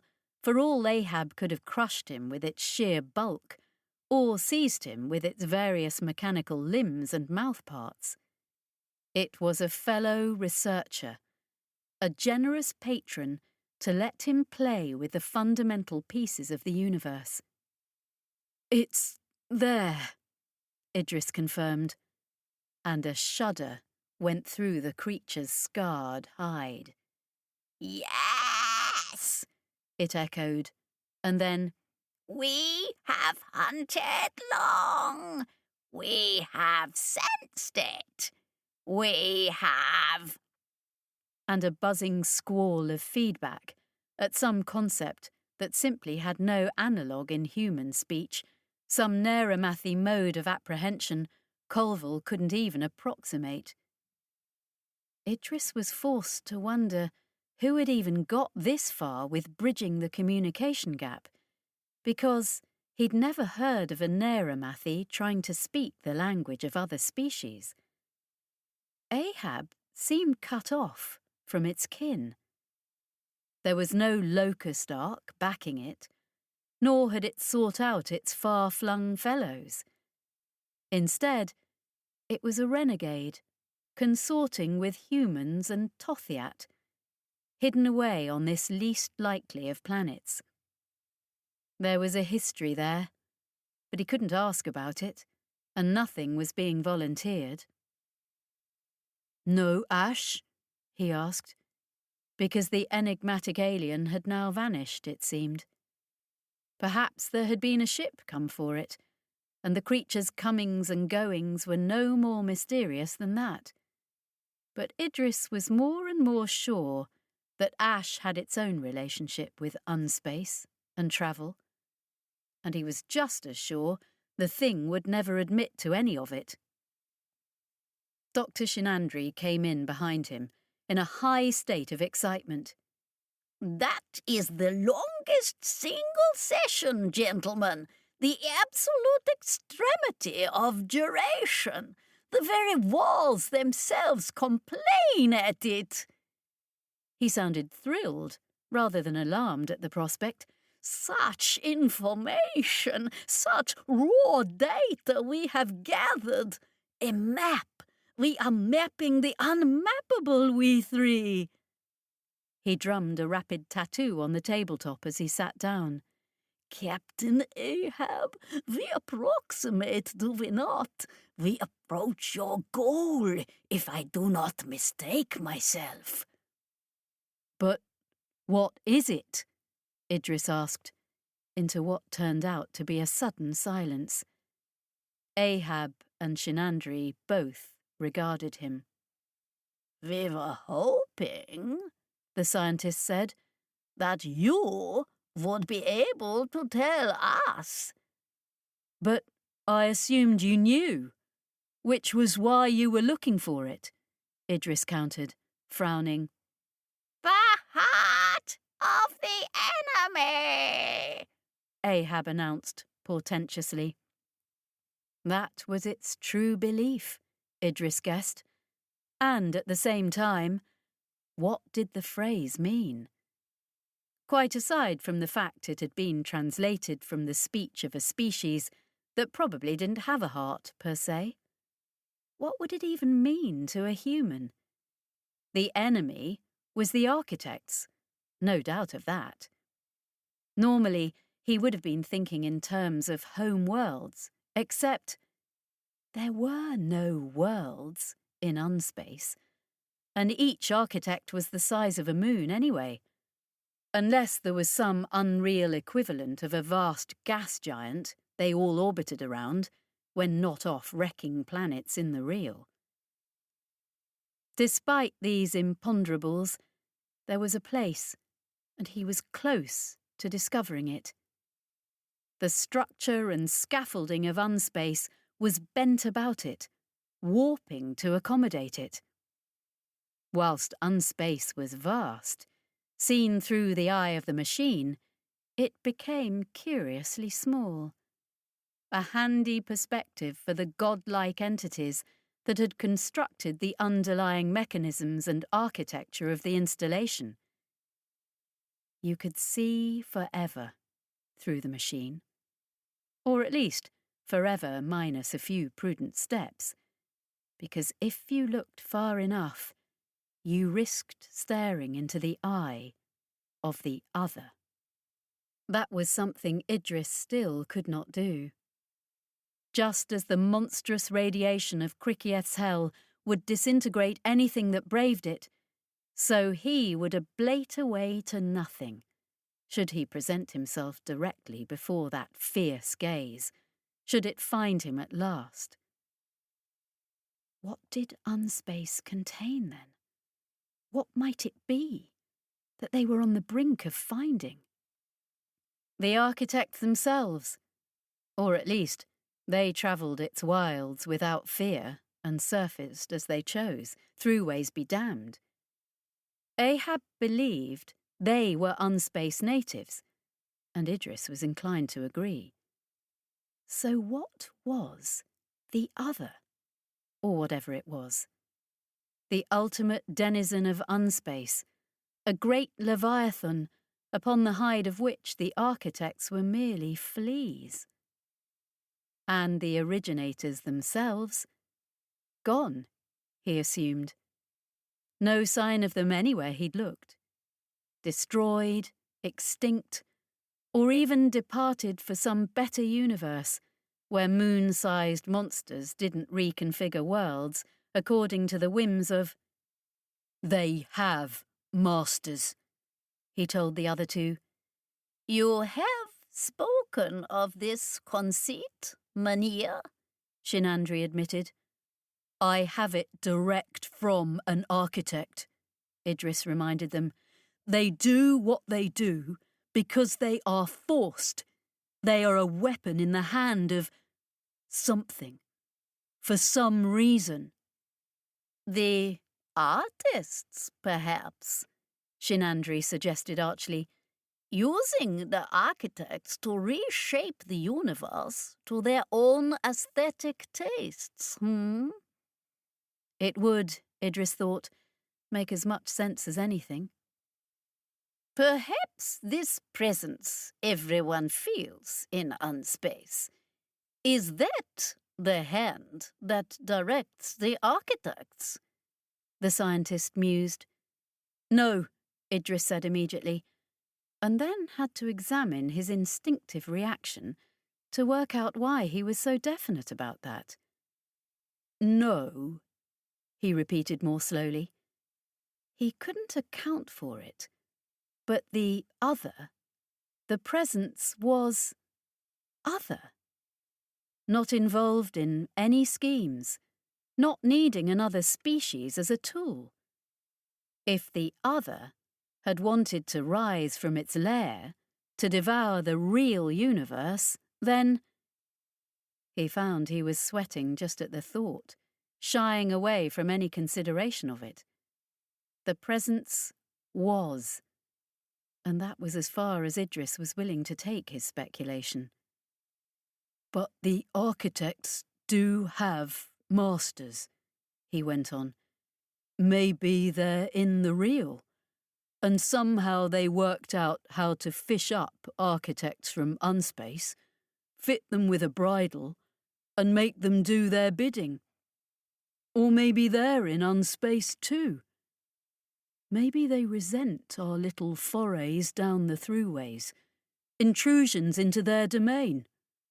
Look, the data doesn't tell you one thing, okay? Right at the end, when we were getting close, I felt an architect mind, just as I did in the real. Architect thoughts in the regions we were searching. So they're there, and know we were looking at them. And they were frightened. Frightened, Ahab." A jolt went through the alien's supine carcass, and it was abruptly up, neck swinging almost close enough to knock Idris off his stool. Yes! It roared once more. We close in! But with what? Shinandri wanted to know. I think it could be where their masters are, Idris suggested, because that's what we need to find. No point hunting the architects down one by one, is there? If we could somehow discover a way to attack the ones that move them, though, then we'd be doing everyone a favour. Maybe this gathering of architects is the key to it. It's somewhere, at least, and Unspace is short of somewheres. What else could it be but whoever commands them? Someone coughed ostentatiously behind him, and he twitched to find Tokamak Jane there, lit by the grumbling fires of her own torso. Well, have you told him? She demanded. We were engaged with other considerations, Shinandri said, somewhat evasively. Told who? Idris asked blankly. Me? Told me what? There's a ship, Jane said. Someone's found us. Emma's readying her own, in case we need to run. No running! Ahab bellowed. Chief, you do what you do, but we've not had a visitor here for a long while. Now there's one in orbit, and another one making all speed from Orichalk to join it. And they're hailing, or at least, they're hailing him. What? Idris stared at her blankly. What sort of ship? A salvager? That was the best possible option. Yeah, Jane confirmed. Beat up old thug of a salvager. He chorused the name with her as she said it. Vulture God, its ID says. Let me speak to them. They're my friends, my crew, Idris said. The crusade, Ahab insisted. We are close. Back to the machine. He means, Shinandri said awkwardly, we all mean the work here, it's important. We can't stop. Let you leave was tactfully left unspoken. If it had been like that, Idris wondered what they would have done. Drugged him?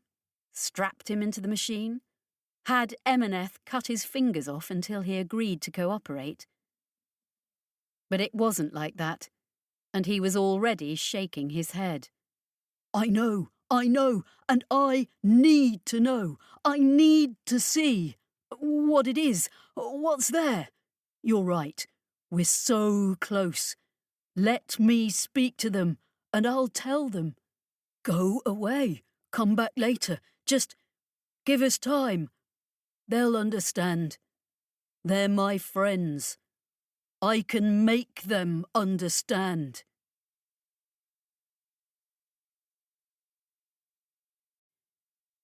Chapter 27. Ollie.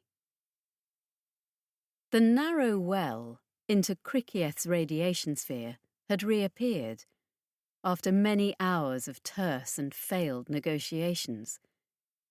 They had been fending off threats from Oscaro on the Raptorid, now just about to hit orbit itself, and Ollie had listened to Havea do his best with the Navy. His best translated into their not having launched any ships of their own towards the inner planet, pending instructions. Or he said it was his best anyway. She only had his word for that, and maybe every exchange had been freighted with code words and secret transmissions and all that spy shit. How was she expected to know? She'd had some whispered conversations with Kit, who was increasingly skittish about the current ship's complement. The Hanny didn't trust Havea as far as he could throw the man, which, given Havea weighed 3 times as much as he did, wasn't far. Of course, neither of them trusted Heremon worth a damn either. The Tothiac gangster was ostentatiously not helping in any way, which Ollie frankly preferred. She lounged about in the drone bay or the command pod, feet up on something delicate as often as not. Her expression radiated smug invulnerability, even when Ollie started stomping about in the Scorpion. She reckoned she could put many a spy stuff Monday in his place easy enough now she'd tanked up. But Heremon was another matter. Obviously, Heremon also thought she couldn't be hurt.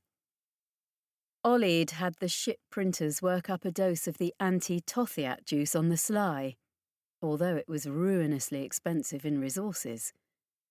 The molecules were so big and convoluted, she was almost surprised she couldn't see them with the naked eye.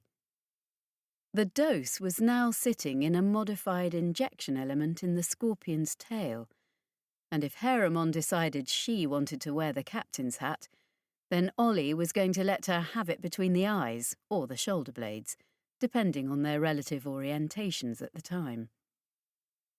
She'd been having whispered conversations with only Kit, because she also wasn't sure she trusted Solace.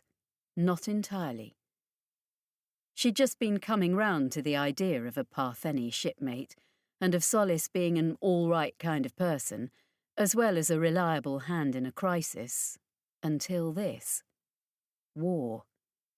Solace was a loyal Myrmidon, which meant she'd jump to the Parthenon's tune if there was a conflict of interests. Oh, she'd agonise. Solace was one of those agonisers who used hand-wringing as a substitute for actual conscience, in Ollie's assessment, but the end result surely wasn't in doubt. For now, though, she was sending urgent contact requests down the well, hoping there was even someone somehow down there, in amongst all the killer flowers. The Raptorid would be coasting around the curve of the planet soon enough, and if Ascaro decided to kick off his own little shooting war right then, there wouldn't be much the poor old vulture god could do about it. This is the salvage ship, Vulture God, to whoever the fuck's even down there. Call for Idris Telemier, double urgent. Idris, this is Ollie. You remember? Ollie, your fucking captain. Being kidnapped doesn't excuse you from turning up for duty, you skiving bastard. Idris, or Idris's kidnappers, say something, damn it. At last, after far too much of that, and her formal greetings becoming more and more laden with expletive, came a response. A woman's voice, briefly, as brightly pleasant as a professional comms operator on some commercial hub. Please hold for Mynheer Telemier. Heremon's feet bounced off the console, and she was up on them, craning under the Scorpion's armpit.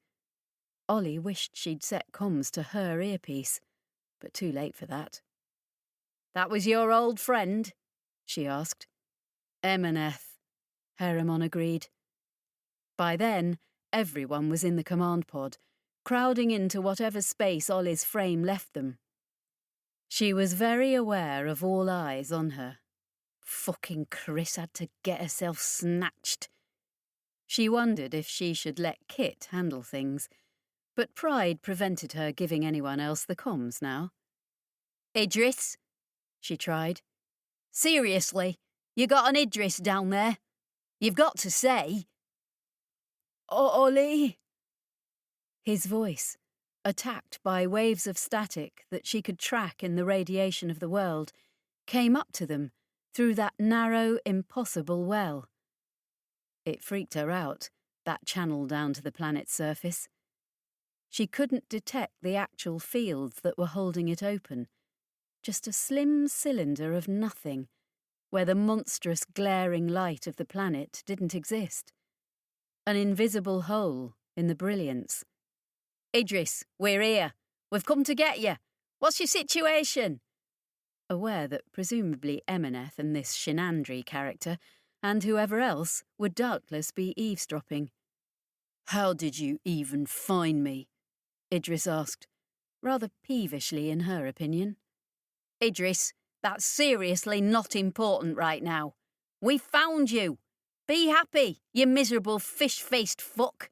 Now get your bags. We're coming. "Ollie, no!" If anyone wants to stop us, we've got a fully kitted Partheni Myrmidon right here, our own bastard Tothiat, and a super-powered secret agent. And me, who's tougher than all of that just by myself. Oh, and Kit, I guess. I mean, I was assuming you'd stick with the ship, Kit. Given these options, the ship will remain my location, Kittering agreed, heartfelt. No fighter, he. "Ollie!" Idris's weak voice came to this. "No, Ollie! Go away, please. I'm not coming." Yeah, gun to your head, I'm sure. Look, we are going to come down that well and get you, and your new friends better back the fuck off is all I'm going to say about it. We have serious firepower. They didn't, and she was looking at that well, compared to the dimensions of the vulture god, and really worrying whether the operation was even possible, given that even a slight brush with the walls would probably atomize something important. "Ollie!" Idris said again. "No! I'm doing important work here. I need to go back. We're so close. Come back later, Ollie. I can't be having with this right now. I'm busy." Well, For a moment, she was speechless. well, lardy fucking da. She checked the Scorpion's cameras, seeing everyone else boggling at her. Idris, I don't know how secret you think you've been, but we're not even the only ones who found you. You remember Mynheer Boyarin Oscaro the Younger? He's here in his gun yacht, and he's not polite like I fucking am. "Tell him I'm not going with him either." Yeah, that worked real well the last time. Idris, they got you drugged or something? We are here to rescue you from the murderer Tothiat and some mad scientist and... Idris, what are you even... No, Ollie, I can't come." She knew that jittery tone. Idris working himself into one of his anxiety tantrums like fucking always. "I am working, Ollie. There's something... Just give me another chance. I need to go back in. We're almost..." Shouting now. I can't just stop. Just go away. Stall Oscaro. No, I can't do that now. This is important." Fuck me, Idris, calm down. Ollie threw the Scorpion's hands up, all of them. Someone else's turn, she admitted. I can't be dealing with this. Fucking Chris. Because Chris could have talked him down. They went way back, those two. She could always handle him. When Solace indicated she'd take the comms, Ollie rolled her eyes but nodded. "Idris, it's Solace. I don't know if you've been in the news-type loop, but things are getting very bad up here. Oscaro's right on us and outguns us. Hugh and the Parthenon are at war. Actual war. There's a navy base right here, and as soon as they get their orders, they'll launch on us too. We'll have to go, and we won't be able to come back. But you'll have a navy strike team coming down that well to grab you. Or Oscaro's Voyeni. They won't give you a choice about what to do in the war." "Solace." He sounded calmer at least. "You remember how it was when I volunteered in the war? Volunteered for the intermediary program." You know I wasn't there for that. None of us was. "You remember Berlenhof, the first time, though? When we went against the architects. And you remember Farlux, when we spoke to them?" Yes and no, Solace said, with the patience of a saint, in Ollie's opinion. Idris, And you remember Berlenhof the second time, when we went to stop them? I basically died from trying to save the planet. I've got a knot of hiver units, keeping my heart going still. A piece of trine stuck in me forever, thanks to that. You remember? We all do, Solace confirmed. Because we have to do these things, those of us who can. It's my duty. It's my responsibility. Because there's no one else. And I hate it, Solace. I hate being me, and being the universe's goddamn trophy, and being the one who's left over from all of that nonsense in the war. Now it's all back again. But it's me. I'm here. And what we're doing here, Ahab and Shenandri and me, it's that. It's important. It could save everything. There's no one else. Only me. And we've not got much time left. It's all coming down, every time we turn it on. But we're so close to understanding everything, Solace. I can't go. You have to give me time. Being hailed by the Raptorid again, Kit observed. Their weapons are in range of us now. Whatever Ollie's thoughts about getting the god through that well, doing it while under fire was going to be a complicated way of committing suicide. And yet, they weren't shooting. Let's see what the bastard has to say, she decided, giving up on Idris for the moment. Chris. Chris was not quite hauled from the stateroom they were keeping her in. Not quite, because she kept brisk pace with the two Voyeni who were sent for her, so their attempt to frog-march her never quite got past the tadpole stage. They took her right to Ascaro's seat of power on the Raptorid Bridge, where Morzarin was reclining in the big chair, while Peter kicked his heels to one side. She was getting an interesting picture of a Magdan noble's jaunting yacht, not a class of vessel she'd ever been able to examine before. It was a sleek little ship, and from the outside it looked appropriately predatory. Had it been an actual miniature warship, she guessed it would have served decently enough, but warships didn't need to give over space to lavish quarters for their captain, or a stateroom. It was fast, and it was armed beyond the dreams of the poor vulture god. There wasn't much more to it than that, though. She'd also quickly worked out that the Voyeni who'd grabbed her on Death Knell were half its entire complement of troops, who must be crammed shoulder to shoulder wherever they were billeted. Not that such revelations really affected her personal odds right now, and not that they wouldn't be able to carve the god up a treat if they wanted to. My nephew has been talking to your erstwhile crewmates, he told Chris irritably. They say they don't have Telemia, of course, and we've not seen anything that suggests they picked anything up in orbit. But maybe you could tell me just what's going on here. This planet's a disaster zone, Peter broke in, to Ravin's evident annoyance. There's nobody on it and nothing around it. Chris took her best stock of where they were and what was on offer. Krikieth's hell certainly seemed to be living up to its name, and she spent too long looking for the science orbital that was surely hiding somewhere around the far side. There was nothing, though, and all the readings certainly suggested that anyone attempting planetfall wouldn't be given very long to regret it. And there was the vulture god, pinned by the Raptorid's targeting like a spectacularly ugly moth.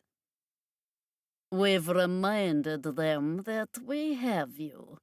And, of course, They've demanded to hear your dulcet tones, to be sure you're well. I want you to tell them that you're perfectly fine, Ravin went on, and again Peter broke in. Though that may not persist, he jabbed, if they don't give up Telemie. The pair of Voyeni on the bridge were certainly looming, though that could just have been from the close quarters. Ravin's lips pressed into a thin line at the interruption, but he was obviously going to hold a united front and not chew his nephew out in her presence. Chris wondered if she could come up with some backstory that would excuse the kind of people they were. She could see how growing up in the shadow of men like Ravin had moulded Peter, certainly. There were probably more than a few whippings in Ascaro Jr.'s own personal history, both given and received. On the other hand, she considered, all the sympathy in the world doesn't mean he's not a spoiled little bastard. And as for Senior... We are short on both time and patience, Mesdames Almier, Ravin told her. Your fellows haven't picked up Telemie because they wouldn't be still sitting here if they had. Is this a rendezvous point you agreed with him somehow? At his side, Peter was pointedly flipping their target locks on and off the vulture god, waving his big weapons in her face. Chris ignored Junior, meeting Ravin's gaze levelly. You had this system from Professor Granduja, she reminded them. We had the exact planet. Now you know as much as us, your elegance. She'd have loved to bluff, but right now her hand was empty. It didn't seem possible that anyone was down on the surface, from what the Raptorid sensors had shown. Maybe the Death Knell folks played us both. Then maybe we should just shoot your erstwhile ship down, Peter snapped. Give me the channel, Ravin directed abruptly, and then spoke louder, voice clashing about the small bridge. Vulture God crew. Mesdames Timo. Ollie, is it not? The nickname was grotesque in his mouth. This is the Morzaren Ravin Oscaro. We have your shipmate Almie here as you asked. She'll tell you she's being well looked after. I'm going to try this one time to appeal to your patriotism. I know you have a Partheni agent on board, and perhaps that was an acceptable foible a few days ago. But you've heard the news now. Your colonies, Timo. You help an enemy agent in a time of war, that's full-on treason. Especially where an int like Telemie is concerned. He's an asset. A war asset. If I were you, I'd be fervently praying that the Partheni's own int program, the one you helped start, got blown up with their garden ship, or else Mordant House won't ever stop hunting you. But you have a chance to make that right, Timo. Hand over to Lemmy, or tell me where he is. A pause, and then Ollie's caustic tones came back. You going to let Chris talk, or what? Ravin's lip twitched, but he signalled to his captive. I'm here, all right, Chris spoke into the void. Still got all your skin intact? Just about.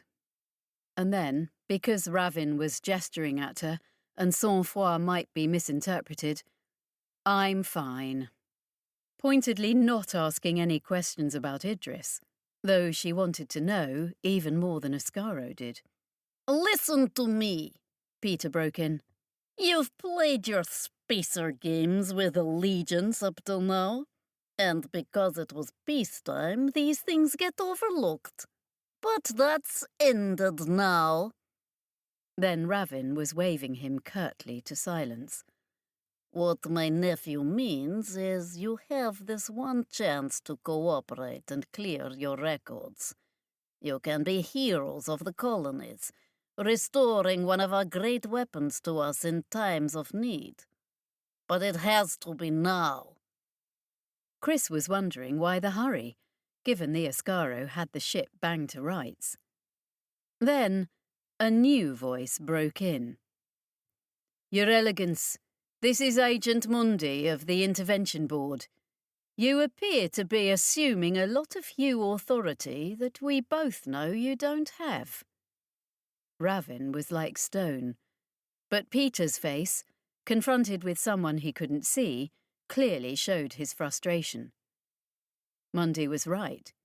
He could talk colonial pride all he wanted, but the Ascaro were just one Magdan clan, not Hugh itself. I've co-opted this vessel for board purposes, Mundi went on. Your patriotic sentiments are noted, but you've no authority in this, nor are we aligned with the Parthenon or any other enemy power. I am asking you to surrender Almier, and then take your ship out of orbit and return to Orichurk, or go wherever you wish. Failing that, well, the naval base is right there.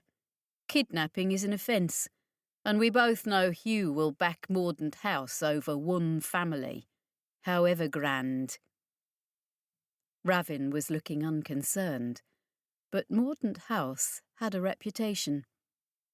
She guessed that, at a family and individual level, there were plenty of skeletons that might be dug up to inconvenience Ascaro's senior and junior, and the Intervention Board knew about most of them.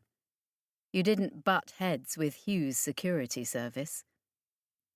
Ravin signalled to cut the channel, and when he spoke, his polite tone was frosty. You are going to speak to them, he told her. You are going to have them give up to Lemieux, or information on his whereabouts. I don't have any more authority with Mordaunt House than you do, she told him frankly. Like you heard, it's not our show anymore.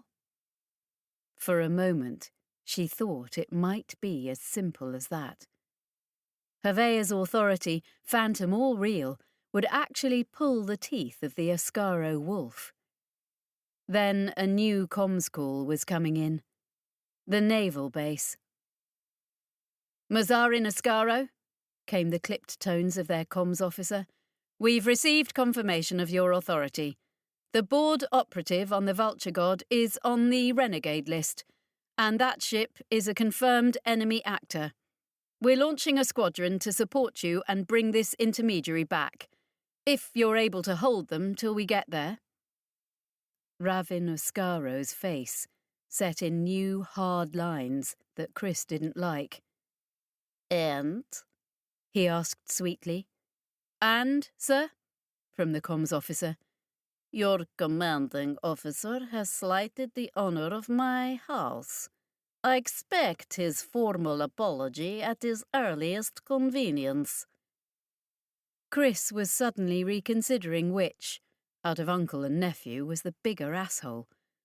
Just because Ravin had a better poker face didn't make him a better person. A pause from the naval base, probably as incredulous as Chris was feeling right then, but at last the luckless officer sputtered, Apologies for doubting your word, sir. I'll convey your request to the commander. Well, that's that, Chris decided. Ascaro was ordering a new channel to the Vulture God, but right now they weren't responding, undoubtedly because the naval base was giving them an ultimatum too. Almier, said a voice in her ear. She froze, and then tried to look casual. She had her earpiece in, of course, but it had been cut off from any kind of contact until now, and she didn't know the voice. It was so low, She had to stop herself cupping a hand about her ear to hear it better. We request your assistance. Then, crashing over those faint tones, came Ascaro demanding, "One last chance to talk them into surrendering, Mesdames Almier." Chris gave him an overly bright smile he actually flinched away from. "You want me to tell them who you are?" Giving the words a particular stress, and hoping this new speaker would understand her oblique question. "Tell them we're goddamn Hugh as far as they need to know, and we will carve up their gravitic drives and leave them in a decaying orbit over this hellhole if they don't comply," Peter snapped at her. In the echo of that, she heard, "We are working with Agent Mundy. We require setup protocols for system access. Get to the scanner console."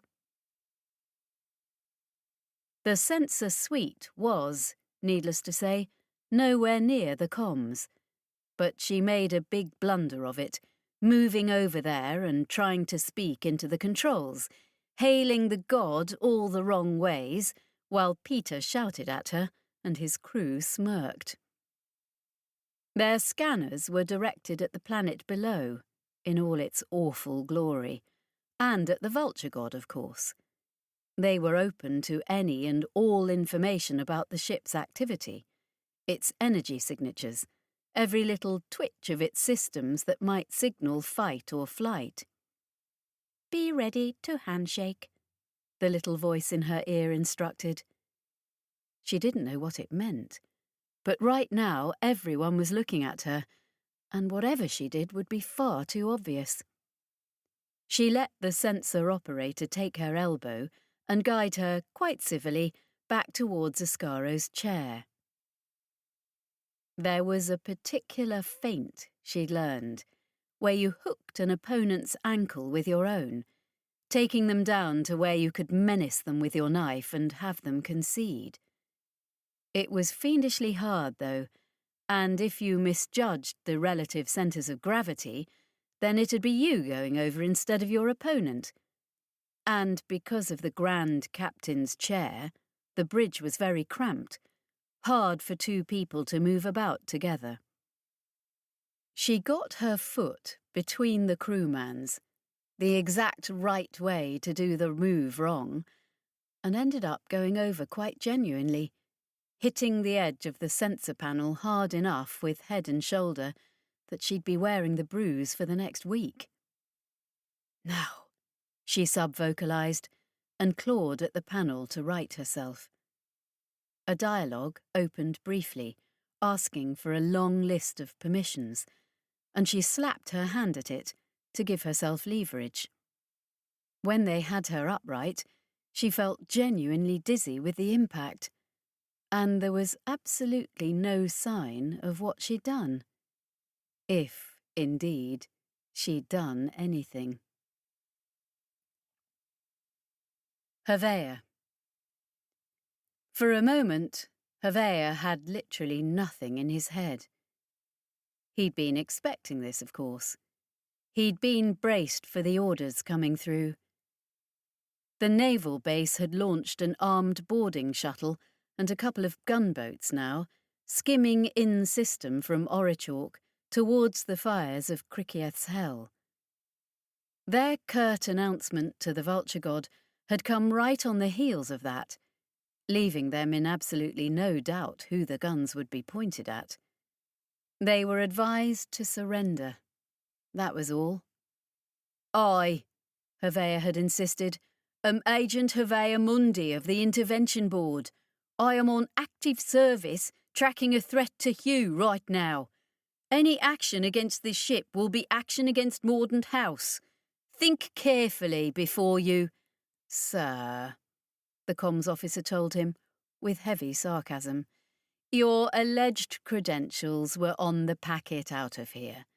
We are explicitly informed by the board that you are no longer on their roster, and any authority you claim is invalid.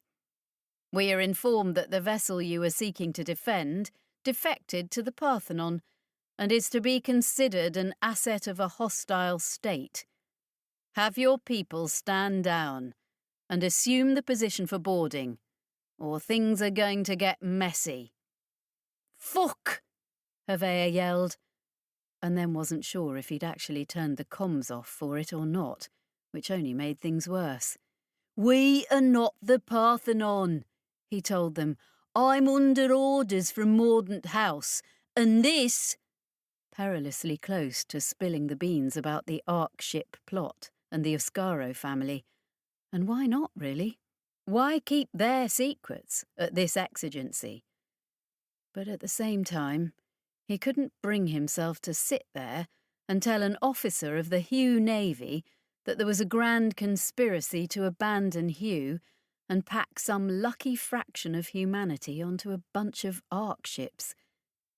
That it was for this reason someone had gone and started a shooting war with the Parthenon, both to remove a major competitor in the space nomad stakes, and presumably because it would result in an easier choice of which people got to go on the Ark, because there would be fewer to choose from. All in the shadow of the actual goddamn war with the architects, of course. And maybe war with a bloody hegemony too, because nobody knew just how serious the faux pas over Ark Palator actually was, from the Clam's perspective. "Hailing from the Raptorid is occurring," Kittering noted. "Of course it fucking is," replied Ollie. "And we've lost Idris." "Lost how?" Solis demanded. "As in that well's been and gone again. Nothing but radiation sphere down there now, and us up here with the guns on us." Kittering had apparently been listening to Oscaro, because now he relayed, "A demand for surrender has been received. It is suggested that the Boyarin will speak for us if we hand ourselves over to him, as well as give him Idris. If we show any sign of getting away from the planet to jump, violence." "We don't have Idris." "Give him Idris on credit," Kittering considered. "The thought occurs that there is no understanding on the Raptorid of where Idris is." "We're not the Parthenon," Havea insisted again, but he didn't think the naval base was listening anymore. The only thing they wanted to hear from him was an unconditional surrender. "Right," Ollie said. "Let's dock with the Raptorid. Tell them we have Idris and we'll hand him over." Havea looked round at her. "Oh, really?" She flexed the various limbs of the scorpion. "I've got this, and we've got a Tothiat on our side for once, rather than going up against the durable bastards." She cocked her head at Haramon, who looked coolly amused. "So we get up close to Oscaro and we grapple where they can't shoot us. Then, she and me, we wade in there and get Chris back." "And Idris?" "Right now, I cannot be fucked with Idris if he won't help himself. We'll come back to that. But we can do this now, while it's just us and them, or we can wait till his new Navy buddies pitch in. At that point, even I will admit we'd be outgunned," she decided. "He's got at least a dozen Voyeni on board." "Scorpion. Tothiat," she told him. Havea opened his mouth to point out all the multitudinous and grievous holes in this sham of a plan, when a voice in his ear told him, "It may work." "Kolvari?" Right now, he didn't care that everyone else was staring at him as he patently took a call from someone else. "What have you got?" "Limited access to the Raptorid systems." "Meaning?" "A short window where we can assist the boarding attempt being described. We would have more, but we are engaged in complex diplomacy." He'd stood up when Kolvari's voice had sounded, he realised. Now, he let himself down into his seat again, giving his heart a shot of meds, and wondered just how bad this would look on his permanent record and/or obituary as appropriate. He was already apparently a traitor. Things probably didn't get worse than that. I get the feeling you've gone beyond my brief, Kolvari.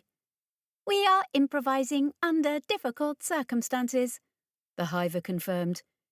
You've breached contract. We feel we are in a borderline position. We have called upon the hiver factory, installed over Orichalk. It has received covert word on the packet ship from our assembly in aggregate. The events in this system have attracted the attention of parties which neither you nor I was aware of. The assembly being one. High-level negotiations between the assembly and other parties are taking place, Kolvari confirmed. Where does that leave us? Havea felt a terrible sense of despair. The agent's dread of finding yourself on the wrong side of a closed door. You're selling us out now? No.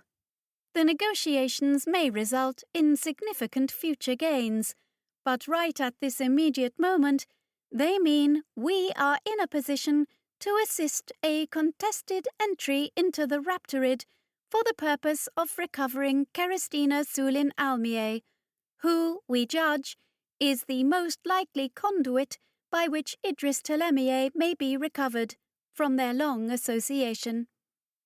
Havea met Ollie's eyes. She was all suspicion and zero concern. His mouth filled with all manner of tangled stories about the conversation he'd just been having, but in the end, he came clean. I've got a hiver confederate clamped to the hull. They say they've got some access to the Raptorid systems and can help you get over there. Let's have the name-calling and finger-pointing later, shall we? Her face went through 2 or 3 convolutions before settling on a grudging nod. Then a new alarm was going off, and Kittering was scrabbling across his console. System receiving new ships, he got out. Whose? Havea demanded. I mean, they've got a naval base here. One might think that was enough to apprehend one crappy salvage vessel. Ours, said Solis calmly. 6 sleek, segmented vessels had just torn out of unspace, scattered across 100,000 square clicks of space. They were trying to pull into defensive formation, chasing along Krikieth's orbital path, already far closer than the naval force. Havea reckoned the base at Orichalk would be scrambling reinforcements, since their little gunboat squadron would now be severely outgunned. Well, he said hopelessly, maybe we are the Parthenon then. That's grand, Ollie decided. I'm declaring war on the Raptorid and moving us in.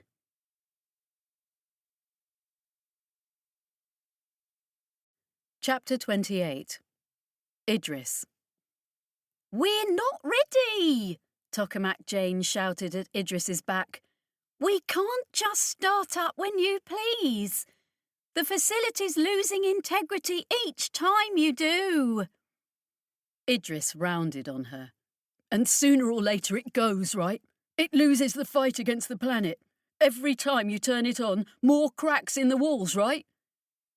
He was halfway down the scaffolding to the machine, stepping out onto another walkway, Shinandri ahead of him. Emaneth was slouching along in Jane's shadow. Yes, but I've rigged some gravitic generators. We can hold it together, just a little, but not if you don't give me time. We don't have time, Idris insisted. You heard them. They're coming to take me. Your friends, Emaneth pointed out. My friends. I know my friends, Idris agreed, feeling as though he was trying to explain higher maths to 5-year-olds. And yes, only my well-being at heart, all that. But they can't understand. None of you can understand. We've been doing this for longer than you, Telemie, Jane pointed out hotly. But you haven't felt it, he shouted at her. You can't know what it's like. We're so close. We're right there on the very brink. I need to go back, see what's there. He actually tried to grab her, to drive his certainty into her by this contact, but she slapped him off. You have no idea what's at stake. Of course I bloody do, she yelled back at him. But you're going to destroy the facility and kill us all. Then where's your damn revelation? I can't have this taken away from me. Idris realised he was almost screaming, scouring his own throat with the force of his words. The masters of the architects, the hands that hold the whip, the ones they kill planets for. Tell her, Doctor. Dr. Shinandri looked between him and Jane, and Idris was alarmed to see the man undecided. What was the use of a mad scientist if they suddenly decided to start making sane decisions? We are so close, he insisted. Tell her, Doctor, please. He's not the boss of me, Jane said flatly. I say this place won't hold if you keep running one session on the heels of another. I know I can't do much to hold it together, but what I can do, I will. Run the machines. The voice roared into the void around them, from nowhere and everywhere. And then Ahab was clambering impossibly up from below. It hauled its bulk onto the walkway, with a combination of flurrying legs and eeling body, biomechanical head swinging blindly about. We will delve into the abyss, it declared. The work nears completion. Jane shrank back from the Neramathi's bulk, her face set. Idris expected her to argue, even with this force of nature. But Ahab was the boss. More than that, though, there was something between them. Some obligation or past, which meant she couldn't say no. He considered it, and in that moment, the fire of his own crusade guttered. Clarity came to him, seeing his own ranting and frothing about this business like a stranger. And he wondered, am I the mad one now? When did that happen? Ahab, he said. He was going to say no, turn on his heel, and suggest they wait. Except they really couldn't wait. Ollie and Solis would make it down somehow, all well-meaning and planning to take him back before Ascaro could grab him. Or it would be Ascaro and his thugs come to seize him. And he had to know. There was no other place but this. He could search 1,000 years and not discover a working piece of originator tech with which to observe the universe as he could here. The Neramathi stared at him, insofar as Idris could even tell. We do it, Idris decided. Both of us, both terminals. He winced at Jane's look. As quick as we can. But we need to know. It's for nothing. Everything's for nothing. We need to break through into whatever's there and find a way to win the war. Ollie. Ollie did the maths. They had maybe 15 minutes before the Partheni got in, hours more before the first Hugh gunboat joined them. She thought it would be tail between his legs time for Ascaro, but he wasn't breaking orbit. Instead, the Raptorid was shooting. He didn't believe they had Idris aboard then, Or maybe a dead Idris was preferable to a Partheni Idris. The first line of accelerator shot should have drilled them dead, piercing the hull in a dozen places. Kit had already been sitting on their shields, though. The vulture's gravitic drive twisted the gradient of space ahead of them, so that the shot, aimed dead centre at their sluggish bulk, went herring off at an angle without deviating even slightly, following the physics to nowhere. Then Ollie had them moving, bricata drives yanking the ship sideways. They felt the burn as they clipped deeper into Krikieth's radiation sphere for a moment and then shunted towards the Raptorid, even as Iscaro's gunners adjusted on the basis they'd be moving away.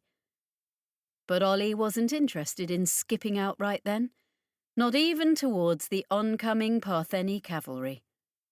She was going to bring the fight to Iscaro, as planned, and she didn't care how many Voyeni bully boys he had lined up at the airlock when she arrived. She'd back the Scorpion against all of them. Kit started flailing about with the Vulture God's lasers, which were meant for nothing more than carving up debris. It gave the Raptorid something more to think about, though, and Ollie reckoned she didn't need much distraction. The other ship was nimbler than they were, and far better armed, but there was one way the god could smash any record Iscaro set. Salvage vessels came with great big grunty grav drives, allowing them to haul other ships across the universe. They also had those god-awful ugly docking clamps that hung beneath them like oversized talons. If Iscaro let them get close enough, then they'd have him. The second volley from the Raptorid's guns had gone even more wild than the first, but it wasn't a state of affairs that was going to persist. The Vulture God had committed to a course now, and she braced for the next salvo. It didn't come, however, and they lumbered on towards the Raptorid, which still wasn't trying to evade them, just effortlessly bending away their own laser fire. "They had us right then," she spat, and now wondered if Iscaro was taking their approach as a surrender, or just deciding that taking them alive would be even better than cutting them up and opening them to vacuum. On which thought, "Who's not got a suit on?" She caught Hervea getting half into one, nobody having told him where they were. The Scorpion was eminently spaceworthy already, and she knew Tothiat were only mildly inconvenienced by hard vacuum. Kit had already ducked into a clamshell-shaped Hanny cover that was inflating around him and part of his seat, and of course Solace was in her armour now, which made her a contender, alongside Ollie and Haramon, for most dangerous thing aboard. The Raptorid was still not shooting, but now they were moving, kicking away from the planet below, increasing the thousands of clicks of distance between them and their quarry. The Partheni continued to close, which was presumably what Iscaro was worried about, but "They had their chance to fuck us up," Ollie said, frowning. "What's the deal? This your Hiver's work?" "I think so," Hervea confirmed. "Kolvari can't do much without getting discovered and locked out, but I suspect the Raptorids developed a convenient weapons fault." "Won't matter. You'll not catch them now. Should have the Pathos hold off or something," Haramon suggested. "Solace?" Ollie craned around. Solace was deep in conversation with her compatriots, but she broke off. "I've a combat shuttle being readied, a Myrmidon squad too. I'll go down the well in it, to grab Idris, whether or not he wants to be grabbed." "You'll fry," Ollie pointed out, "when the well opens again. Until then, all the guns here will be ours." Her voice was hard, the faceless faceplate of her helm menacing. A little slice of Parthenon territory in the heart of the colonies, Ollie thought, and didn't like it much. Didn't like which side she was apparently on at all, tell the truth, but she disliked Ascaro even more. In the end, the only side she was really on was her crew's, Idris and Chris included. Speaking of, and Chris? If we can run the Raptorid down, we will, Solis told her, all business, and suddenly in charge. I think we're faster than his damn yacht, however flashy it is. It struck Ollie that this was probably going to be the first shooting engagement of this new war everyone seemed dead set on having, and that she might actually end up in the historiotypes. The thought did not delight her, and probably whoever played her would have too many limbs and not enough attitude.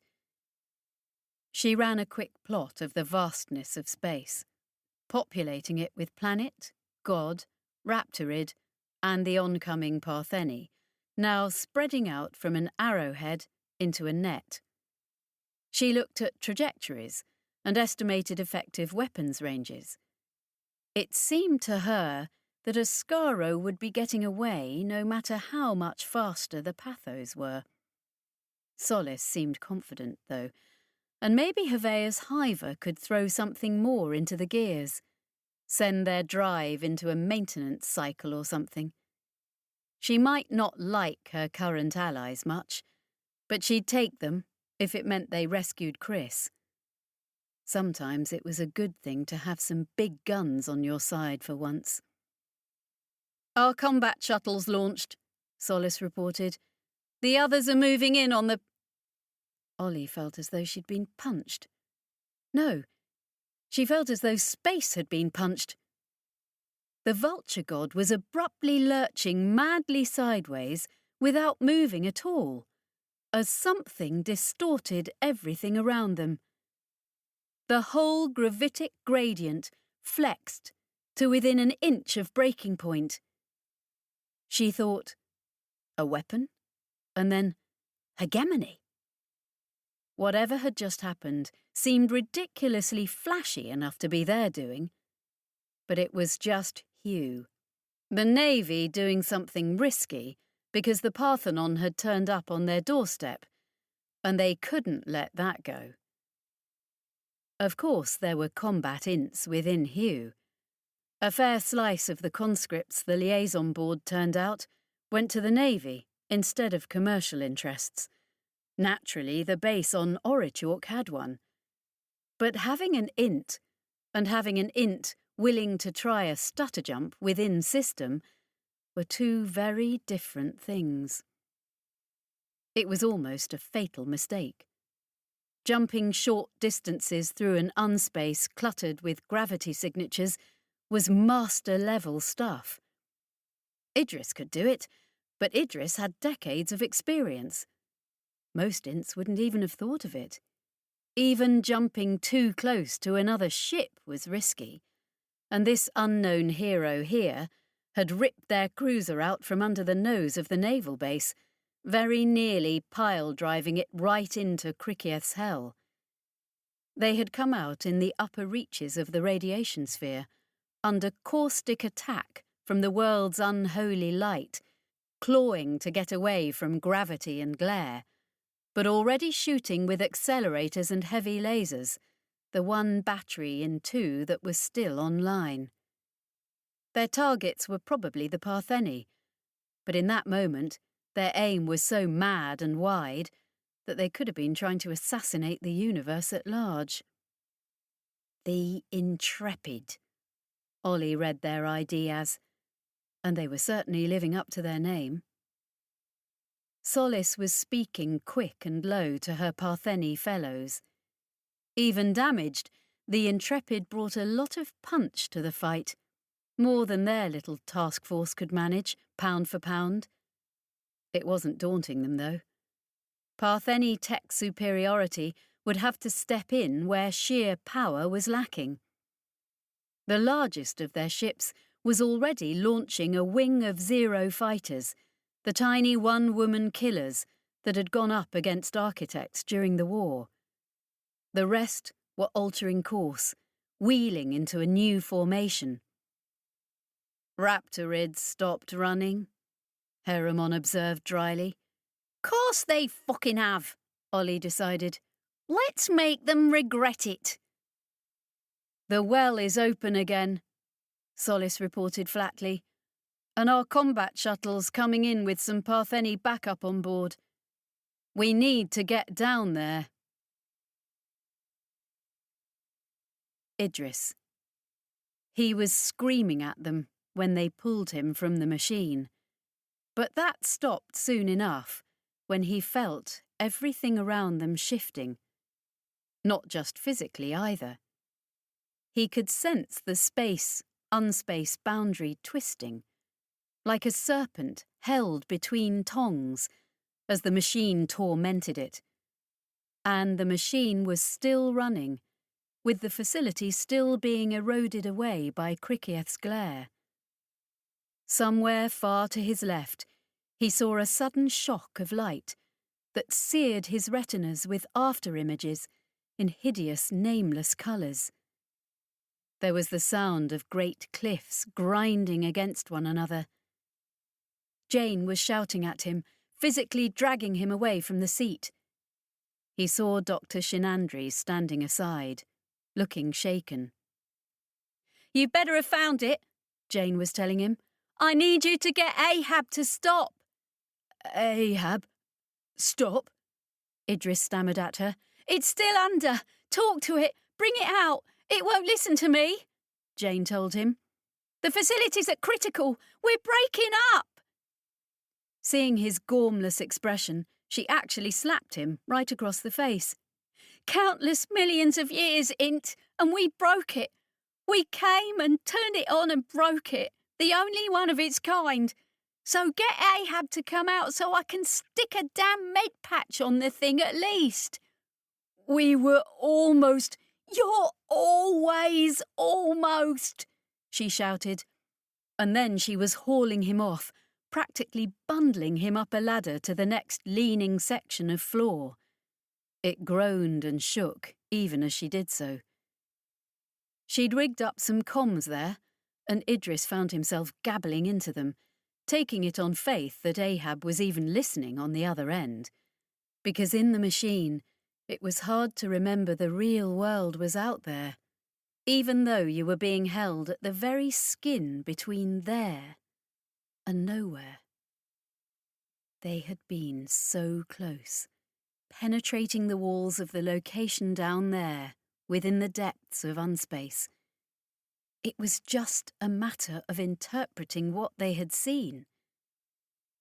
There was no matter in unspace. Matter was a real thing, of the real universe.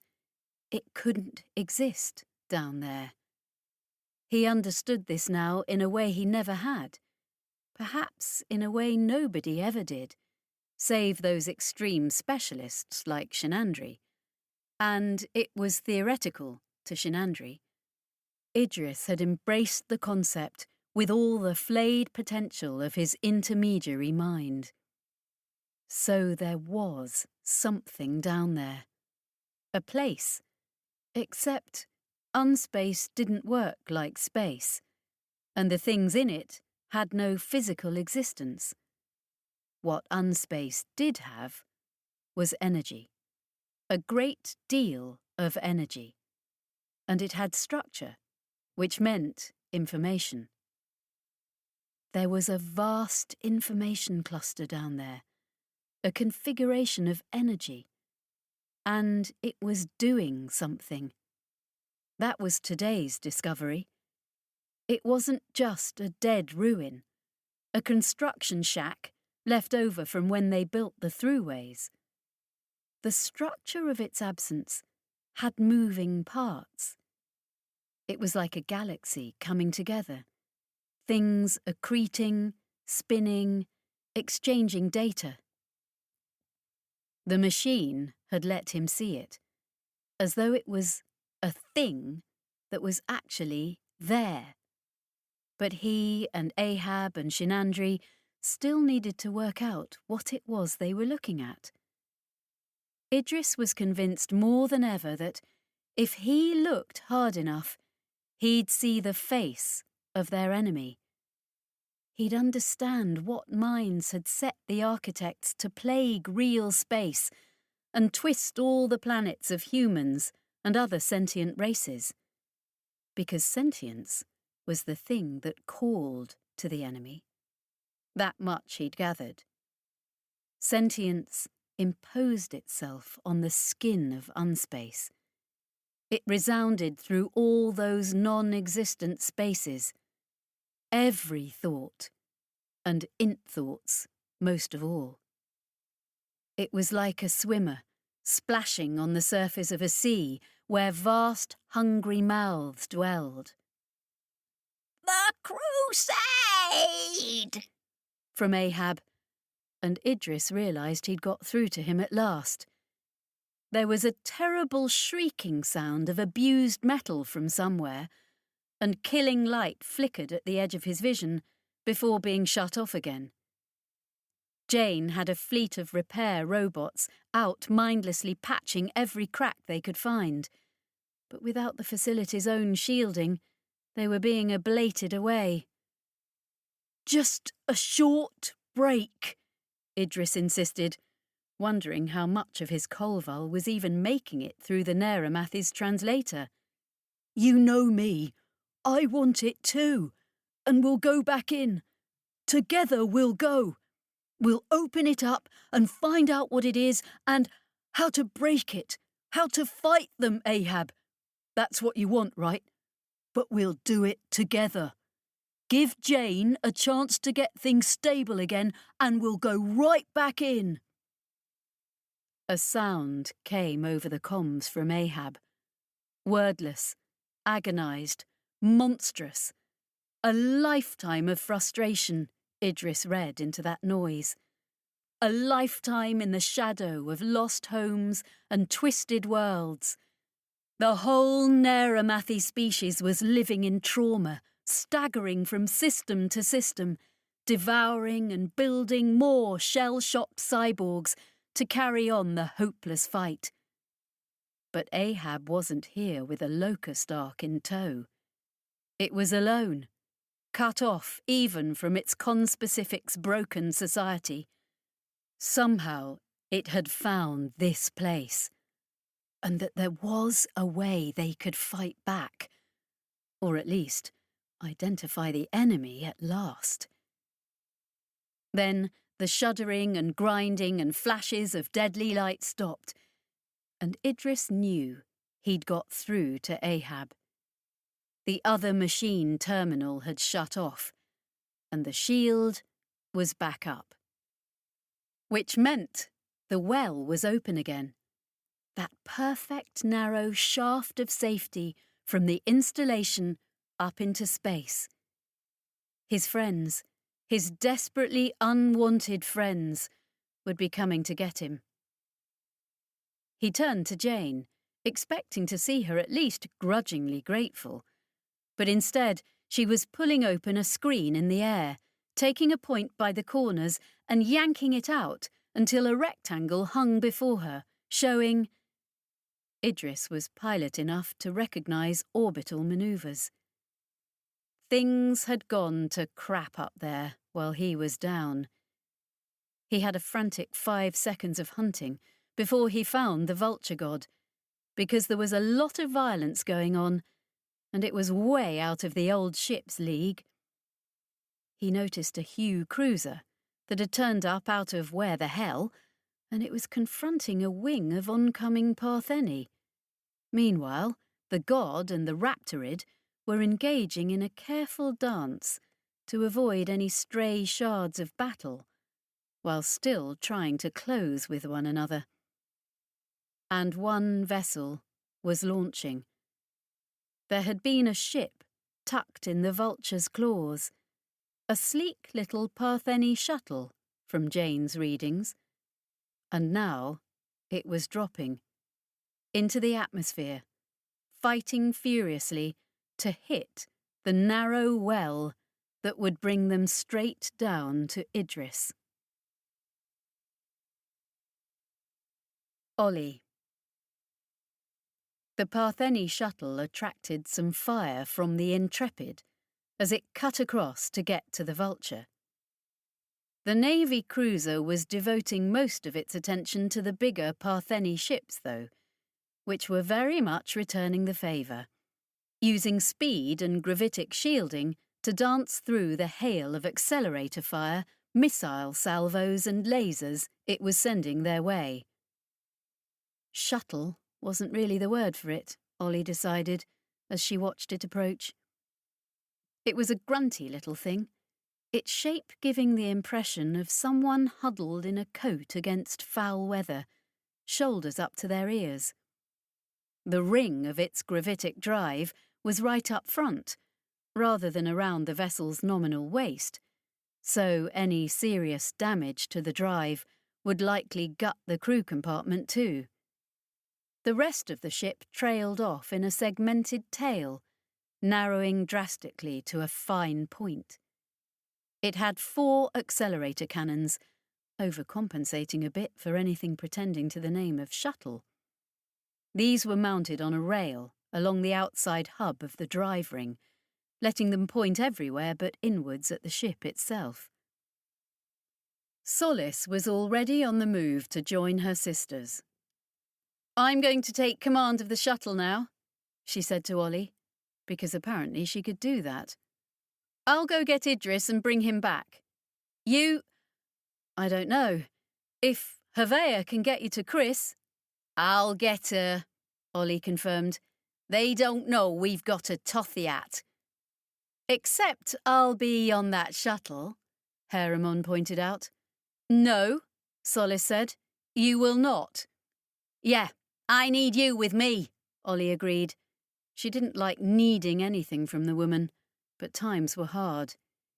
"You forget that whoever has your friend down there, they have a Tothiat too," Harriman said. "And because you've doubtless given the patho some of the poison you stuck Mesmon with last time, know that dear Sister Emaneth tried that already. Stuck herself full of it when she couldn't stand what she'd become, the weak-livered traitor. It didn't kill her, not even that. So you're going to need me, or she'll tear you and your little tin soldiers apart."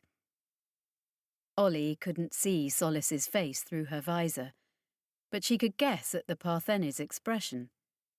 She didn't want the broken harvest gangster at her back, and Ollie could have done with Harriman at her front.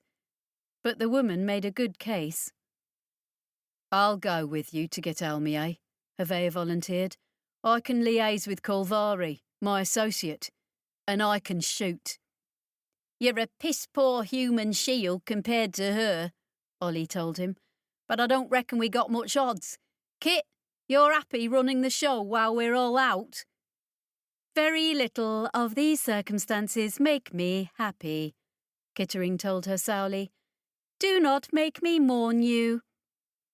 She reckoned that was serious stuff for a Hanny to say, and it choked her up a little, but she didn't let on.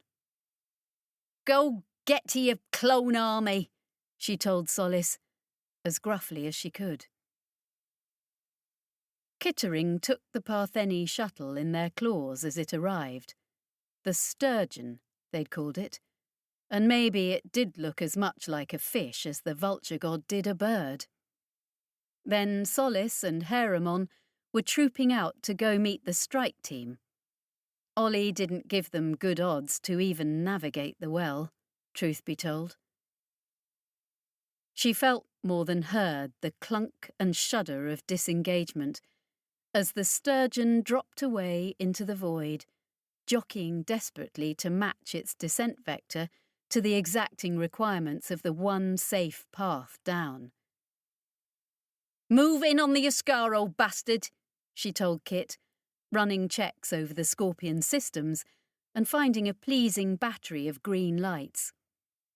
"They're launching," Havea noted. "What, the Partheni? The Intrepid?" Ollie pulled up an orbital map and tried to see what he'd spotted. The Raptorid, 2 armed shuttles. And there they were, tracking the sturgeon in its descent, matching its navigation as a cheap alternative to calculating their own. Ascaro was onto them, and he wasn't going to give up Idris that easily. Ollie reckoned the smart money would have been on waiting for the Partheni ship to come back up the well, except maybe by then the Intrepid would have crash-dived into atmosphere, and the victorious battle sisters chased Ascaro away or blown him up. Or I'll have cut his face off in person, the son of a bitch. Kit had already checked Solace knew about her unwelcome followers, and Ollie reckoned the ball was in the Partheni's court regarding what to do about them. It did suggest a silver lining, however. He's just gutted his own garrison, she pointed out to Hevea. Let's go finish the job.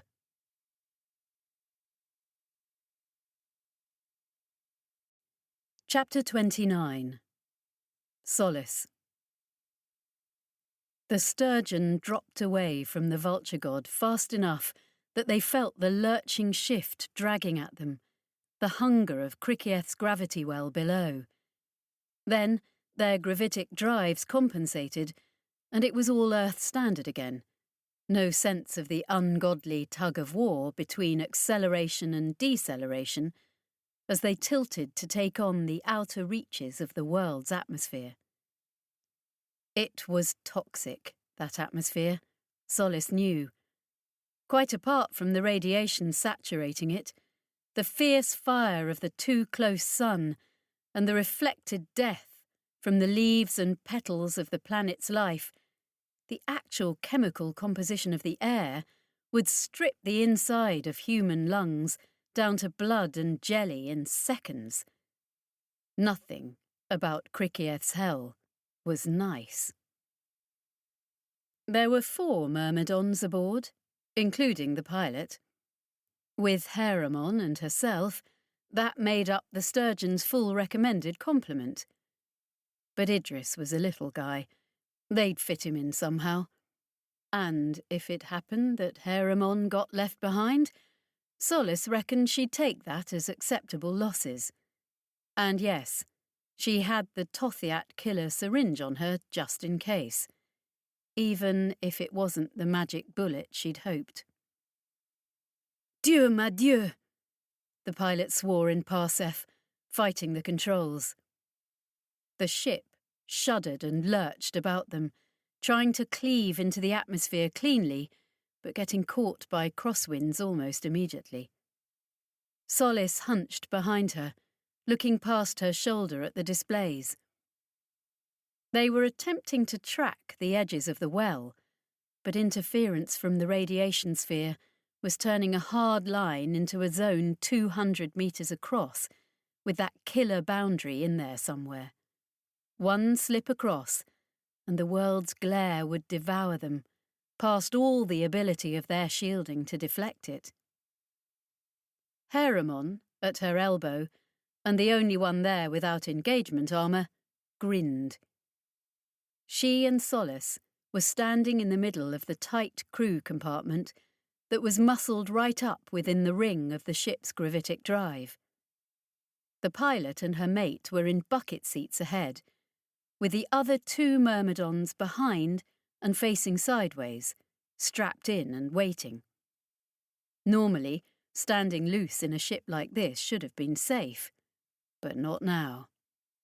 Solace grabbed a strap and buckled herself to the wall. Haramon sneered at her a little. It would take more than a few unprotected high-G manoeuvres to inconvenience her, that expression said. Pursuers, the pilot's mate said. Hugh? Solace craned forward against the strap, and the mate sent the display to her helmet HUD. 2 ships were coming down the well behind them, identified as armed shuttles. Not their equal, but they weren't in a position to turn and fight. From the Raptorid, she noted. That meant Voyeni. Tough and motivated, but without the discipline she'd expect from Hugh military. Carve them up, she said flatly. They were at war, and she didn't have either time or inclination to put the velvet gloves back on. The two myrmidons in the back seats took over the Sturgeon's accelerators, pointing them backwards down the tapering length of the hull and trying to fix on the shuttles. "They're already firing," the mate noted flatly, and Solace saw the telltale signs of the Sturgeon returning the favour. It was a nasty situation to be in for all concerned. The corridor they were trapped in was narrow, and normally that would have meant every target being fixed on and chewed up in moments, except the radiation interference was playing hob with any kind of targeting, leading to the gunners relying more on personal reckoning than their instruments. All the while, they were dropping further into the atmosphere, which became more turbulent as it got thicker, crippling the pilot's ability to do anything other than fight the angry weather they were hitting. One crosswind too many would send them straight out of the well and into the death glare beyond. Solace was standing helpless in the middle of it. She was the executor, the officer in charge, and that was her place. Except, in her heart, she was still just a myrmidon, Heaven's Sword Sorority, Basilisk Division, and she wanted to be the one who did, not just the one who ordered and watched. A trail of accelerator shot clipped them, punching 3 holes in the hull and 1 through the ring of the gravitic drive. Tiny holes, and nowhere near the crew compartment. Solace looked over the damage readouts. Everything was functional, but the problem with gravitic drives was you never really knew you were screwed until physics decided to slap you. They'd scored some hits on the leading shuttle in return, but nothing that would have satisfied a gunnery instructor. She patched into the gunners' targeting feeds, seeing a nightmare of shifting radiation. Even here, within the corridor, the shuttle's images appeared and vanished like ghosts. A moment later, they hit a bank of turbulence, like a solid thing, bouncing off the dense, roiling air and losing a chunk of momentum, cutting the distance between them and their pursuers in half. That should have fouled everyone's aim, but ended up putting them right into the path of a heavy laser from the rear shuttle. She saw a scatter of alarms as their gravitic field absorbed the energy, and for a moment she was off the floor and in freefall as the drives abandoned any attempt at AGRAV. Instead, the laser energy was shunted back along the hull, deflected into the last narrow sections of the Sturgeon, as though it were a lightning rod. The sections crisped and crumpled and were ejected, and the ship continued its mad descent. Partheni segmentation tech had been developed to buy a few more seconds of life against the architects.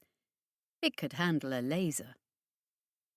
Moments later, the gunners pinned the lead shuttle between them, raking its flank with a solid salvo of accelerator shot that acted like a blade. It created not just punctures, which any hull would immediately seal, but a gash, half the length of the ship's hull, peeling it open and exposing its innards. The Voyeni shuttle lurched sideways. Then the wind had it and was buffeting it further. It started to tumble, presenting its flank to the rushing tides of air. Then it must have clipped out of the corridor altogether, because it was suddenly gone, blasted apart, perhaps even to atoms. Just gone. Solace swallowed. That might be us in a moment. That moment arrived hot on the heels of her thought, as the remaining shuttle caught them and hit their small craft with everything it had. Higher up, they had thinner atmosphere to contend with, a hair's breadth more liberty to move and to target. Now, she saw a whole quarter of the Sturgeon's gravitic drive disintegrate under their salvo, lines of accelerator shot cutting into them like razor wire. Their pilot swore and swore again, and Solace was abruptly weightless, yanking ferociously against her straps. Then gravity returned, system redundancy fighting desperately to take up the strain. She saw Harriman clinging to the wall, her cockiness entirely gone, one leg twisted at an unnatural angle, but already mending. The storm grabbed them at last, and hurled them sidelong out of the well. Solace's HUD lit up with every possible thing that could go wrong, and she waited for some suitably pithy last thought to occur. But most of her was too busy screaming silently. A moment later, they were back in the narrow corridor, dropping more like a stone than a landing ship, but safely out of the glare. The segmentation had cut in again, diligently preserving the crew compartment as well as the 3/4 of the gravitic drive they still had, at the expense of just about everything behind it, with all that radiation energy funneled back to obliterate 2/3 of the ship's length. If they'd wanted any spare kit from the hold, they were out of luck, because the hold wasn't there anymore. They were also out of luck, Solace strongly suspected, if they wanted to get the Sturgeon back up the well with Idris, or at least they'd need one hell of a good fix-up to even try it. But that was tomorrow's problem.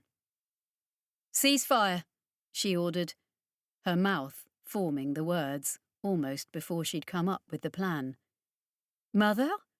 one of the gunners queried her. "Ceasefire. Leave the other shuttle intact." Why fix their own ride when the Voyeni were bringing a serviceable replacement? Idris. It wasn't easy to get a picture of what was going on in the well. The external sensors Idris had access to weren't originator god tech, but just whatever Jane had been able to bolt on to the facility. Still, he could see the basics. The Vulture God had launched one ship, the Raptorid 2, and therefore anything from 3 to 0 ships would be touching down atop the facility. Emeneth was all for going up and killing whoever arrived. She had her own ship up there, which had a few surprises, she said. Plus there was a scatter of other vessels, mostly mothballed, in a shielded hangar. Everyone who'd made it to the installation had their own transport, though none of them had made many excursions off-planet since then, apart from the Tothiat. Jane didn't sound confident any of their vessels would be able to make it into space without some serious maintenance. Even within the shelter of originator walls, the planet's corroding radiance crept in through the cracks. "So, what then? Can we even get a view of who's come knocking?" Emeneth demanded. "I'm trying." Jane had some eyes up top, but they never lasted, so she was attempting some remote maintenance, rerouting around the damage to find a view. They were in the common room, in the upper levels above the great scaffolded void around the machine. Emeneth, Jane, Idris, Shinandri. Ahab was somewhere below, recharging its cybernetics, or perhaps just indulging in some Neramathi vengeance ritual, or however it spent its spare time. Then Jane, who'd been wrestling with an ungodly mess of a bolted-together console for some time, let out a cry of triumph. She pulled up a screen from it, a rectangle in the air, and he saw a hideously mauled stub of a Partheni ship manage a skidding landing, gouging a scar in the originator stone. The crew piled out of it almost immediately. There were 5 myrmidons and 1 unarmoured figure, a woman he reckoned he'd seen but couldn't place. Emeneth could, apparently. She practically shoved him aside for a better look. "Oh, well," she said. "look who it ain't. I thought you said they were friends of yours, Mynheer Int." They are. Or the ship above is. I'm friends with one of them at least. They were losing the image, armies of static particles marching across the view and taking up strategic positions. It looked as though the myrmidons were taking cover and waiting, so presumably there was at least 1 more ship still on its way. They're Partheni, and I've been working with them. They'll want me back. "She is not Partheni," Emeneth pointed out. "She is Broken Harvest, my old crew. And they'll want me back. Not in a good way." I can't account for that, Idris admitted. He reckoned he'd seen the shadow of another ship coming down, but then the static surged across the screen and all sight of the dock was lost. "Jane, can we—" he started, but a roaring interrupted him. "Idris!" Resounding from the walls all around. "Telemi, come to me. We must find the truth. There is no time. None must be allowed to prevent us. The machine, Idris!" "No!" Jane shouted. "Ahab, no! We're not ready! Repairs are underway. I'm shoring up the walls. I've got some field generators in place, but they're still calibrating. Ahab, you'll bring it all down. We have time. Please don't do this." "There is no time," the walls thundered at them. "They know now. We have felt their fear, Idris, and they will not suffer us. They will make dust of us. We must pierce to their heart before they close their jaws upon us." Is he saying there's an architect coming? Now? Jane asked flatly. There was a moment of dead silence in the wake of her words, and then Shinandri let out a dreadful giggle, high and hysterical. "I suppose, yes, there might be, indubitably. You have, after all, rather hooked their attention with your spelunking, if indeed that is the correct term. But rather, if you'll permit me to temper your expectations." His whole face twitched, a tick too large to permit translation. "It's Ahab," he went on in a hushed voice, as though the Neramathi wouldn't be able to hear him if he whispered. "It's how Ahab sees the universe, you see." "I don't see," Emeneth told him, though Idris reckoned she did. "The architects are always coming for Ahab," Dr. Shinandri said sadly. "It will always be running from them, even when it's standing still. With you or without," Ahab insisted. Perhaps it hadn't heard him, or perhaps his words just didn't translate, not being relevant to the Neramathi's obsession. "I cannot wait." "He's already in the machine," Jane said. She had another screen up, a rough plan of the installation. It was something she'd obviously thrown together herself, and tracking Ahab or her fellow inmates was probably its primary function. Boss, no! They heard the shudder and thunder of the shield giving way as the machine activated. Then Ahab started hunting the great dark seas of unspace, the abyss below. Wait, Idris said. What happens to whoever's up top? They either get inside right away, Emaneth confirmed, or they're fucked. Solace. The field they'd landed on was not a field, for one. Not even level. It was a great stone shelf, slanted at 15 degrees from the horizontal towards hell. Cricketh's hell. A mountainside overlooking the pits of it. And hell had come up from those pits to glower all around them, impossible to look at directly. Solace's visor could cut the glare to ensure she didn't actually lose her eyes from the exposure to that awful light, and yet she couldn't look. The colours turned her stomach, invaded her skull. Just the first wash of it, as she got out of the remains of the sturgeon, almost led to a misstep that would have had her rolling down the slope and off the edge.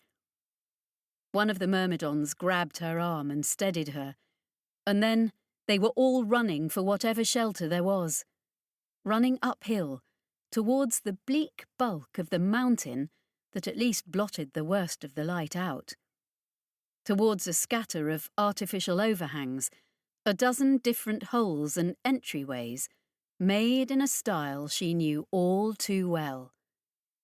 Originator construction, but not just the worn stubs she'd seen before. A castle, from the worst sort of fairy tales, spearing up into the sky, its twisted spires erupting from the glassy black rock. She looked up, following their lines, and almost fell again. The sky was full of those monstrous hell flowers, great glass plate petals and leaves overlapping and poisoning the light, so that it rained on her like visible corruption. Beyond them, smudged and blurred until its fires were filthy, was the great angry ember of the system's sun. The worst planet in the universe. Yet she and her companions weren't dead. The fires of that sun and the radiation it sparked from the foliage hadn't blasted them to dust. Even Heremon was still with them, unsuited, though she had her hands over her eyes and was turned away from it all, any of her snark burnt away. Then the Voyeni shuttle came crashing down, skewing wildly across the sky, so that for a moment she thought they'd missed the landing platform altogether. But it righted itself and ploughed to a halt by the sturgeon's mortal remains. The plan had been for the Partheni to ambush them as they came out, then secure the shuttle for their own exit. It seemed plans didn't last long on Cricketh's Hell. The Voyeni came surging out all at once, because the shuttle had a freight hatch rather than just a narrow bottleneck for personnel. Moreover, they led with a crab hand, the vehicle scuttling out with its accelerator cannon already hot and lashing randomly about the slope of the landing pad. A good half-dozen Voyeni followed it, wearing at least rudimentary combat armour. They also had the shuttle's gravitic drive throwing up a shield to shrug off the initial salvo of shot the myrmidons sent their way. They didn't have sophisticated enough targeting to overcome their own field, though, and for a moment the landing site was a storm of shot going everywhere except where it was aimed. Heremon was already exploring inside, being the only one without an accelerator. She called out that she'd found a way in, leading deeper into the installation. Solis made the decision that dealing with the Voyeni and having a way off planet was the priority for now. The worry was that Heramon would remember she didn't take orders from any Partheni and just go find Idris or Emeneth or both of them herself. Solis had one of the Myrmidons make target tracker calculations, sending telemetry to everyone's HUDs about where to aim, adjusting for the Voyeni craft's shield. Their exploratory bursts of fire were getting closer, and the enemy weren't adjusting their defences fast enough to compensate. We have them. Then the crab hand had them, and they were forced to retreat after Heramon to get clear of the mad ricochet of accelerator fire as it pitched a barrelful through their doorway. Solis took a nick across the helmet, and one of the Myrmidons reported a single pellet through the arm, wound sealed and painkillers administered. Then the telemetrist came up with a firing solution for them. Solis braced herself to get back out there and bring the rest of the Voyeni down. Heramon was shouting at her, though. "The light! The light!" And for a moment, she just didn't want to listen to the woman, a civilian, a criminal, getting in the way of her nice, clean war. But her own HUD readouts were telling her the same thing. Something was happening to the glare out there. It was getting stronger, breaking through. She hadn't even realised anything was holding it back, but now this became appallingly obvious. The Voyeni had stopped shooting. One of the Myrmidons threw out a remote eye to observe them, and Solis linked to it. They were running for another of the openings, pelting full tilt into its shadow, not for fear of anything Solis's people could do to them, to get out of the light. As she tracked them, she realised the advance of Krikieth's killer radiance across the field was slow enough for her eyes to register its progress. It nipped at their enemy's heels, and then it caught the crab hand, which had been covering their retreat. Its crew was still trying to climb out of it, but she saw the metal warp and glow. It wasn't the glow of heat. There was no cherry red or incandescent white there. The glow ran through greens and yellows, and then into eye-wrenching hues she couldn't name and would see in her nightmares. The machine sagged, then parts of it exploded. Other parts were being twisted, as though invisible hands were rending them. She couldn't watch, and felt bile rise in her mouth. The crab hand crew fared the same, too late to find cover. Before the remote eye was blinded, she saw their shuttle and the sturgeon begin their own fatal rendering down. No way off planet now. Except people were on planet. Idris and Emeneth, and this Shinandri. They must have a ship somewhere. She gave quick orders to her people.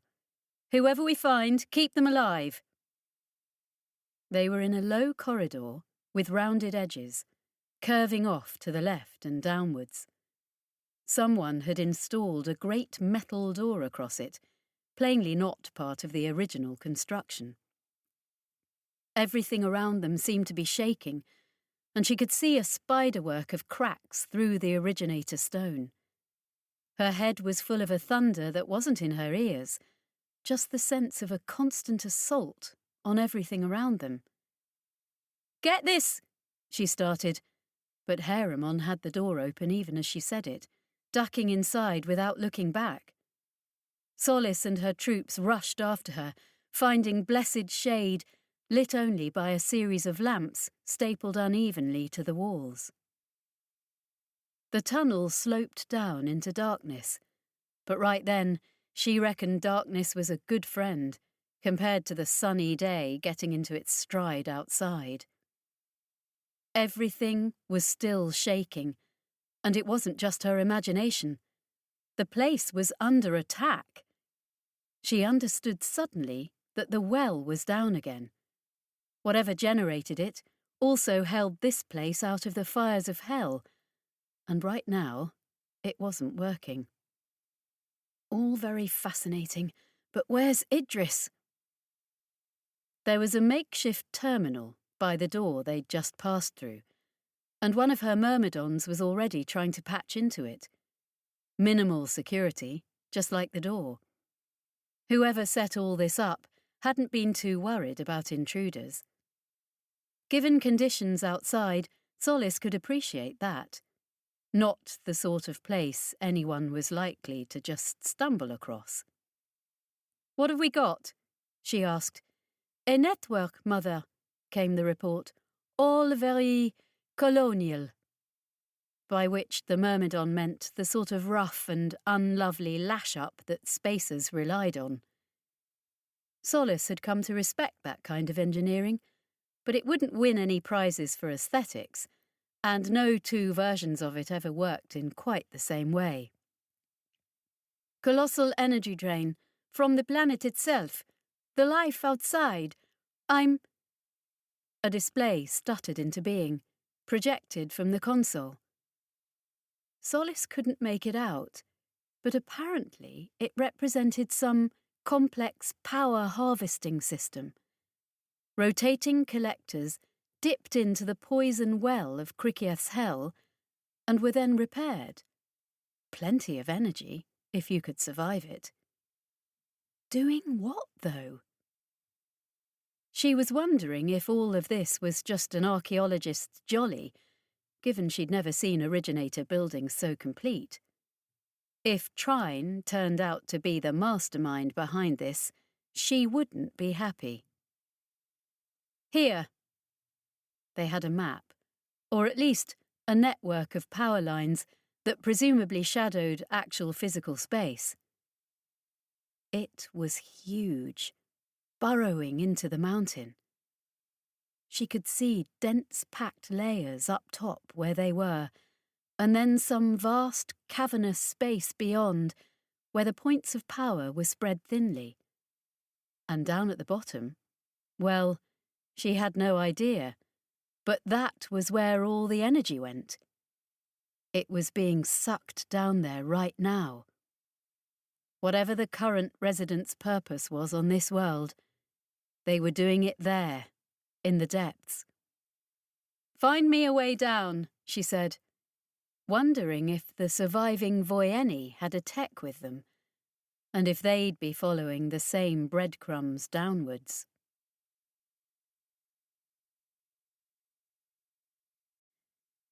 Chapter 30. Ollie. The Raptorid danced round them as they came on.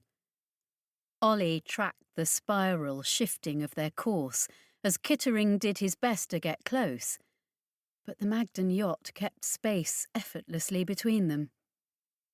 They were far enough out in the void that the human eye would have seen only a glint. It was trying to put distance between itself and the Partheni too, and the pair of them were drifting out of the fray as the Intrepid took up the invader's attention. Then, just as she was about to tear her hair out in frustration at how they were being played, the Raptorid's next course correction didn't happen. They just continued coasting on a predictable line, and the distance between her and the vulture god was being eaten up second by second. Kittering opened the claws, in readiness to latch on. Havea gave a little grunt of satisfaction. "That your pal again, huh?" Ollie asked him. "Colbert?" "Colvari," he confirmed. "Says they've locked the Magdans out of their Bricator drive, but not for long. Oscaro has override keys they won't be able to get past.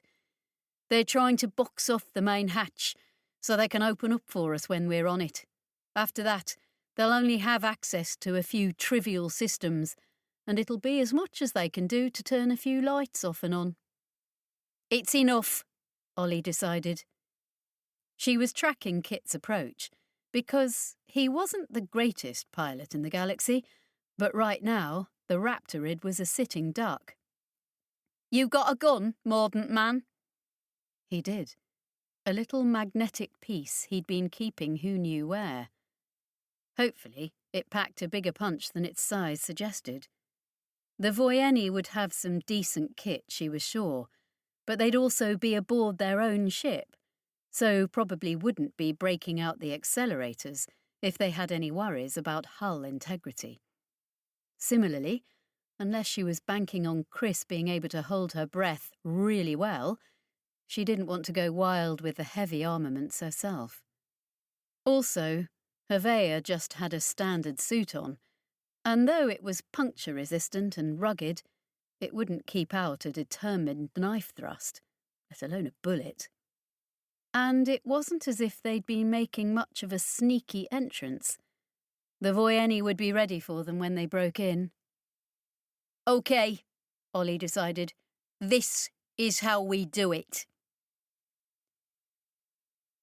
Far too many slow minutes later, she saw the energy flare in the other ship's systems as they got their drives back online. This meant Kolvari was now locked out of anything that would be really useful to them. By then, it was too late for the Raptorid, though. The god was right on them. The one accelerator cannon the Magdans could bring around in time, now they had their weapons control again, chewed a nasty scar along the salvage vessel's hull. Damage control said it was all cosmetic, and they'd given up winning beauty contests a long time ago. Ollie sent a message to Hervea, checking he was ready at the umbilical. The god landed, Kit erring on the side of enthusiasm, so that the impact shuddered through the ship. Ollie's display showed her 20 new red lights, which meant 20 brand new jobs to go onto the maintenance to-do list.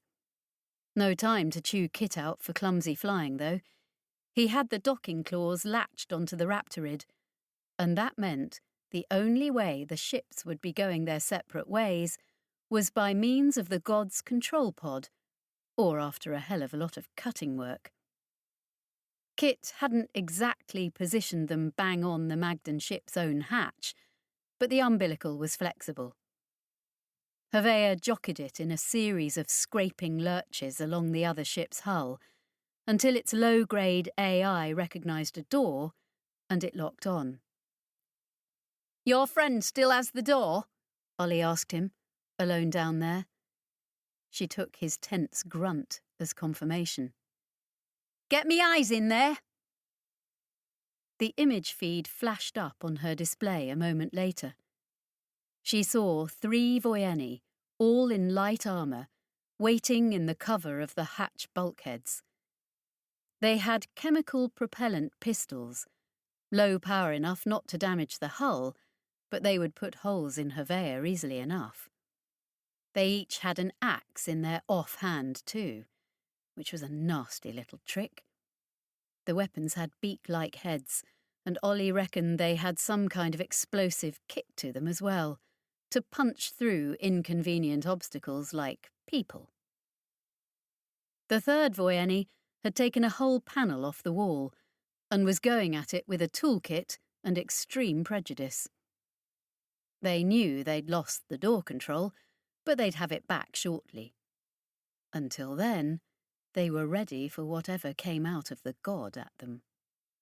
"Hey, Mordant," she signalled down to Hervea. "Have your hiver fight them over control of the door. Make it loud. Strip the servos. Whatever you can do to distract them." "You had better be able to pull this off, Timo," he told her flatly. He could see the same images, of course, and he didn't fancy his chances. A contested entry of 1 against 3. She had wasted a couple of moments considering whether to let that happen, maybe being late to the party for her part of the plan. He was a spook after all, and not to be trusted, and they were going to have to fight over Idris at some point. But she reckoned right now a live Mundi was more use than a corpse, and she didn't fancy his hiver spook pal hacking her ass in revenge. So much for that. The door started to open, and Ollie saw the two gunmen tense, ready to shoot or just pile in with axes as the situation warranted. The hatch was shuddering and sparking, though, and she could see the Voyeni tech frowning because it wasn't down to anything he'd done. Kolvari was making a big show of fighting their own efforts to access the doorway with all the showmanship Ollie could have asked for. Ollie herself was outside. She'd moved out onto the god's hull during the approach and now had herself positioned right above the hatch. The Scorpion was basically a fancy cutting tool with attitude, and so she cut. The Raptorid was just a yacht, too. No armour plate or explosive hull sections. Ollie had been carving her way into ships for years, and this one folded like tinfoil. There was a momentary rush of atmosphere from below, but the yacht's gravitic field caught that soon enough, sealing over the breach to prevent explosive decompression. The turbulence shook the Voyeni about, though, and Ollie managed to peel back enough hull to drop down in the middle of them. She had a number of limbs tipped with drills, saws and pincers, and even more deconstruction implements on the suit's whipping tail. She didn't hold back. She'd been angry and frustrated about a number of things for quite some time, ever since losing Idris on Ark Palator, or ever since she'd ended up in bed with the fucking Partheni, for that matter. Or possibly ever since she'd been born. Despite the alleged rough and tumble of a spacer's life, it wasn't often she got to express to the universe just how pissed off she was at how shit most of it was. When the hatch through to the umbilical did actually open, Havea stepped gingerly out onto a deck that was slippery with stuff that had formerly been inside Voyeni. He glanced from Ollie to the hole above that she'd made. He'd probably seen some things, being who he was and who he worked for, but she reckoned she'd just added something new and nasty to his portfolio of professional experiences. "Right then," he said. "Lead on." "Your boy got anything else for us?" she asked him. "Locked out of anything but the small stuff," he confirmed. "Unless you can think of some combat use for a hairdryer or something. We're on our own." His eyes, behind the visor of his helmet, kept wandering over the mess she'd made. "Good," Ollie decided, and set the Scorpion lumbering to the next door, her saws and torches already firing up. Solace. The originator architecture wasn't the half of it, and the displays they'd captured didn't really reflect the current layout of this place. The vast riveted sections of floor and far too big hatchways were striking uneasy feelings in Solace's gut regarding who or what exactly had made a home here. At the same time, there was a lot of extra scaffolding and ladderwork fit for her own scale, so maybe Emaneth was big on home improvements. She'd tried hailing Idris, but whatever was happening to the place around them was fritzing their comms as well. The channels were filled with screaming ghost voices that she connected with the deadly glass flowers outside, as though they were howling to get in. Maybe Idris wouldn't respond anyway, given the conversations they'd had with him from the vulture god. He sounded like he'd gone native the worst way. They were ambushed by the Voyeni just once.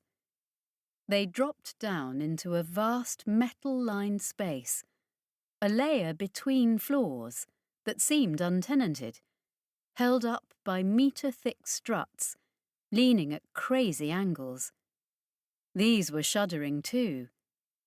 The air between the iron resounded, as though someone was panel beating the whole place. Ever since the glare had driven them inside, everything had felt as though it was under attack. Dust sifted from every rivet and join, where the different technologies met. Then it just spun in the air, in serpents of glittering motes, as though gravity wasn't sure what to do about it. Solace could feel the gravity shift as well, its hold lessening, as they descended towards whatever the power signatures were below them. Then, out across this slice of space, the Voyeni appeared and opened fire on them, getting the same treatment right back. Both sides dived for whatever cover the struts could give against the scythe of accelerator shot. Solace wondered if they were about to just cut to pieces all the supports for the upper floors. She braced for the colossal weight of metal ceiling to come down on them like a factory press. After a protracted few seconds, when the singing sounds of the weapons on both sides echoed eerily down the canted space, Solace realised they weren't being hit, and nor were the enemy. The nearest pillars were practically fuzzy with accelerator shot, the little pellets clustering about them. Their own had been similarly caught. She could feel no magnetic pull on her suit, or any other part of her, and her instruments showed no active fields. And yet they, and the Voyeni, had just burned through half their ammunition to absolutely no avail. For a moment, the Partheni and the Magdans just stared dumbly at each other. Then the Voyeni were moving, descending hurriedly to the next level and leaving this witchcraft behind them. Solace didn't fancy using the same hatch, in case the anti-acceleration field abruptly shut off on the next level. "Find a way down," she ordered, and one of the myrmidons had already identified a likely hatch, 5 meters across, dropping into an uncertain abyss. There were lights down there, and walls, rings and circles, and whole orreries of walls. It twisted her eyes to look at it. The lights were in a constellation connected by a webwork of wires, clearly old-fashioned spacer tech. Everything just stapled together, all anyhow, to the ancient originator construction. Walls and rings and deconstructed spheres, none of it seemed to be supported by much of anything, and the darkness was impenetrable beyond. Gravity was playing hob with everything too. Solace really didn't fancy the descent right then. If it was vertigo of the soul. There was something about the dimensions and proportions and sheer physics of this place that her mind revolted at. And yet it was all leading somewhere. The arrangement drew the eye. It had a centre, and once she'd realised that, it was hard not to think of the whole static assembly as orbiting it. That matched up with where the power all led, with where the activity was. If I'm making the wrong call, we might be rushing into a power core gone critical, or a bomb or something. "Prêt à combattre?" she asked her myrmidons, because she sure as hell didn't feel she was. But, "Prête, mother," they answered, and then she was looking to find a path that would let them intercept the hurrying band. Chris was aware they'd been in a fight for some time. She'd heard the odd alarm and had the impression the yacht had taken a couple of trivial hits. With the high class and reliable artificial gravity, she had no sense of what manoeuvres the vessel was being put through. This was in contrast to the old vulture god, where she always felt there was a bit of a lurch in her gut whenever Idris or Ollie slung them around. The screens and consoles wouldn't respond to her touch or queries. She was discovering that captivity could go from life-threatening to simply frustrating very quickly. Admittedly, she was still in a small stateroom, so it wasn't as though her circumstances were excruciatingly uncomfortable. The room's little printer had a limited repertoire, but she'd managed to get some little cakes out of it and a glass of decent heated wine. Not the sort of glass she could smash and thereafter threaten people with, however. It just crumpled when she tried it. Then Peter Ascaro turned up, looking as though he'd been eating lemons. He had added a holstered pistol and a scabbarded knife to his ensemble, and a pair of voyeni were at his back. Chris made her expression one of innocent inquiry. The boyarin stared at her suspiciously, and then one of his men went all over the room, checking every possible point where she could have interacted with the ship. Chris watched this blankly, moving about the room to stay clear of whatever they were doing. It all seemed very thorough, and Ascaro was twitchy, glowering at her, looking for an excuse. "Your Elegance, if I knew what you were looking for, perhaps I could help," she suggested, then took 2 rapid steps back as he practically lunged at her. He caught her wrist and yanked her close, snarling. "I don't know what you think you're doing," he began. But then his man started reporting. "Nothing, sir. No systems access. I can see she's tried, but there's nothing here." "Then she's covering her tracks." Still holding her wrist, he straight-armed her down onto the bed, about to accuse her of who knew what.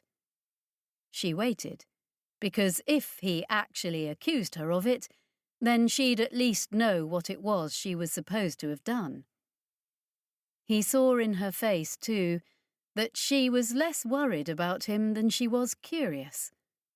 For a moment, she thought he would hit her, out of sheer aggravation, a man used to getting his own way, and for whom the universe was not behaving properly. If he did, she'd go at him right back, she decided, surprised at how clear her head was. She'd go tooth and nail, try to get his knife out of that fiddly button-down scabbard, bite his nose off, something, because she reckoned he was the sort of man who enjoyed beating people who couldn't fight back, and she wanted to make it clear she wasn't in that category. He'd have had the voyeni hold her down while he went to get the whip, no doubt, but something in her face dissuaded him from starting down that road. He stepped back, face twitching with anger, and then the 3 of them stormed out. She checked the door just in case, but Ascaro's annoyance hadn't led to him overlooking the lock. So what was all that? They'd thought she was getting into the ship's systems, which meant that someone had been. She'd have loved to claim the credit, but that kind of monkeying wasn't her forte. It must have been the little voice that had come to her before. An associate of Mundy, the mordant houseman, it had claimed, and she'd given it some level of access to the ship.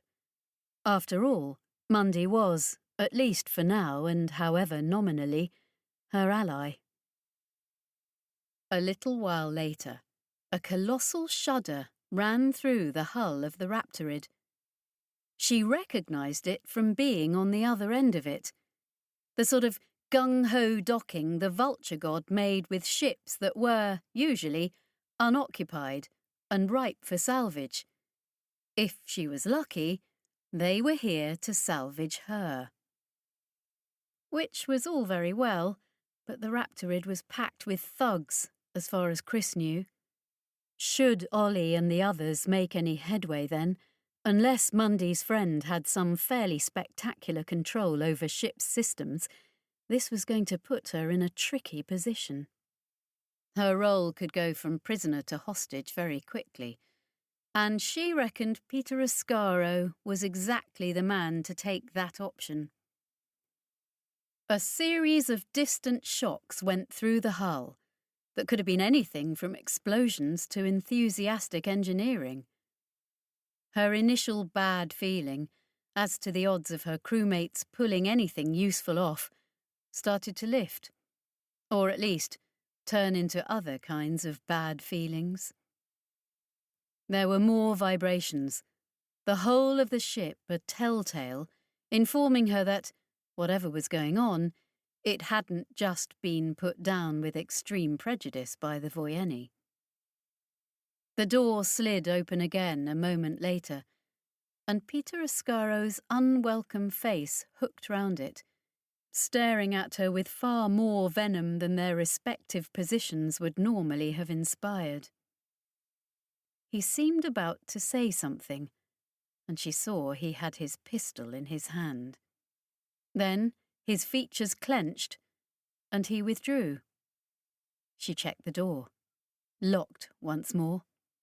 Was it too much to expect a little slipshod practice from her enemies in her time of need? She reckoned the clock was fast moving towards hostage hour, and that was unlikely to go well for her.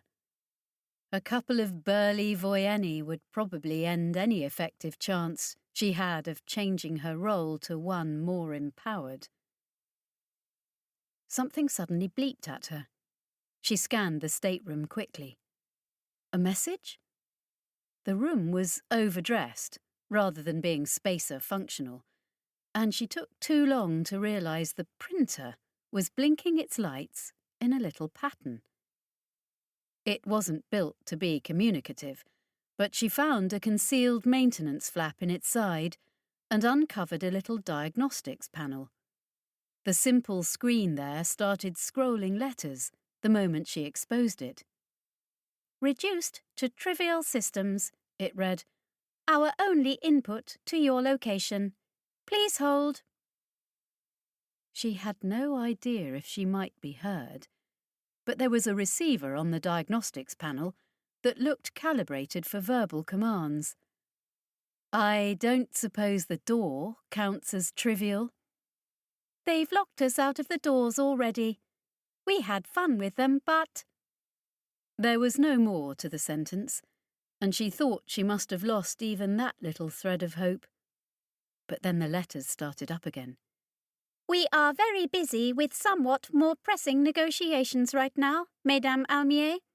Probably we should leave you to your fate. Thanks. However, as a sop to our contract with Menhir Mundy, we will attempt to do right by you. The printer was now busy making, its internal shuttles passing back and forth furiously as they built something up from component molecules. You're giving me a last meal? She asked it dryly. No, came the little string of text. Cutlery, though. The printer finished up, and a little silvered tray extended. On it was a knife, Scintilla dueling standard, made out of hard plastic. Chris picked it up and slipped it into her sleeve, feeling disproportionate comfort from its slight weight. She then heard running feet and shouting voices, not too many doors away from hers. Bring it, she thought. Things were about to get litigious. Idris. Idris was most of the way to the machine when Emineth's head jerked up. They're coming right after us, she hissed. Who are? Jane asked. How could they even? Whoever came down the well. They got inside in time. The Tothiat had stopped, staring up through the hatch they'd just used. And how? Jane, you rigged this place so everything points at the machine. Because everything does point at the machine. It's the only reason you clowns are all here. You wanted it that way, Jane shouted at her. Idris recalled she'd been a resident before Ahab and wondered what on earth she'd been doing on Cricket's Hell prior to being co-opted for the Neramath's single-minded purpose. I'm going to sort them out, Emineth decided. No, Idris heard himself say, and forced himself not to flinch back when she rounded on him. They're my friends, he explained. Caught sight of a pack of combat armour way up there, Emineth accused. There's some punchy friends you've got. I reckon that's Mordaunt House, here for me. Or worse. It's my friends. That's their ship. I'm going. But, Mynheer Thelemier, we do rather need you in the hot seat. Dr. Shenandri was already halfway through the next hatch, one of the yawning gaps built to fit Ahab. Get the machine ready for me, Idris told them. I'm not skipping out on you, but my friends are no pushovers. If they turn up and Emineth starts throwing punches while I'm under, then a lot of complicated things we need working are going to get wrecked. He glowered at Emineth, armoured in a sense of his own usefulness, until she actually scowled and looked away. I'm going with you, she told him. Not like you'd be much use throwing switches, jabbed Jane. Idris just shrugged and started climbing back up. I'm really not sure, Shenandri started again, but Idris kept going, rung after rung, feeling the infinitesimal weight of thickening gravity piling on his shoulders as he ascended, the weird inverse field that meant he was near weightless in the machine's seat, but would be under 1G and more up on the outermost levels. Emineth was doggedly at his heels. Her face, when he glanced back, was thunder, but she kept her mouth shut at least. Why? He asked suddenly, not breaking the rhythm of his hands and feet. What? You keep saying what a bad person you are. You killed people for Mordaunt House, and then you killed people for Broken Harvest after they did the Tothiat thing to you. It hurt so bad, you tried to get yourself killed, and then you come here to incinerate yourself, and suddenly you're best pals with the universe and want to help fight the architects. She'd stopped climbing, and he gained a whole ladder on her before she scrambled to catch up. Jane explained to me what they were doing here, what Ahab was seeking, what Shenandri wanted, she said. Then she showed me where I could just walk out into the light and die. I stood there for a long time, believe me, and I'll go back there, probably, to take that last step. But for now, I thought I could do something to help. Help Ahab? Help the universe. Because nothing I ever did for Hugh or the Broken Harvest ever did. And that was what I wanted to get away from. Government wet work or just murdering people for some crazy gangster. But here I could... You never understood. A new voice burst out. Idris skittered aside as someone descended on them much faster than was wise. Emineth had a gun out now, but she didn't bother to shoot. It wouldn't have done any good. There was more movement, much higher up, more people coming down, but leading the charge was a woman he didn't know. No suit, not even a weapon drawn, and she looked furious. You had everything, the woman spat at Emineth. He took you from the herd, and he remade you. We are the chosen, Em. We live forever. And you came here to die? Belatedly, Idris noticed the articulated symbiote bulking out the newcomer's spine. Another Tothiat. Haramon, Emineth named her. You dragged your feet tracking me down, didn't you? She cocked an eye up at the squad of myrmidons that were making their descent. Idris was trying to see if any of them was Solace, but in their armour they were even more similar than when out of it. Every time I killed for Mordaunt House, I thought about ending it, Emineth said softly. A day, give or take, each time, when I couldn't live with myself. Then I signed the Devil's Pact with the Unspeakable, and I realised I'd never have that option again. Pain all the time, but my life wasn't my own to take anymore. In the end, I found something better than death, a purpose worth staying alive just a little longer for. But I'd rather death than to live forever as a gangster's pet monster. You never understood. And Haramon was genuinely, inexplicably upset at her, as though Emineth's betrayal threatened her entire world-view. The Razor is not a criminal. It's an angel, a fallen angel cast down from heaven to do the things that the Essiel are forbidden to do. You make it sound like what Mordaunt House is to Hugh, Emineth said derisively. Just someone to do the dirty work. We'll make you understand, Haramon told her hotly. You'll come back to us. By the time Aklu finishes with you... You won't make me go back to it, Emineth promised her. How long do you think you can even hold on to me? Then myrmidons were dropping down from above, weapons levelled at Emineth, who yanked Idris behind her. We may not be able to kill you, one stated flatly, but we can beat you down to the point you can't stop us. Solace? Idris asked, and was suddenly worried in case Solace wasn't actually among them. Where precisely did he stand with her sisters in her absence? Then another myrmidon had dropped down. This one had her weapon slung rather than levelled, and she stood there for a moment, just staring. Idris? Even through the suit's speakers, he knew the voice. He ducked under Emineth's arm to close the distance halfway.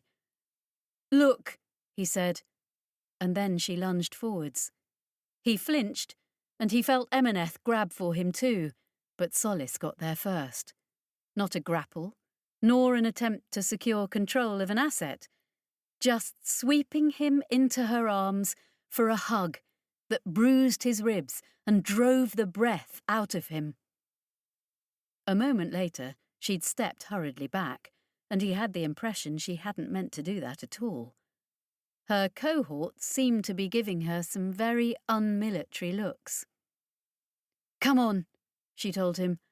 I can't, he replied. At least this part of their meeting was going to plan. Idris, we need to get out of here right now. This place, it's coming apart. Yes, it is, he agreed. And until it stops doing that, nobody's leaving. There must be ships here we can leave on. There is no way out of the atmosphere right now that any ship could survive. The machine is active, so the shielding is down.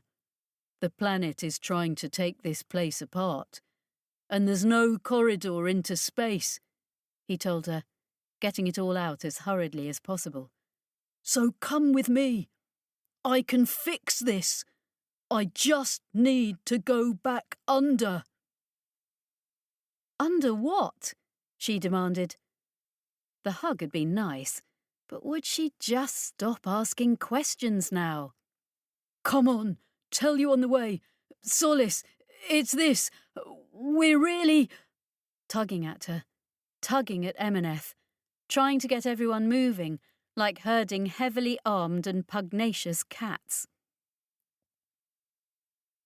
Shinandri and Jane were waiting below, the former suited up, and the latter with Idris's own suit ready for him. They were decidedly leery when the Myrmidons trooped down and held them at gunpoint, but at least neither was the fight-starting type. Then Idris was in the midst of them, already struggling into the encounter suit, getting his fingers and toes snagged in the thick rubbery fabric. "Why the suits?" Solis asked, mystified. "I mean, we're short on gravity here, but the atmosphere's fine." "I'm going somewhere. I'm travelling." Even as he said it, he was articulating a truth he'd never quite put together before. "I'm going to sit at the very border of unspace." He had a sudden vertiginous feeling, lurching into Jane as she connected his hoses. A sense of the machine's original purpose came to him. Not the gubbins Ahab had put in, or the human-scale additions of Jane, but the originator's real intent for it. All this engine, this insane physics-bending tech, just for some kind of reverse telescope into nowhere? Of course there was more it could do. What Shinandri and Ahab were using it for was just a sideshow, some unintended offshoot of the complex's true purpose. "Even though I'm still here, I'm exposed. The suit protects me. A little. All that it can." "Idris, what is this?" He squared up to her, suit to armoured suit.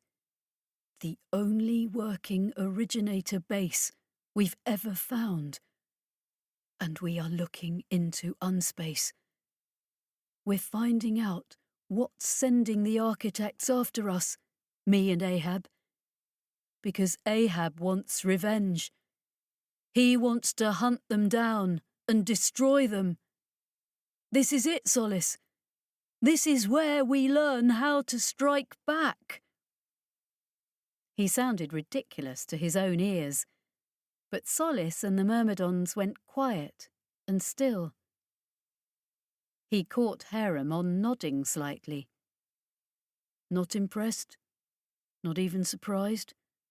Are Tothiat just really hard to shock, or—" "Most of all, right now, though, I need to connect to Ahab and talk him into coming out, because he's hunting down there alone, and while the machine's on, the shield's off. Nobody fight anyone until I'm out again." There was a sudden clatter from above, as of someone slipping down a ladder too quickly. "No promises," Solis said. "There are a pack of Voyeni out there, and they'll be in here soon enough, if they can navigate worth a damn." "Why did you bring Voyeni?" Idris demanded. "Believe me, we did our very best to bring as few of them as possible." Her Myrmidons were now spreading out, guns levelled upwards.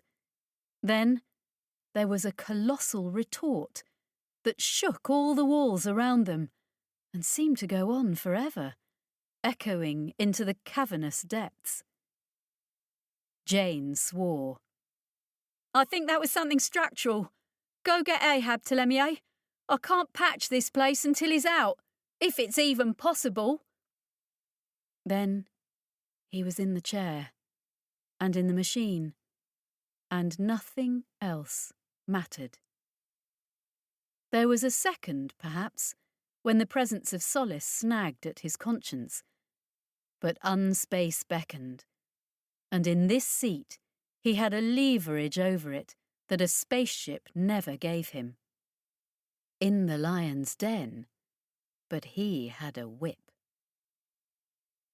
Ahab, already sunk deep, called to him.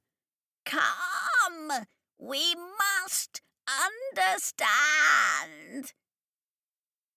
In the heart of that cluster of organisation and energy that they'd found, and which had so baffled them both.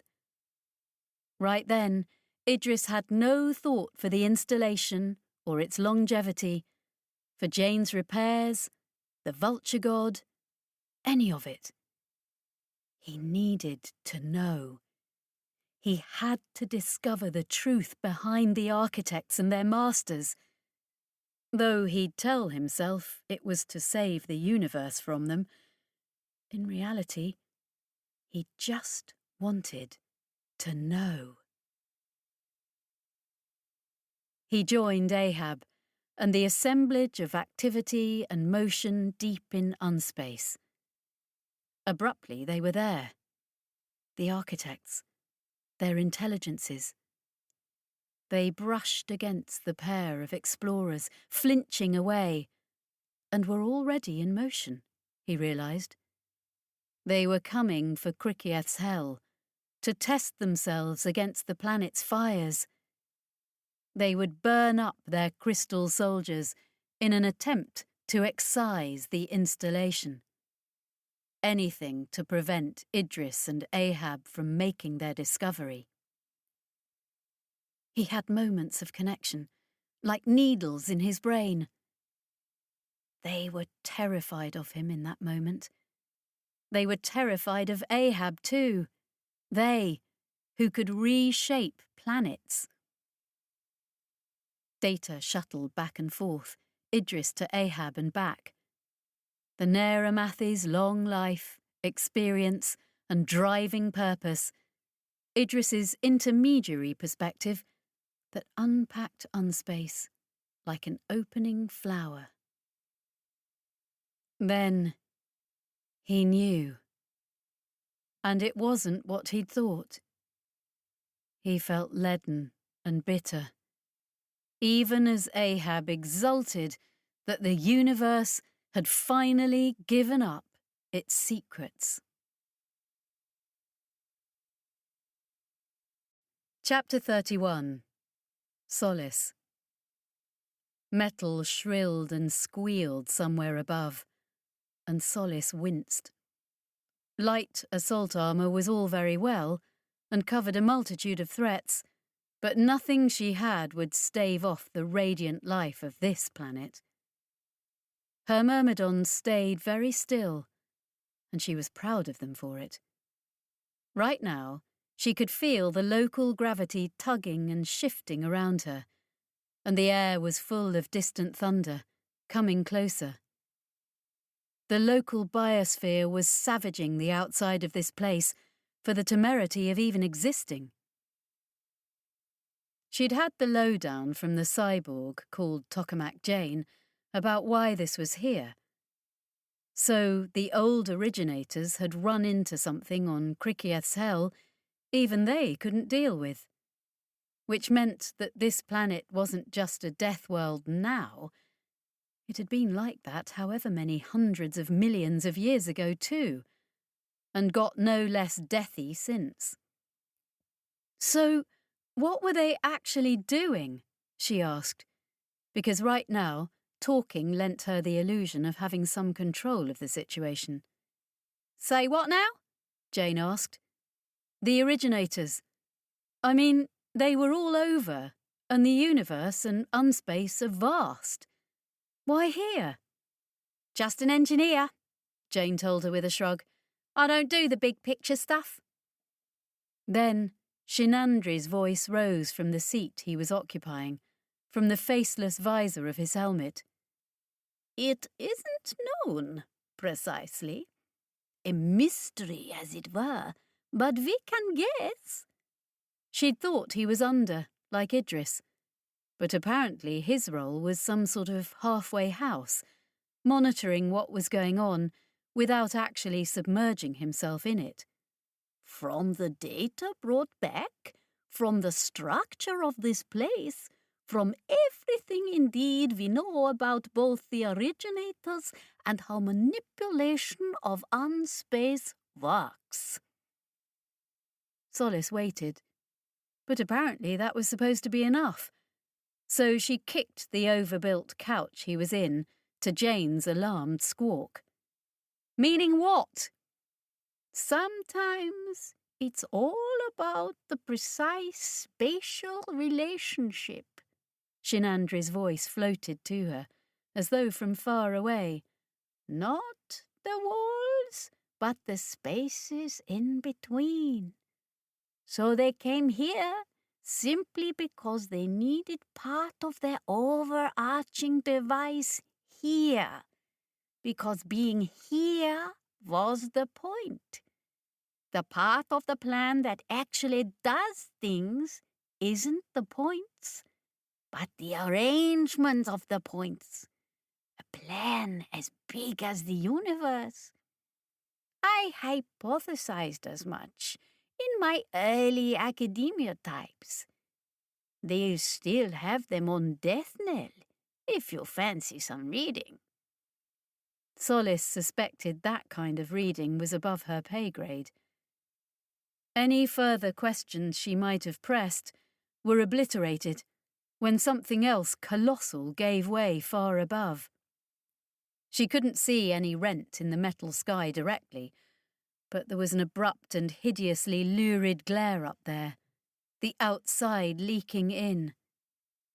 "These plants, the nasty ones," she said, "they move about?" "They grow," Jane said flatly. She was absolutely motionless, staring up, and frightened, very obviously frightened. Given she'd lived with this horror for decades, apparently, that fear communicated itself readily to Solace. "Fast? "This is possibly the highest energy ecology known to humanity," Jane said.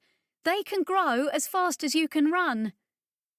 Then there was a much closer disturbance, a clattering of boots on ladders. Just in case she didn't have enough to worry about, the Voyeni were finally making their move. "When we fought these clowns before," she said, "our shot just ended up magnetised to the walls or something." "It does that sometimes, when the machine's on. Plays hob with the electromagnetic fields," Jane confirmed, still staring up. "Only sometimes?" "We're basically standing at the edge of a raw wound, between unspace and the real. There's a lot of fluctuation we don't fully understand. Interference in the basic substructure of the matter universe," the cyborg offered, which was a lot of words to not really enlighten Solace any further. One of her myrmidons let fly, with a burst of accelerator shot, then suppressive fire up through the hatch above. Solace's eyes hurt as she saw not the shot itself, which was too fast to see, but a flare of bluish energy twisting the air along its path. The hatch rim ended up studded and pocked with spent shot. It clustered here and there unevenly, in something that her mind kept trying to make into a pattern. When she started seeing it as writing, she looked away. "This is a mad place. It will make us all crazy." Another shudder racked the structure around them, and she felt a lurch in her stomach, as though the whole assembly of walls, platforms, and Jane's makeshift ladders had dropped 5 metres. Which of course it hadn't, but the gravitic fields were shifting, or possibly failing. Unless they had dropped, and this whole shitshow was about to just plummet into the bowels of Krikieth's hell, or else contract into a supergravitational mass the size of a fist and crush them all to death. So many ways to die on this planet, and the glare from above was brighter now, in all its eye-offending glory. Then there was shouting. It came from above, voices in Kolval, with Magdan accents. For a moment she couldn't work out what they were saying. A challenge, surely. Rough demands from the Oscaro's elite bully boys. Except it wasn't. Except things had got too much, even for men who got whipped for a living and learned to like it.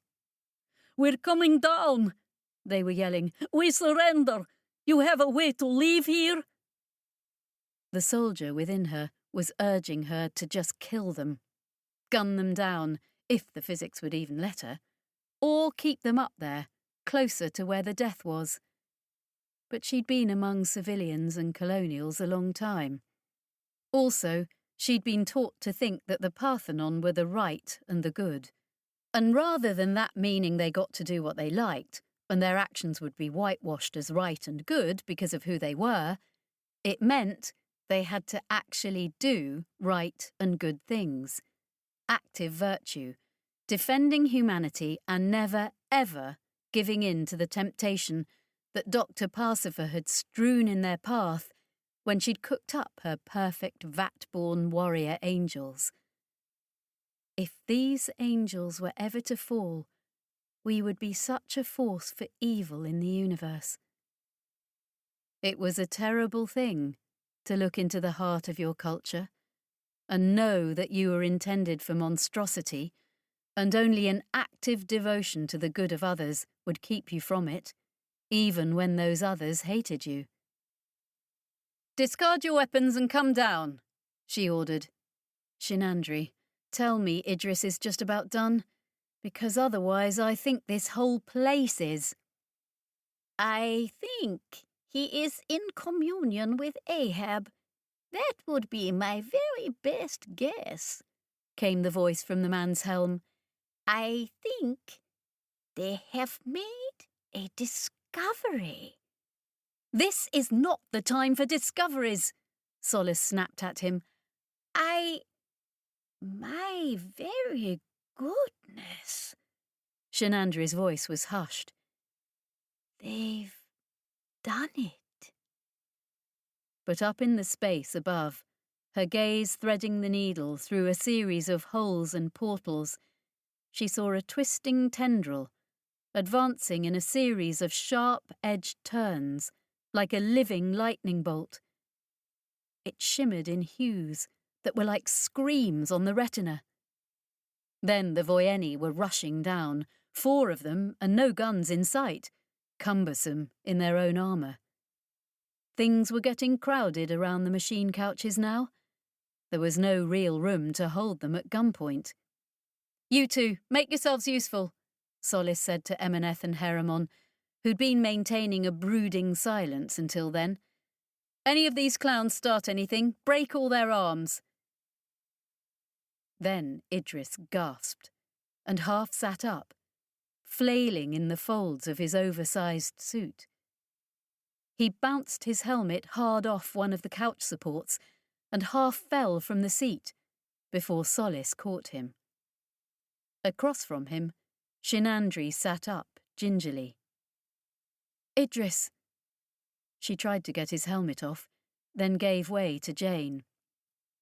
"He's clear. Turn the machine off." Around them, the grind and thunder of the angry planet was growing ever louder. "It is already," Jane said. "The moment he came back to himself, I turned it off."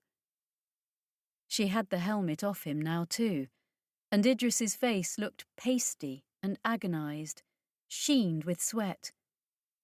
"It's not what we thought," he got out.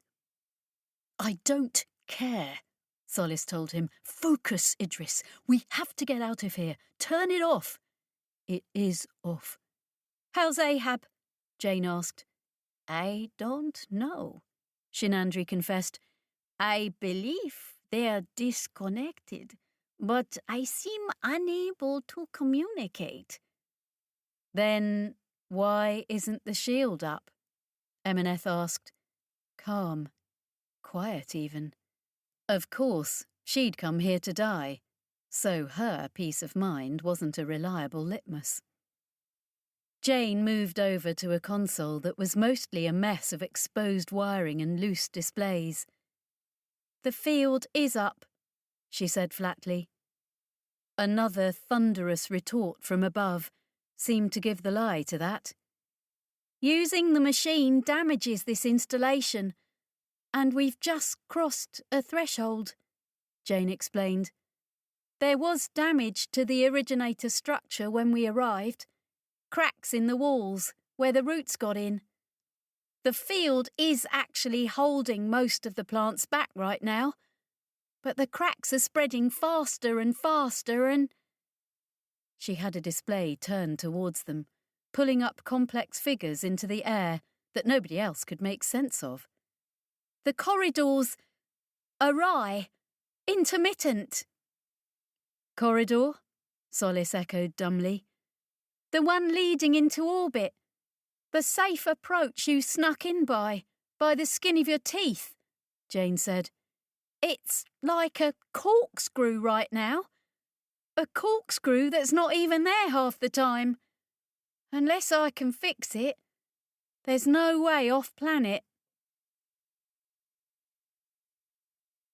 Chris. Chris was leaning against the printer when the two of them piled in, Ascaro Senior and Junior, plus only a single Voyeni to guard them. She could hear something going wrong elsewhere on the ship, and her feet transmitted little shocks and thunders to her. She had a whole host of times from the last several years when she could have cursed out Ollie furiously for overreacting to some slight or other, but this wasn't one of them. On the downside, the man they had with them, the particularly big and nasty-looking thug, was Bayon, last seen being whipped on Ark Palator before having escaped that doomed world with his master. "Gentlemen," she said sweetly, although the goon's reappearance in her life had thrown her a little. True, the whole whipping business had been aimed at Solace, but Chris had been given a front-row seat to it nonetheless. The Morzarin Ravin Okosh Ascaro didn't appear his usual debonair self, and nor did he look on her with much love. A flick of his fingers sent Bayon lumbering forwards with the clear intent of seizing her for nefarious purposes. Human shield was probably the best of those, and Chris was fed up with auditioning for that role. If she had been a sneakier son of a bitch, as per Spacer standard, she'd probably just have let herself be dragged over to the two noblemen, so she could flip the tables on the old hostage routine and get her blade up to Ravin's throat. Bayon and Peter both had a gun and knife, but they probably couldn't draw them quickly enough to stop her. It would have been all very daring-do, and she could probably have pulled it off. Something inside her kicked at it, though. The scintilla graduate, follower of rules, adherent of the law, or at least some laws, whichever held jurisdiction, as appropriate. So the knife came out early, wavering right before Bayon's nose, and making a few deft circles as he tried to grab it. He then went for her. No patience and little enough finesse. She reckoned there was a whole school of unarmed combat they got taught to make the most of their sheer size and strength. It did require him to actually get his hands on her, though, and her own training was all about remaining as hands-free as possible. There was, she had to admit, an ugly little scuffle and a clash of styles. By the time they'd parted, she was breathing heavily, and Bayon's hands were short, 2 fingers. The plastic knife Kolvari had printed was insanely sharp. If she'd realised it was quite that keen, she wouldn't have had it in her sleeve. "Now," she told them, "let's have some alternative dispute resolution." She was in her duelling stance, making sure the knife was between her and Bayon. The big man looked incandescent, rage overwriting the pain. The blood had stopped almost immediately, suggesting that the favoured servants of the Ascaro clan got a little combat mod surgery. He was reassessing her, though. She'd gone at least from helpless civilian to credible threat. Mesdames Almier, Ravin snapped. enough of this nonsense. There has been a considerable change in circumstances. A change in circumstances, Chris echoed. It was a good description of what Ollie usually wreaked on the universe. I'm sure. I'm afraid, Your Elegance, that I'm not particularly minded to cooperate with you anymore, so I'll be walking out the door right about now. Ravin's eyes flicked from her to the knife. She could see the calculations behind them, the possible leverage from holding on to her against the extra damage that might accrue. At last, he stepped back from the doorway with as much of his elegance as he could muster, tugging at his nephew's arm. Bayon was growling, low and insistent, and she couldn't quite make herself waltz blithely past within arm's reach of him. She made the best grace she could of a curving path around the room to the door. And there, as she knew, even with the words passing her lips, she pushed her luck. I will, she said, be pressing charges.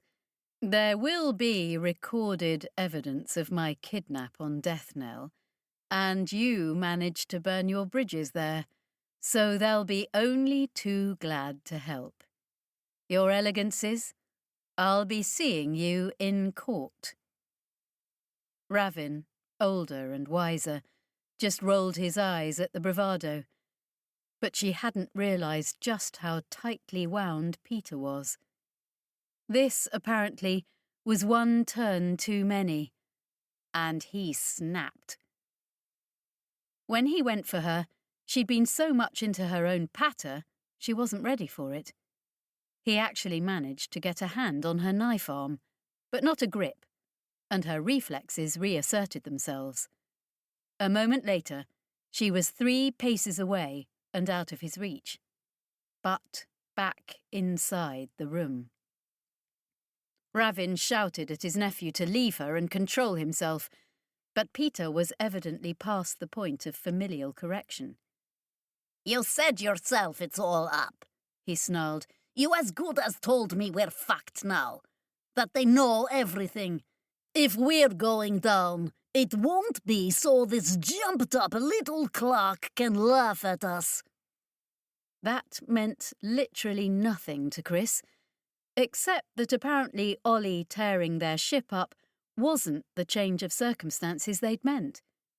She had so many questions right then, but unfortunately Peter had his own knife out.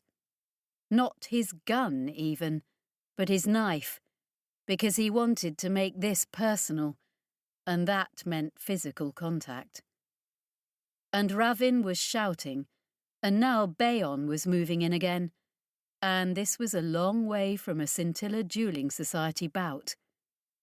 But what it was like, just a little, was one of the illegal honour matches the law school had simultaneously outlawed and covertly encouraged, where you could be arrested by the Beadles any moment, and where people died.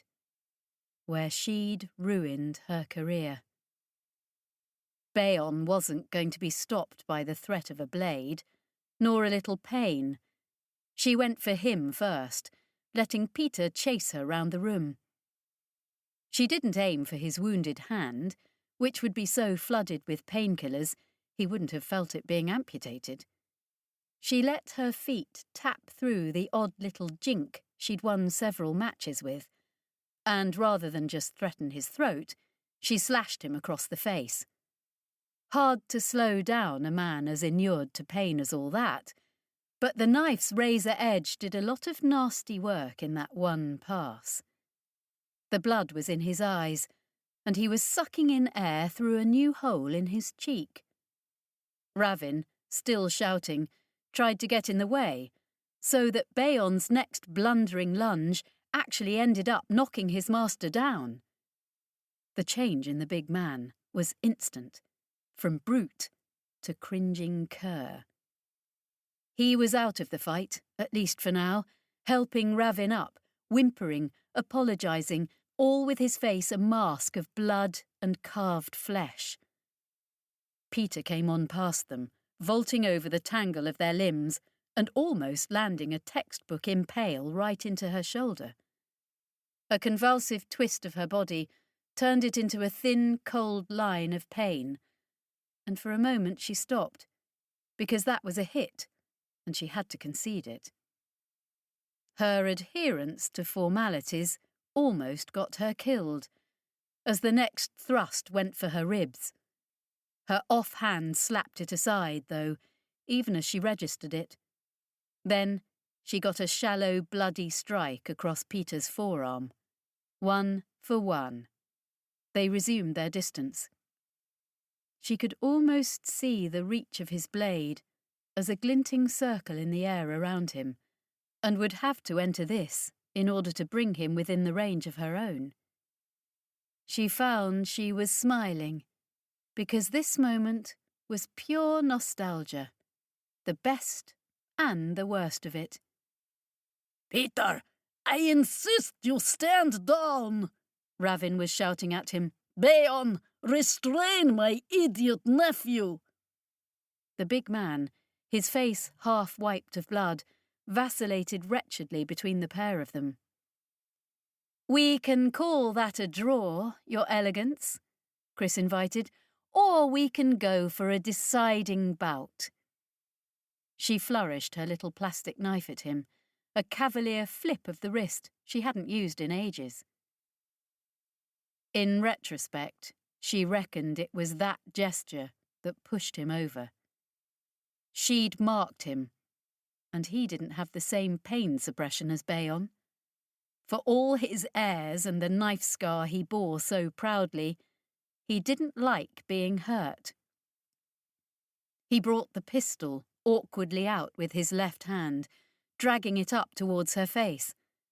Possibly it was only intended as a threat, a way of asserting dominance that didn't carry the risk of getting any more tears in his hide. If that had been his intent, it failed, abysmally. She did the only thing you could when someone brought a gun to a knife fight. She closed. He was caught up with pointing the gun at her, so she could bat aside his blade and push inside his guard. She was aiming to get her edge alongside his throat, to take control of the situation and put the gun out of play. He didn't cooperate, though, striking her across the head with the weapon's barrel, simultaneously trying an ungainly slash with his own knife. It would have cut up her arm, but without doing serious harm. She jerked forwards, and it was her final duel on Scintilla all over again. Because at the core of law-upholding, ever-so-civilised Kerestina Sulin Almier was someone who really wanted to win. Not even survive, but win.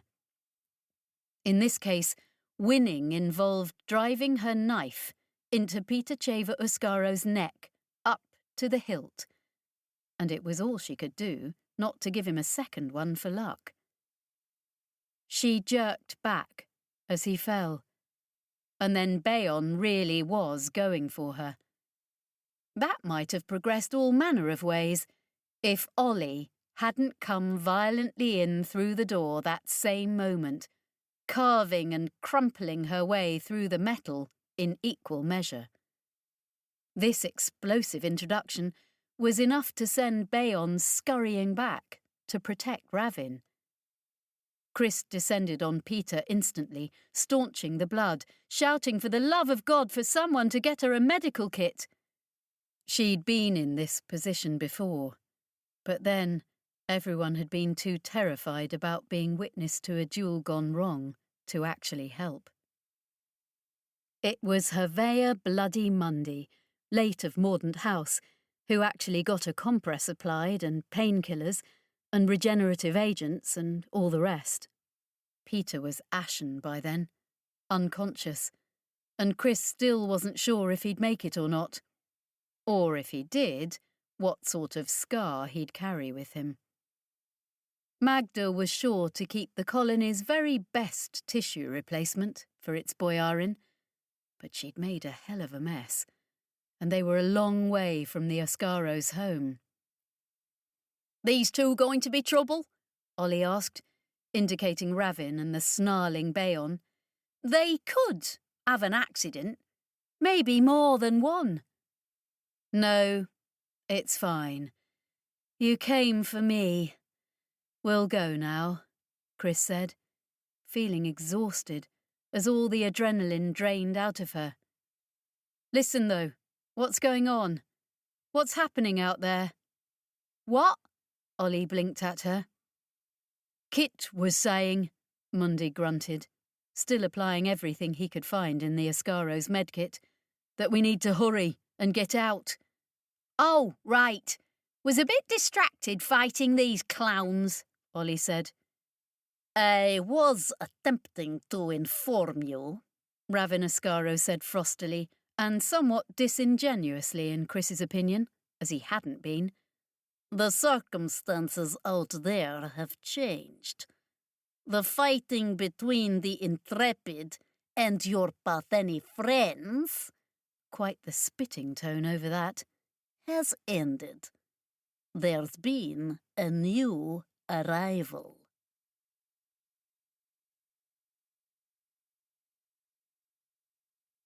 Chapter 32. Idris. Idris saw Solace take a moment to digest the news about the disintegrating corridor. Then she said, "Erratic doesn't mean impossible," just like he knew she would. He also knew she was wrong this time. There was no way to climb out of Krikieth's gravity well. Not now. The hideous ecology was having its last laugh at the rest of the universe. Shinandri had his hoses detached, sitting sideways on his couch. "Is it possible we might prepare some sort of beacon to jettison what we've discovered into orbit, where it might be found, do you think? Because," he met Idris's gaze, "we have found.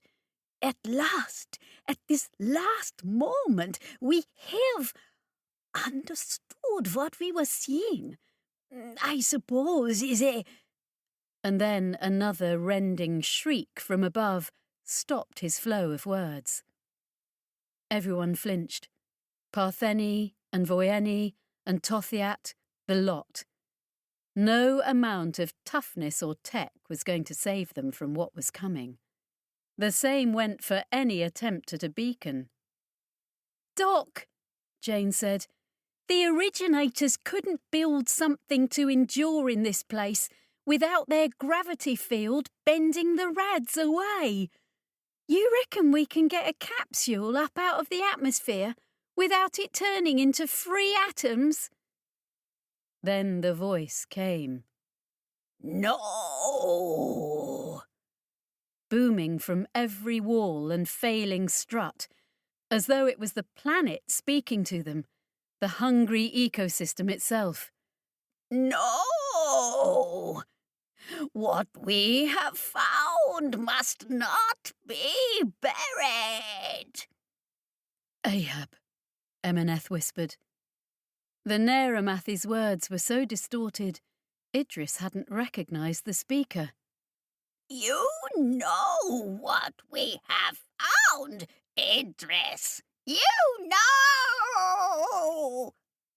The mad-sounding series of exclamations that were all the translator could make of Ahab's thoughts. "The knowledge must survive." "Yes, I know what we found." Idris resisted the urge to shout back. The angsty fit that might get his pitiful rage up wasn't on him right now. Just a terrible sadness. "It's not what we thought." "It is enough. The crusade continues, Ahab boomed. It must be preserved. What? Solis demanded suddenly. What must be preserved? You stole Idris, brought him here to this hell, shoved him into your machine. Why? What's so important? She practically rammed Mr. Punch up Shenandri's nose, leaving him spluttering around a lack of explanation. Saving them all was up to Idris, of course. It always seemed to come down to that. I thought we'd find the thing that enslaved the architects, he said dully. That was what I was looking for, in unspace. There was something, and we had to... It's like solving an equation. We had to interpret it, squint through the numbers, until we worked out what we were looking at. And we did, in the end. It just wasn't what we thought. Idris, said Solis levelly, I love you dearly and I am glad I found you alive, but you have to learn to get to the point. It's not their masters, he said heavily. We found where architects form, deep in unspace. Miraculous, Shenandri breathed. And this means, Solis prompted, we could theoretically find a way to assault them there, to destroy their breeding grounds, their nursery or their probability field, whatever it is, to murder their children. Yes! Ahab roared all around them. Rightful revenge for all that was lost. And Idris sympathised. He really did. He saw the same thought in Solis too, in all of them. Why not? He would answer, because they're slaves and being forced to attack us. But nobody would care. Maybe, Jane had her eyes closed to keep the maths in, I could actually rig a signal, a big enough signal to get the data out. Maybe. Somehow. He saw her lips move after the words stopped, arguing the practicalities with herself. No! Ahab barked. The engine must be preserved. We cannot surrender it. It is the point of our spear, our weapon. Boss, Jane called into the groaning, creaking void. This place ain't going to be here long, machine and all. If you made your big damn discovery, then maybe I can... I don't even know if I can... No! Again. That blind refusal in the face of the universe that had got Ahab this far. Idris, you have lived within the engine's heart. You have seen what is here on this world. You understand the universe's sole truth. Nothing matters. Ahab's voice vibrated the floor and walls. That is the secret. Nothing matters. Oh, fuck, Emineth said quietly in the echo of that. Nihilism, a philosophy I can get behind. Great. No, said Idris. He lay back down in the couch. Jane, I need to go in again. You go in and even the half-ass shield we've got is going to fail, she pointed out. You know it doesn't change anything but how fast the clock runs, he argued. Idris, wait. We can... Solis's helmet looked up to the hatch above, the growing glare that seemed to eat at the edge of it. She wanted so badly to do what the Partheni always did. He knew. Grab him and battle through the worst Krikieth's hell could throw at them, get on a ship, get off the world, save the day. But that light up there, that was the day. Nobody was saving them from that. Nothing matters, Shinandri echoed, but in a different tone, a speculative one. He understood. Unspace, the originator walls, the throughways, the universe, from the void between the stars to the whirling emptiness of atoms, it was all about the nothing and how you arranged it, which meant that there were no walls at all, if you could just bend the pieces of nothing the right way. This was what a ship's gravitic drive did every time it passed into or out of unspace. Even reality was subordinate to nothing. You could take a vessel and make it a dream, and then throw that dream across the universe and make it real again around another star. The machine was an eye into unspace, but it was such by virtue of being a gravitic engine, focusing its might upon the very boundary between real and unreal. "This won't work," Idris declared. And then he was back in the focus of the machine, staring into the wastes of unspace. Feeling the presence down there, sluggishly registering his intrusion. Feeling the far-off arrangement of energy and information, the place where the architects were born, and the guilty weight that knowledge carried.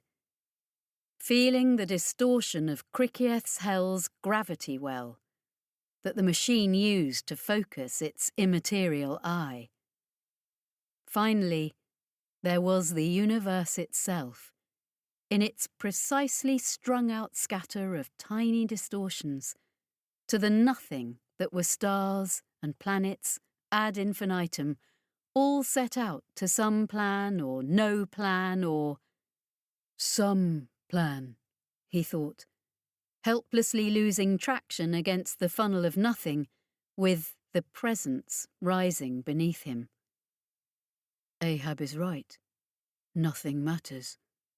Shinandri is right. It's the precise arrangement of all the nothing, the spaces, and not the things. There is a plan. And right now, I'm distorting that plan just by applying my mind to unspace. I am bringing ruin to something perfect. He was about to do far worse, because Ahab understood. They'd got what they needed from the eye of Kriketh's hell. Now it was time to leave.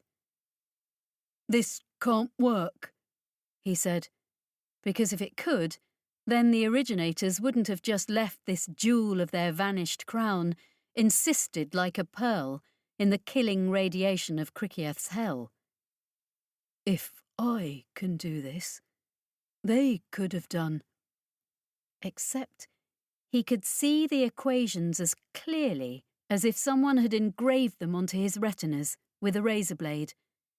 How you could manipulate the graphitic fields from here, but not if you were in unspace. The originators were working from the other side of the boundary. All their ruins, all their works, were just the tiniest intrusion into the real. Their civilization was never a real thing. And perhaps that's where they went, in the end. They ceased, and left only the throughways, and whatever litter they hadn't been able to reclaim. Impossible. Patently impossible. Nothing could live in unspace. Except the architects, of course, and the thing that lived in unspace. Was it the originator's inheritor, or predator, or the adult form they'd pupated into, or Perhaps there was a whole imaginary bestiary in the unreal, and nobody had ever guessed. But there wasn't time or space left for any more speculations. It was time to go.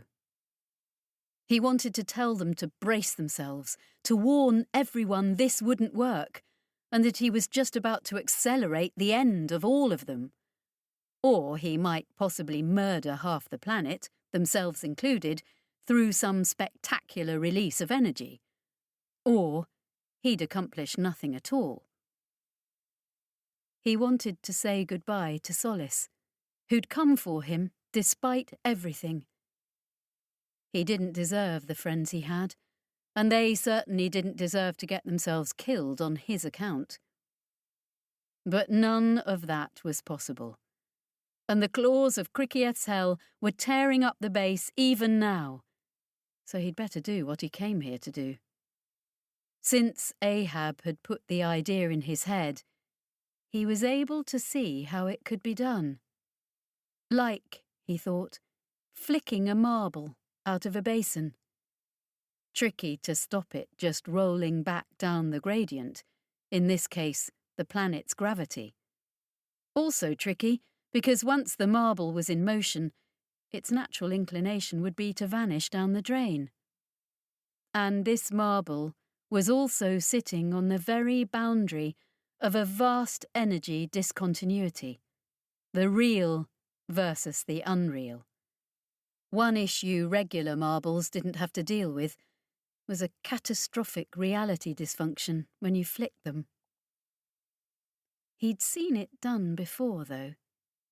The Essiel had managed it on Arc Palator, when they'd snatched their faithful from the jaws of death, ripping the entire temple from the ground to place it safely elsewhere. He'd observed the blueprint of it in the way the originator city there had shouted back to the sky, twisting the boundary between real and unreal, even though it had been nothing but a dead ruin. And this installation here was alive.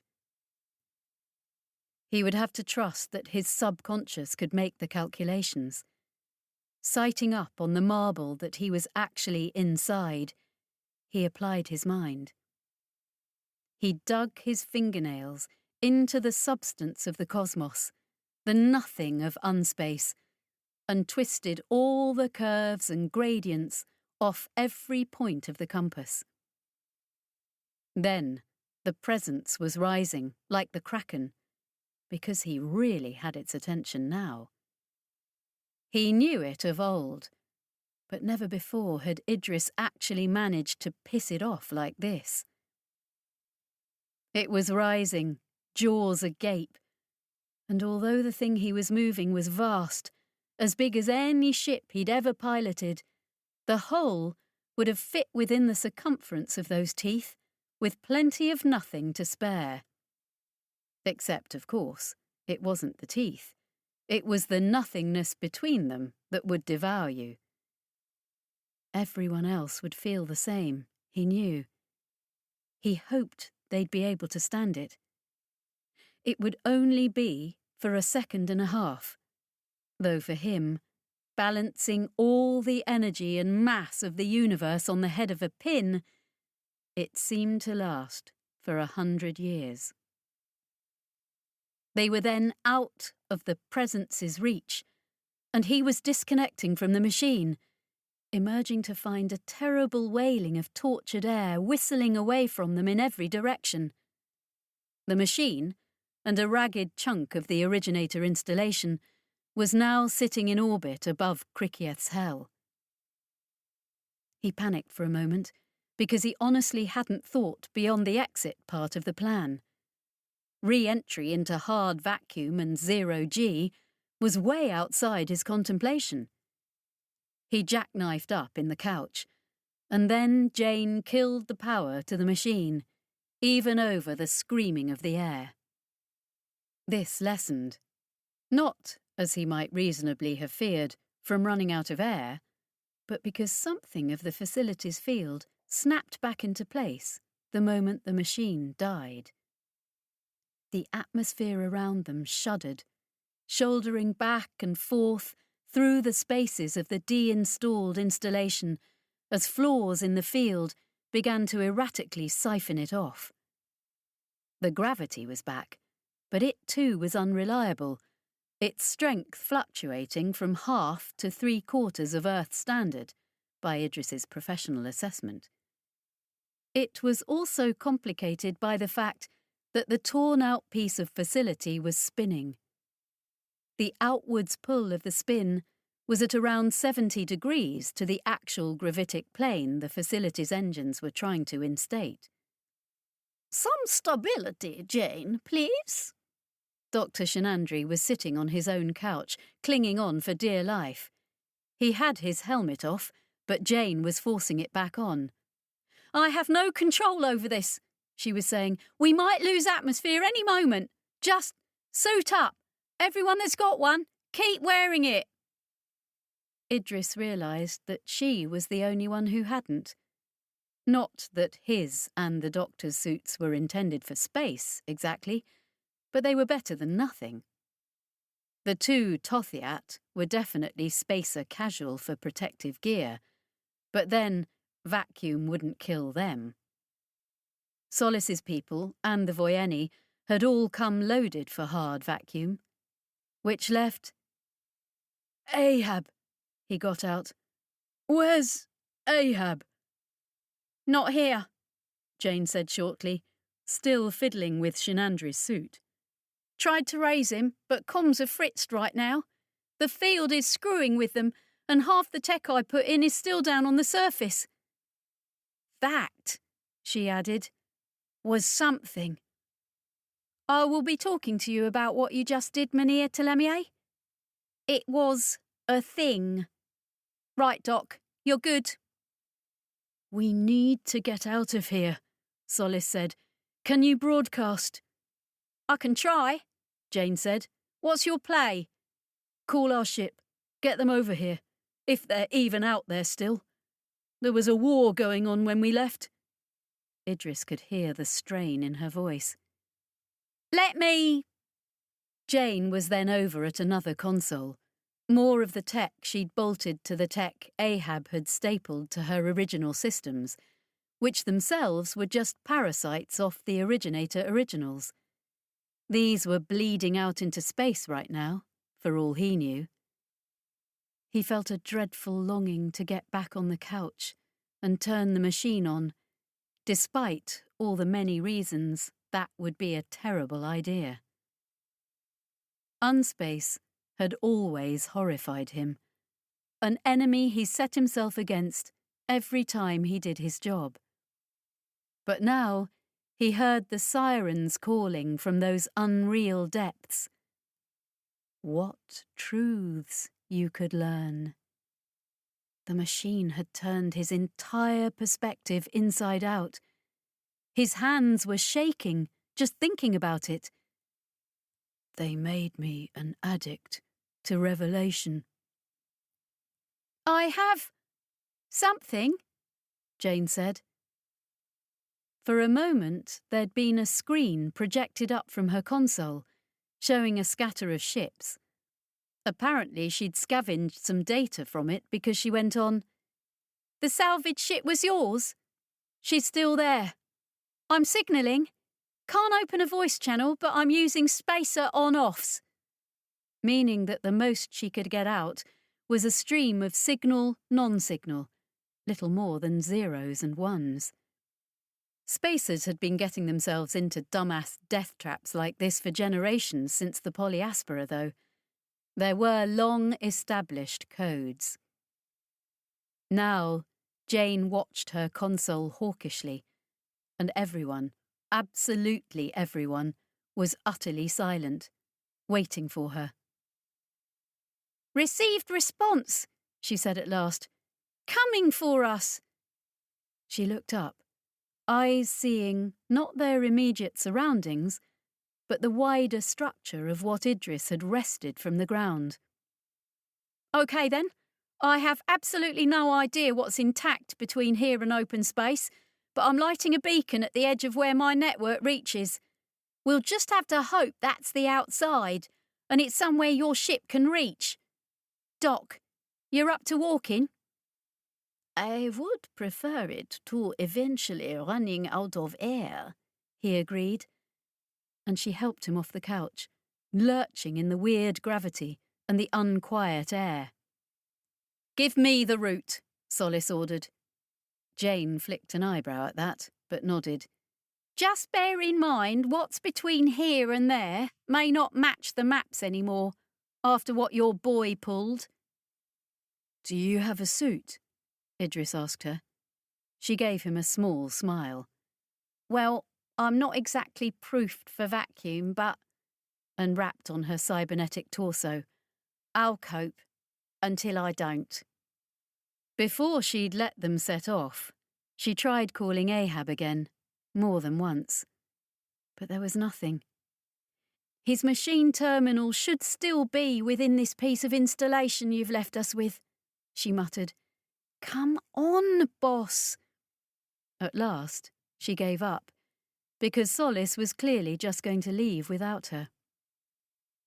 Moving through the wreck of the installation was a nightmare of three-dimensional navigation.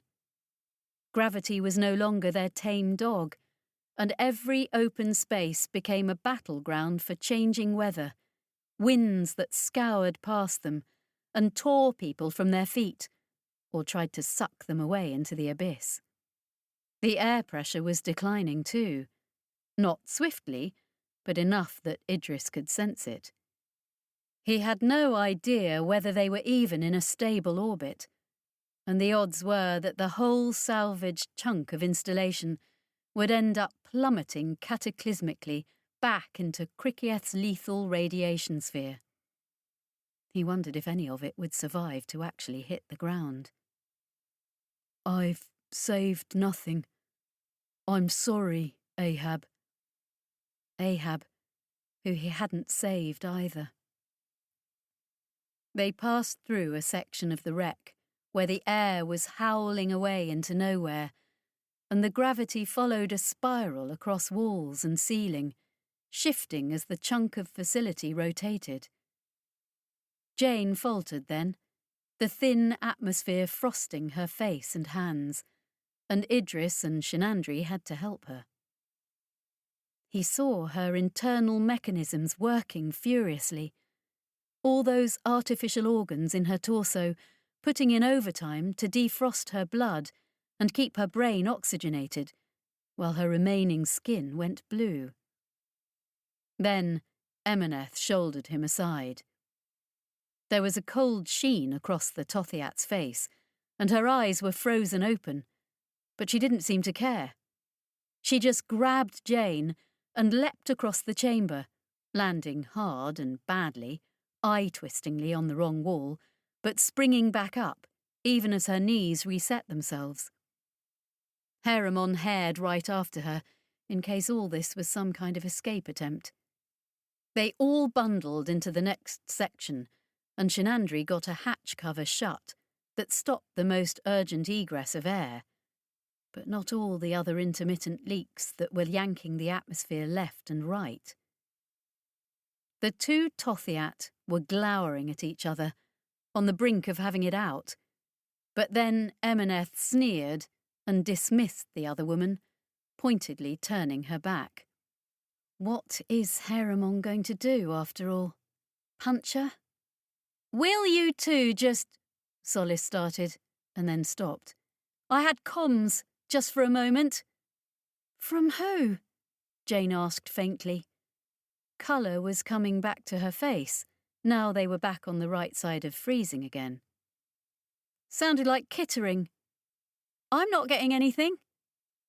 Then they clambered out through a Neramathi-sized hatch into a big, open level, and the gravity shifted sideways just as the wind started. Abruptly, they were all sliding away down a suddenly sloping floor. Idris grappled Shinandri as the doctor lost his grip, and then he was in freefall himself, until one of the Voyeni unexpectedly snagged the pair of them. They were only slowing their tumble, though, using magnetised boots and suits that turned a headlong fall into a weirdly stop-and-start descent, along an incline that couldn't make up its mind where down was supposed to be. In the middle of all this, he heard a clear voice issuing from Solace's suit. Static lashed across it, but Kit's translator was clearly recognisable for all that. Docking has been accomplished, the Hanny was saying. Solace clamped down on the floor, which was becoming more flat than slope, as the artificial gravity began to behave again. Say again? Hearing your voice is always welcome. The beacon is ours. Course to be maintained until we are reached.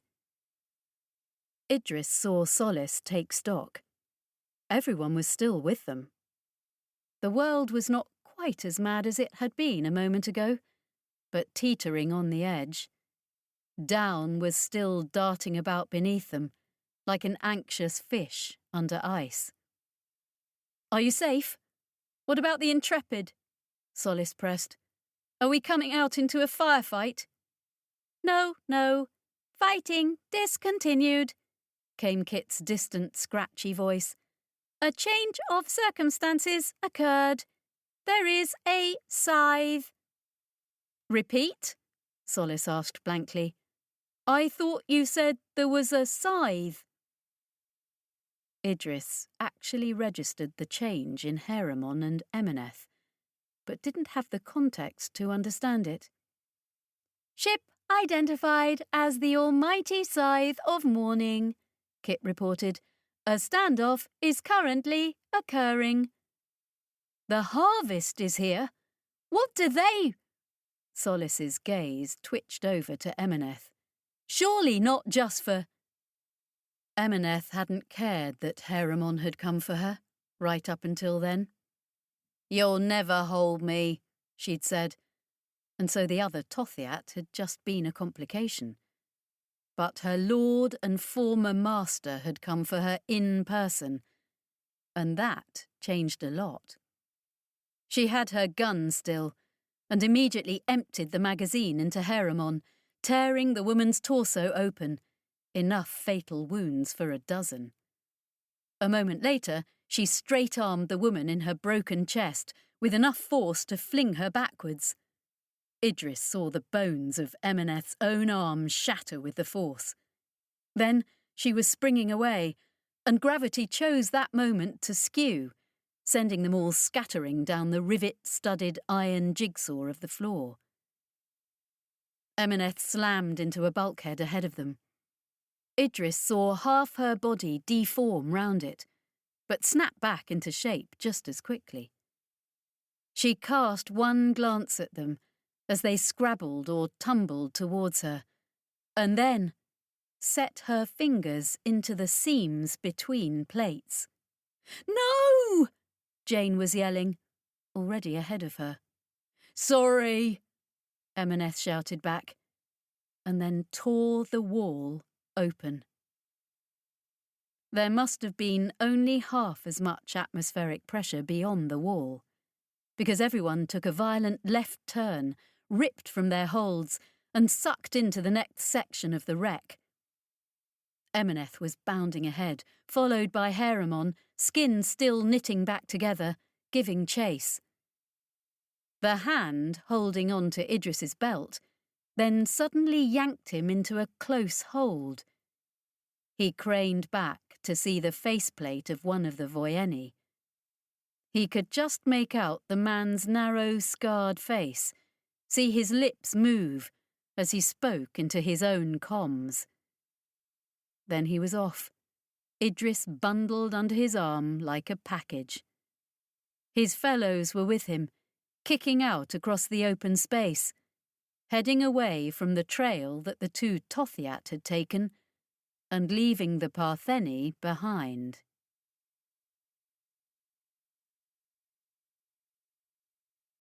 Chapter 33. Idris. Just once, it would be good to be strong, he thought. Hereditary spacers with 3 generations of bad nutrition and close quarters tended towards the skinny, though, and Idris was a dwarfish scarecrow, even for them.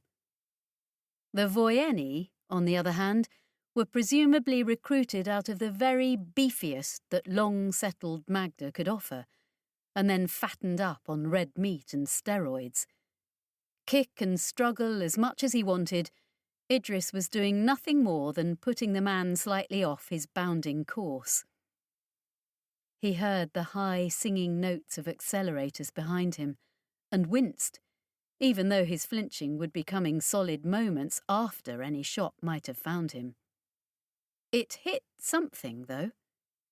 There was an explosive moment just out of sight that sent a ragged skirt of blood lashing past his view, curling weirdly in the unreliable gravity. One of the other Voyeni running fatal interference, he guessed, or just getting in the way. "You can't win this time," he shouted at his captor's armpit. The "this time" was wearily felt. How many chances had these goons missed to grab him? "I'm probably not even important anymore." Events had, after all, moved on. But the Voyeni only had his last orders to go on, and they were here to get Idris. "I am not," he insisted, "worth your life. Look, the ship coming to get us is my ship, with my friends on it. You could have just walked aboard and been repatriated. Now you're going to meet Ollie, and she will pull your goddamn head off." "Shut up." The man abruptly had him at arm's length, shaking him like a doll. "Failure is not an option." He sounded as though he were close to tears. Idris caught sight of his face through the visor. Pop-eyed, veins bulging, panicked beyond reason. A man who'd been big and strong all his life, who'd picked what he thought was the winning side, and that had always been enough. Now this, on the run through a dying chunk of labyrinth and alien tech, chased by an implacable enemy, and with nowhere to go. There was more shouting from behind, the Partheni hot on his trail. "I'll kill you," the Voyeni said, "rather than let them have you." He was fumbling in some pocket of his suit, even as he yanked Idris along like a toy balloon. The gravity was abruptly almost gone, and then a great howling rush of air had both of them in its teeth, bundling them end over end, off course, and ramming into walls. Idris was clinging onto the man's arm now, letting the Voyeni blaze that particular trail and cushion the blows. The waves and fluctuations of the installation's fields were coming to him mind first, then body, his senses receiving briefings from the unspace boundary they rippled across. He saw the man's faceplate crack with one impact, and another tore open the pouch he was trying to open. A scatter of tools leapt out into the air and were immediately yanked sideways towards a metallic wall, along with both men. Every ferrous part of their suits had abruptly magnetised, dragging them there, along with the little toolkit and knife the man had surely been seeking. The Voyeni tried to prise the blade loose, but found it practically welded to the clunky Neramathi ironwork. With a snarl, he grabbed for Idris's throat, but Idris had been letting the shifting field whisper to him. Now. Now. When he took the knife, it flew upwards to his hand, like a pet bird. The Voyeni made a gargling noise, and Idris drove the blade into the man's elbow, between the plates of his suit. The puncture would have sealed instantly, except that Idris left the knife in there, jammed between armour and bones both. He then kicked off, anticipating the waxing gravity, so that from a near float he ended up on his feet. The Voyeni stared at him, apoplectic, lit by a weird light, backing away. That light, glaring across the man's visor, reflecting back from every shiny surface on his suit, colouring the very walls. A green light, a yellow and purple and orange light, all at once, jangling the eyes, screaming into the visual centres of the brain. Idris had seen that light before, but only with some serious layers of protection between him and the things that made it. He turned around and saw, coming through the ceiling, a barbed, snaking tendril that glowed and seared and wept with that light. The flora of Krikieth's hell hadn't been wholly left behind on the planet. Some of it had still been attached. It twisted and writhed, lunging forwards in sudden starts, branching, weaving in the air. And it wasn't moving, he realised. It wasn't a serpent, but a root, growing as fast as he could scrabble back from it. A severed but still living thing, flooding the air with its deadly radiation, mindlessly questing for whatever the hell it was that these monstrous plants desired. The Voyeni had moved well back, climbing down the slope of the wall as though it was a steep hill. Idris was trying to do the same, but the sight of the creeper was hypnotic. A primal part of him felt that if he turned away, it would rush forwards, seize him, impale him. And it was getting closer. Much closer. All the alarms in his suit, or the few that Jane had left functional, were screaming about the radiation exposure, and yet he couldn't let the thing out of his sight. Even as all the air about him shuddered and shunted off, another breach sucking it from the dying installation, even as that angry, radiant tendril grew ever nearer to him. Then Harriman was rushed into the room with a turbulent shift of atmosphere, sending him along the floor too, in a direction that was momentarily both down and up. Emineth came right after her, landing on her enemy and delivering 3 blows that destroyed ribs and jaw, as well as her own hands, with every injury seething back together a moment later. Idris was shouting at them. He wasn't sure what he shouted, to be honest. Just raw emotions, mostly. Just, "Don't be so stupid, this isn't the time," sort of noise. They were gone out of his sight a heartbeat later, and he could see nothing but that root and its poisonous light. He thrust out a hand to ward it off, and felt a fierce, fiery pain from the fingers of that hand, then down the arm to the elbow. He would have run then, except the gravity was back, pinning him to the floor. He had no strength left. He felt sick, and probably he was sick, just from being so near the thing. Someone then took hold of him, and just dragged him away by his nominally good arm, putting the shoulder well out of its socket. He screamed from the pain as he went skidding away across the floor, hitting every rivet and plate edge as he did so. His suit became a ruin, and he felt the cold, thin air on his skin and in his lungs. He ended up on his stomach, one arm shrieking agony at him from a shoulder that would click back into place readily enough. The other was terrifyingly numb, even though there was nothing much left of it, past the charred stump of his elbow. The charred stump. He just stared at that for a second, trying to understand what he was seeing. Then he looked back and saw the end of it. Emineth was the one who had hauled him away from the route. Her last service for the Krikieth's Hell research operation. Or possibly she had simply been getting him off that particular cross so she could take his place.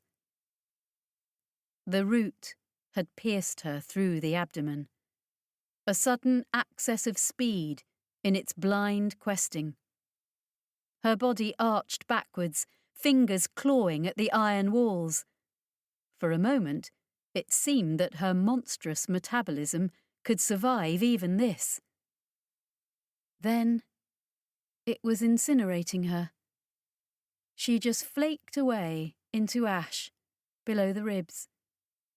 Idris saw her eyes close and her face go slack, and he had no idea if this was what she had really wanted or not. Heremon was screaming, though. Not rage, as he first thought. Grief. Screaming at the death of a sister, getting as close as she dared, trying to steal from death's own table. She came back, her skin blistered and cracked, one eye gone, but she was clutching something to herself, shielding it from the terrible glare. The Tothia, he realised, the chitinous symbiote that had been part of what Emineth had become. He had no idea if it was still alive or not. He lurched further away from the root, not wanting to see it work its way through the rest of Emineth's human remains, not wanting to see what Heremon did next, not wanting anything to do with any of it.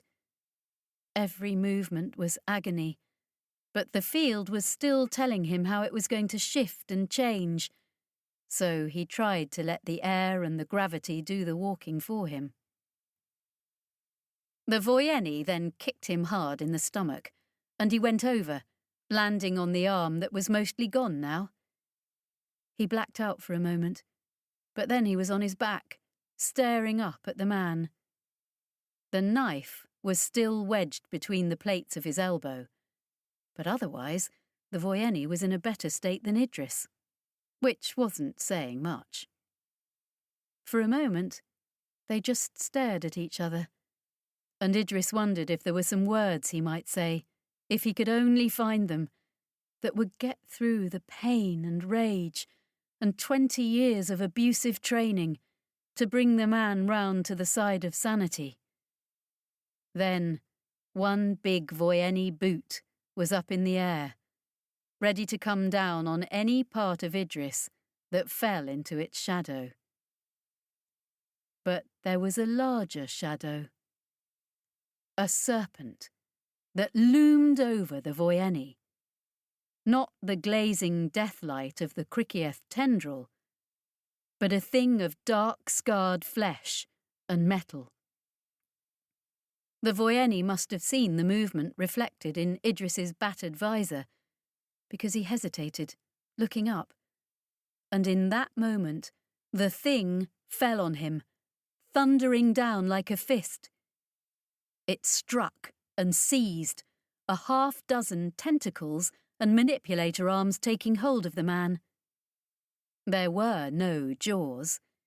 If Ahab had ever possessed such a feature, it was long gone, behind its cybernetic additions. It didn't need them, though, shaking the Voyeni like a dog with a rat, and then throwing him at the tendril. Idris felt the shift of gravity coming in time to dig his heels into the floor. For a brief moment, that writhing root was the centre of their little universe, and the Voyeni hurtled screaming towards it. He was destroyed, utterly. Nothing left that was visible to the eye. Then Ahab grabbed Idris and hauled him away, and Heremon was hurrying after, cradling the curled-up lobster thing, which was all that was left of Emineth. Solace and her myrmidons found them soon after, Jane and Shinandri still gamely following along. By then, the atmosphere was thin enough that Idris was having difficulty breathing and couldn't move under his own power, even after Heremon had unsympathetically reset his shoulder. They were within a last dash of the vulture god by then, though, bundling one after another into its umbilical, with the steady gravity and atmosphere that came with it. Ollie's expression, when she saw just how many passengers she'd inherited, was a picture. Her look at Ahab was one of sheer panic. The Neramathi barely fit down the umbilical, and could only just be crammed into the drone bay. Then Solace was getting Idris to the Vulture's rudimentary med bay, to start what tissue repair was even possible. In the end, they had to move Idris over to one of the Partheni ships, because the gods' facilities were entirely inadequate. The medical officer there told him they'd need to flush his blood out entire and seed his bone marrow with regenerative nanos to even start repairing the radiation damage. The telltales around his heart said the organ had done its best just to stop dead during his encounter with the tendril, but the little knot of Trine's units there had gamely soldiered on and kept it beating for him. He hadn't even realised he had telltales.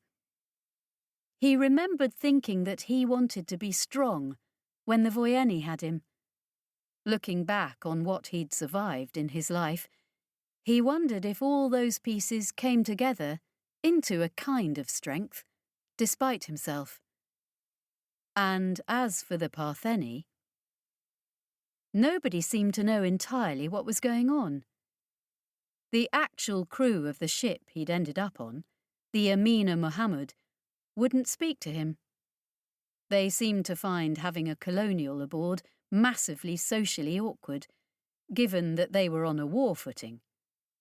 It took Solace's visit to start the enlightenment process, after she'd liaised with her superiors and been briefed herself. The Intrepid was still sitting in orbit around Krikieth's Hell, as well as the flight of Partheni vessels and the original gunboat and escorts the Orichalk naval base had sent out. The two factions were all keeping a politic amount of the planet's curve between them. Most of the vessels were cut up, and there had been deaths on both sides from the early fighting, but right now nobody was shooting. The most obvious reason for this was the almighty Scythe of Morning, the flagship of a hegemonic gangster, which was somehow sitting unmolested here, in the heart of the colonies. A vessel more than capable of holding off both little flotillas at once, if it so chose. Not, Idris considered, more than capable of holding off everything currently docked at Orichalk, though. He'd have expected the naval base to be launching everything it had to clear the system of all foreign armed presence. Solace agreed, and yet they weren't doing that. The Partheni weren't just getting out with Idris either, which would seem to have been the sensible decision. Whatever was going on was doing so at a level above Solace's head. It was, she said, aspirate business, and apparently unfit for anyone below Monitor Superior. "They're going to put me under soon," Idris told her glumly. "I don't like it. Been happening a lot recently. I'm out of the habit of having slices of time I don't remember. Freaks me out." "You need it. I've seen the full list of repairs your body requires. You don't want to be awake for that. And they can't even get you a prosthetic here. They're not able to restore enough nerve throughput to your arm. We'll have to get you to a specialist ward for that." "I was hoping for a tissue graft rather than a fake," grumbled Idris. That was probably complicated for the Partheni, who were used to working with a narrow range of genetic variants for the purposes of tissue rejection. "I guess I'll take what I can get right now." "So, what next, basically?" "We're still waiting for the what," was all Solace could say. "All the drives are hot and ready to go. if it looks like this is going to turn into a shooting war again. Until then, high-ups are talking, and you get to have your blood replaced.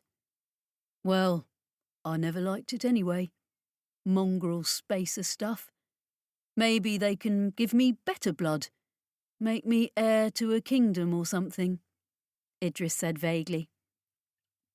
The others had come to see him, one at a time. Ollie was on a high, having apparently trashed a very expensive yacht. Chris was as low as he'd ever seen her, having very nearly killed a very expensive Magdan nobleman. She'd killed before, he knew.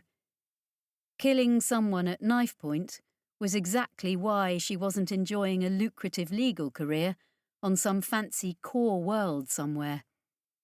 But she still had the shudders about it, and now it had almost happened again. Because it was something she was very good at, and because, Idris suspected, there was a part of her that came out of its cave and exulted in such things, and she hated that about herself. Kittering was fretting about the future, as he did. He was a planner by nature, and right now they just didn't have the information to plan. Harriman and Agent Mundy hadn't put in an appearance, and Idris wasn't particularly sorry for that. They had both ended up on the Scythe, apparently. The Raptorid, or what Ollie had left of it, was docked with the Intrepid for the same reasons they'd brought Idris to the Amina Mohammed. Peter Ascaro had needed more work than his own medbay could handle. Very shortly, before they put him under, he received a call. It didn't come through the Partheni comms officer, nor did it apparently register on their system, or leave a record of its coming and going. It was just a familiar voice, issuing out of the speaker beside his bed, taking its moment when none of the crew were around. Idris, do I find you well? Idris stared at the grey blue of the ceiling. Ash. None other. He pictured the alien, its inhuman form crammed into a robe in the universe's least successful attempt at mimicry. Ash, speaking all languages, bearing ominous warnings, a Cassandra whom people had learned soon enough to heed. I'm alive. That's probably enough for now, he said to the air around him. In truth, he was feeling exceptionally sick, even pumped full of drugs. And you were successful? He had no idea if the emotion, as heard in Ash's voice, was something real or just a show the creature put on. Right now, it sounded tremulously eager. Idris himself only felt bitter, but he forced himself to confirm, Yes, Ahab and I found it, and understood it. That's marvellous, Idris. Is it? Idris, I have been looking for a way to strike against the architects for a long time, far longer even than Ahab. This is the first indication that such a thing is even possible. Except, Idris told it, the architects are not the problem. There's something out there that wants to kill us, or at least to wreck all our worlds, and it's not the architects. They're innocent. They're under duress. I thought we'd find the masters, but instead we found where architects come from, Ash. We found their children. And will you put these children's lives before every human and Hani and Castigar, and all the other species in the universe, Idris? Ash asked. No, Idris whispered.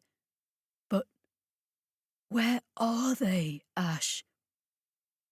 A silence on the channel. The architects know where we are and what we found. Why haven't they just turned up to twist us into pretzels? We're a threat now, one which they have the power to remove. He continued, not leaving Ash time to speculate. They're terrified of what we might do, too. I felt it down there. Yet, they haven't come to slap us, because that's something they only do when their masters force them. I learned that before. I don't even know if they've told their masters what we're up to. Maybe they can't. Maybe that channel only goes one way. He started to think that the link to Ash, wherever Ash even was, had died. But at last the voice came back to him. We still have to stop them, Idris. Billions of lives are at stake. All the lives and thinking minds in the universe. And Idris broke in before he could stop himself.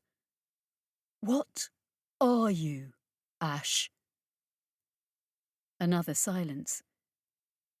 Because you know what? You're right. All the thinking minds. Thought is the thing, isn't it? Thought distorts unspace.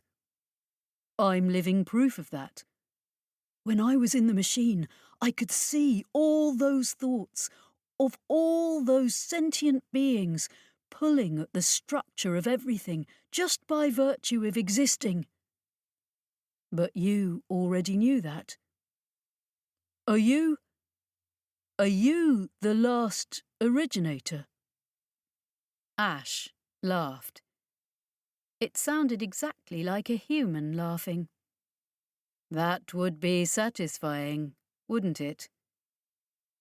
There was another long pause that Idris didn't feel able to break into. Did Ahab live, by the way? Reports are contradictory. We got it out, Idris confirmed, as well as Shinandri and Tokamak Jane. Emineth died. Or most of her did.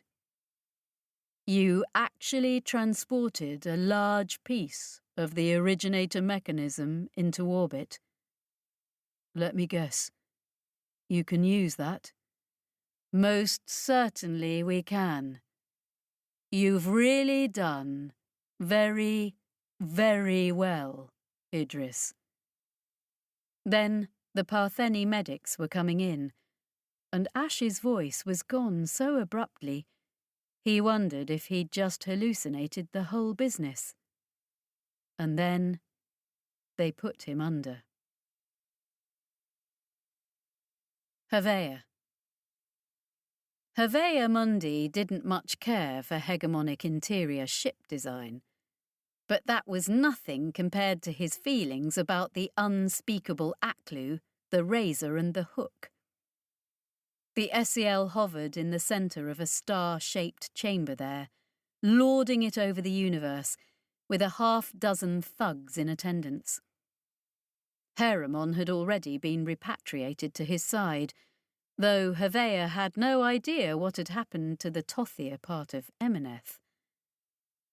Also in attendance at this gathering of factions were a handful of men and women he recognised from Mordaunt House. Not the flashy high flyers, but competent agents, people he'd worked with, people who had been on Chief Larry's shortlist for doing the dirty jobs and getting out with clean hands, like him. Kolvari was present too. Delegate Kolvari, as the hiver had apparently been promoted to, sitting off to one side, looking like nothing very much, except for their antique legs. Not the same Kolvari he'd hired after Hismin's moon, really. The reinstantiation meant that they had the same memories and the same designation, but no continuation of self. In human terms, the Kolvari he'd known had given up its life so that this more useful Kolvari could come into being. The thought still vaguely depressed him. And there was Ash. Havea didn't trust Ash, despite the alien's semi-benevolent history. Ash was, as far as he could tell, doing its best to pretend the whole business had been its plan all along. Havea reckoned it was adapting to what was, though. It had something to do with whatever the hell had been on the planet, and was now in unstable orbit above it. Ash's retinue currently consisted of a cyborg, some kind of academic, and an aeromathy that looked like it had gone through a serial autopsy. And yet, they'd apparently made some kind of grand discovery together, which was Ash's leverage for a seat at this table. Finally, rounding out the conspiracy, Chief Larry, standing right by Aklu, as though that was a reasonable thing for anyone to accept. She was wearing a Berlenhof-style suit, bulked out by an exoskeleton to support her stick-insect frame. She'd just given an address, not just to the naval base at Orichalk and the little knot of Partheni, but to the whole of Hugh and the Parthenon, and possibly the entire hegemony into the bargain. "My name is Adela Larry," she'd said. Havea had been wrong-footed a moment before remembering that, yes, she did have a first name. "Formerly of the Intervention Board. Possibly still of, depending on how people feel like taking this. But frankly, the distinction is of supreme indifference to me right now." She seemed simultaneously exhausted and strung tight as a wire, and Havea wondered what cocktail of drugs she was on right then. "I am speaking to you as the human element in a new alliance that has come together to deal with the threat the architects pose to all life. The majority shareholder in this alliance is the Hiver Assembly in aggregate, which has come to the conclusion that neither the Parthenon nor the Council of Human Interests is in a position to take the required steps. The Assembly is assisted by certain elements of the hegemony that are permitted to take such actions.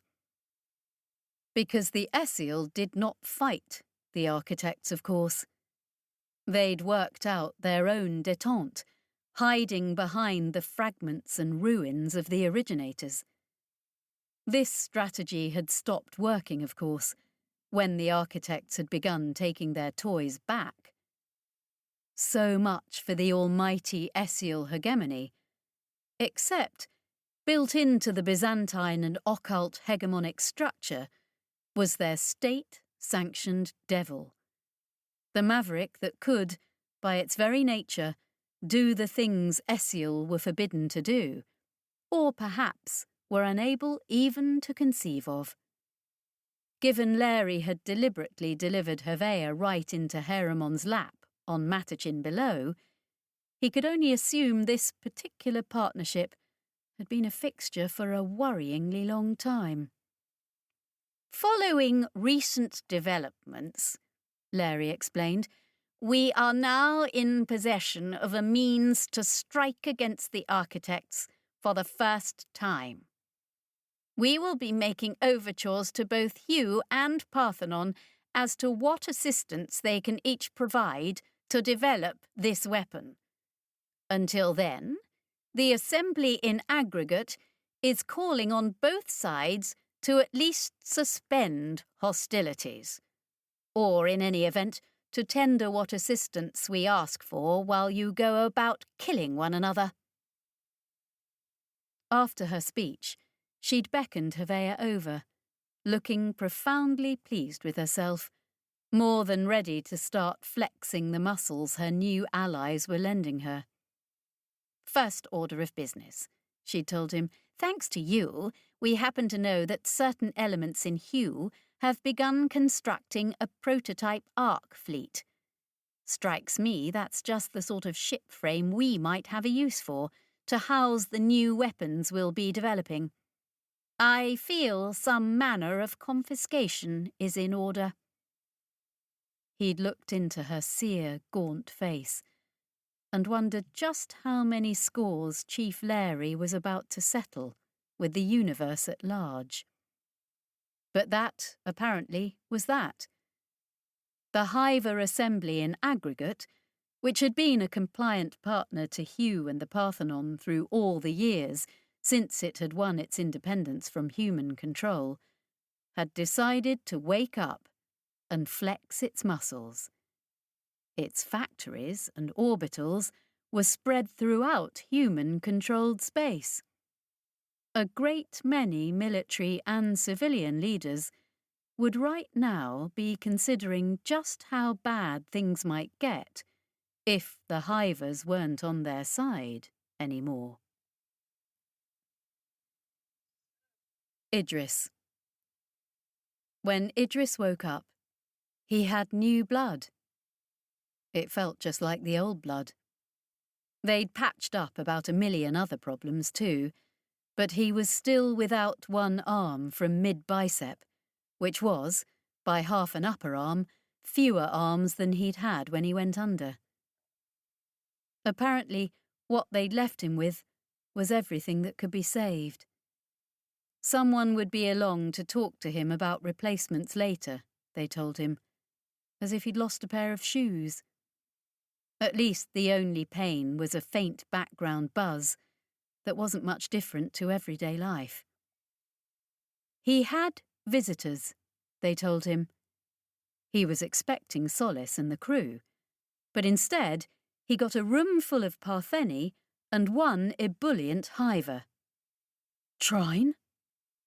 Just arrived, my old friend and adopted sibling, the archaeologist agreed cheerily. They tell me you've been having adventures. You should stop that. It obviously fails to agree with you. I, on the other hand, have been summoned both for my inarguable expertise on the subject of originator remains and my new diplomatic authority. And you, my dear colleague and good old friend, have found me an intact originator site. Mostly intact, Idris agreed weakly. Then one of the Partheni pointedly coughed for attention. Delegate, if you will. If I will? Trine turned their holographic face on the speaker.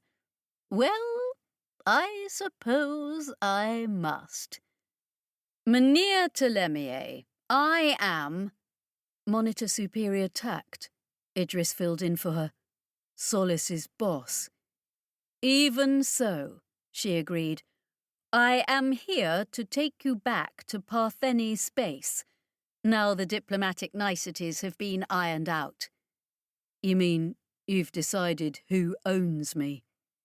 Actually, a great deal more than that, she said, not wrong-footed in the least. It's not all about you, Mynheer Telemier. We are having something of a war, you may have heard. Solace told me. A beat. The series. How bad was it? Remembering the ship he'd lived on for several months. The women he'd lived amongst. The programme. Tact nodded, appreciating that he'd thought to ask. There was considerable loss of life, she stated. However, the bulk of our first class, the potential intermediaries, were off-ship at the time, undergoing unspace exposure. We will rebuild. With your help? She couldn't quite shut that down without the slightest hint of a question mark at the end of it. They couldn't force him, after all. And the war? He asked her. Is complicated. There has been a declaration and an invitation of sorts, from a third party. We're still waiting to see what Hugh and our High Command will say in response. Idris got to hear Larry's declaration later, when they finally repatriated him to the Vulture God. He was there under Solace's watch, and the god was right in the middle of the Partheni expeditionary force. But it was still a gesture of trust, tact trying to put him at his ease. He watched, hearing the withered old mordant housewoman tell the universe about the new alliance, how things were going to be. "This," Ollie told him, "is some fucked up mess we're all in. You must be crapping themselves about the new players in town, and your lot must be too," poking Solace's ankle with one leg of her walking frame. Ash will be there in the centre of it all, Idris thought, pursuing his own ancient mission, of which Ahab's crusade is maybe just a part. That's a lot to take in, he admitted.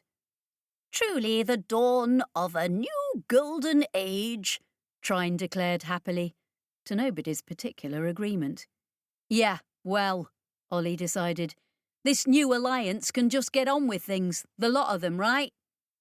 "It won't be that simple," Solace said quietly, and apparently this was news to everyone else, as well as Idris. They need us to go there too, to their new base. The Partheni INT program is relocating there for starters. "Why?" he demanded. "Because it's neutral ground and safe, and because they'll need Partheni pilots for the ships they're building or converting from these arcs. If Tact and Larry and the others have us all working together right now, we need to make the most of it before something goes wrong. And their alliance will really need you to work with those pilots, to help as many of them survive becoming intermediaries as possible." It was unfair for her to put that on him, to hit him right where he was most vulnerable. But it was true as well. He didn't want to take the war to the architects. He didn't want to be any part of what might be genocide. But neither the universe nor the war was done with him yet.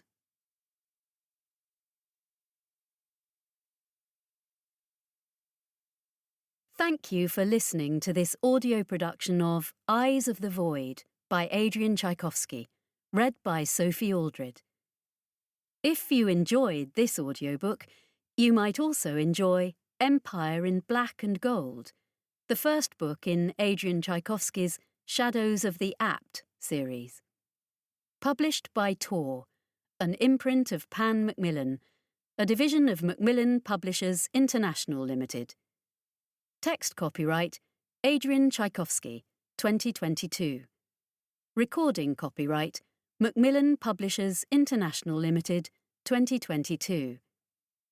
The right of Adrian Tchaikovsky to be identified as the author of this work has been asserted by him in accordance with the Copyright, Designs and Patents Act, 1988. All rights reserved. Directed by Mary Price. Production and post-production by the Strathmore Studios, Clerkenwell, London. Sound editing by Steve Jones. Audible hopes you've enjoyed this program.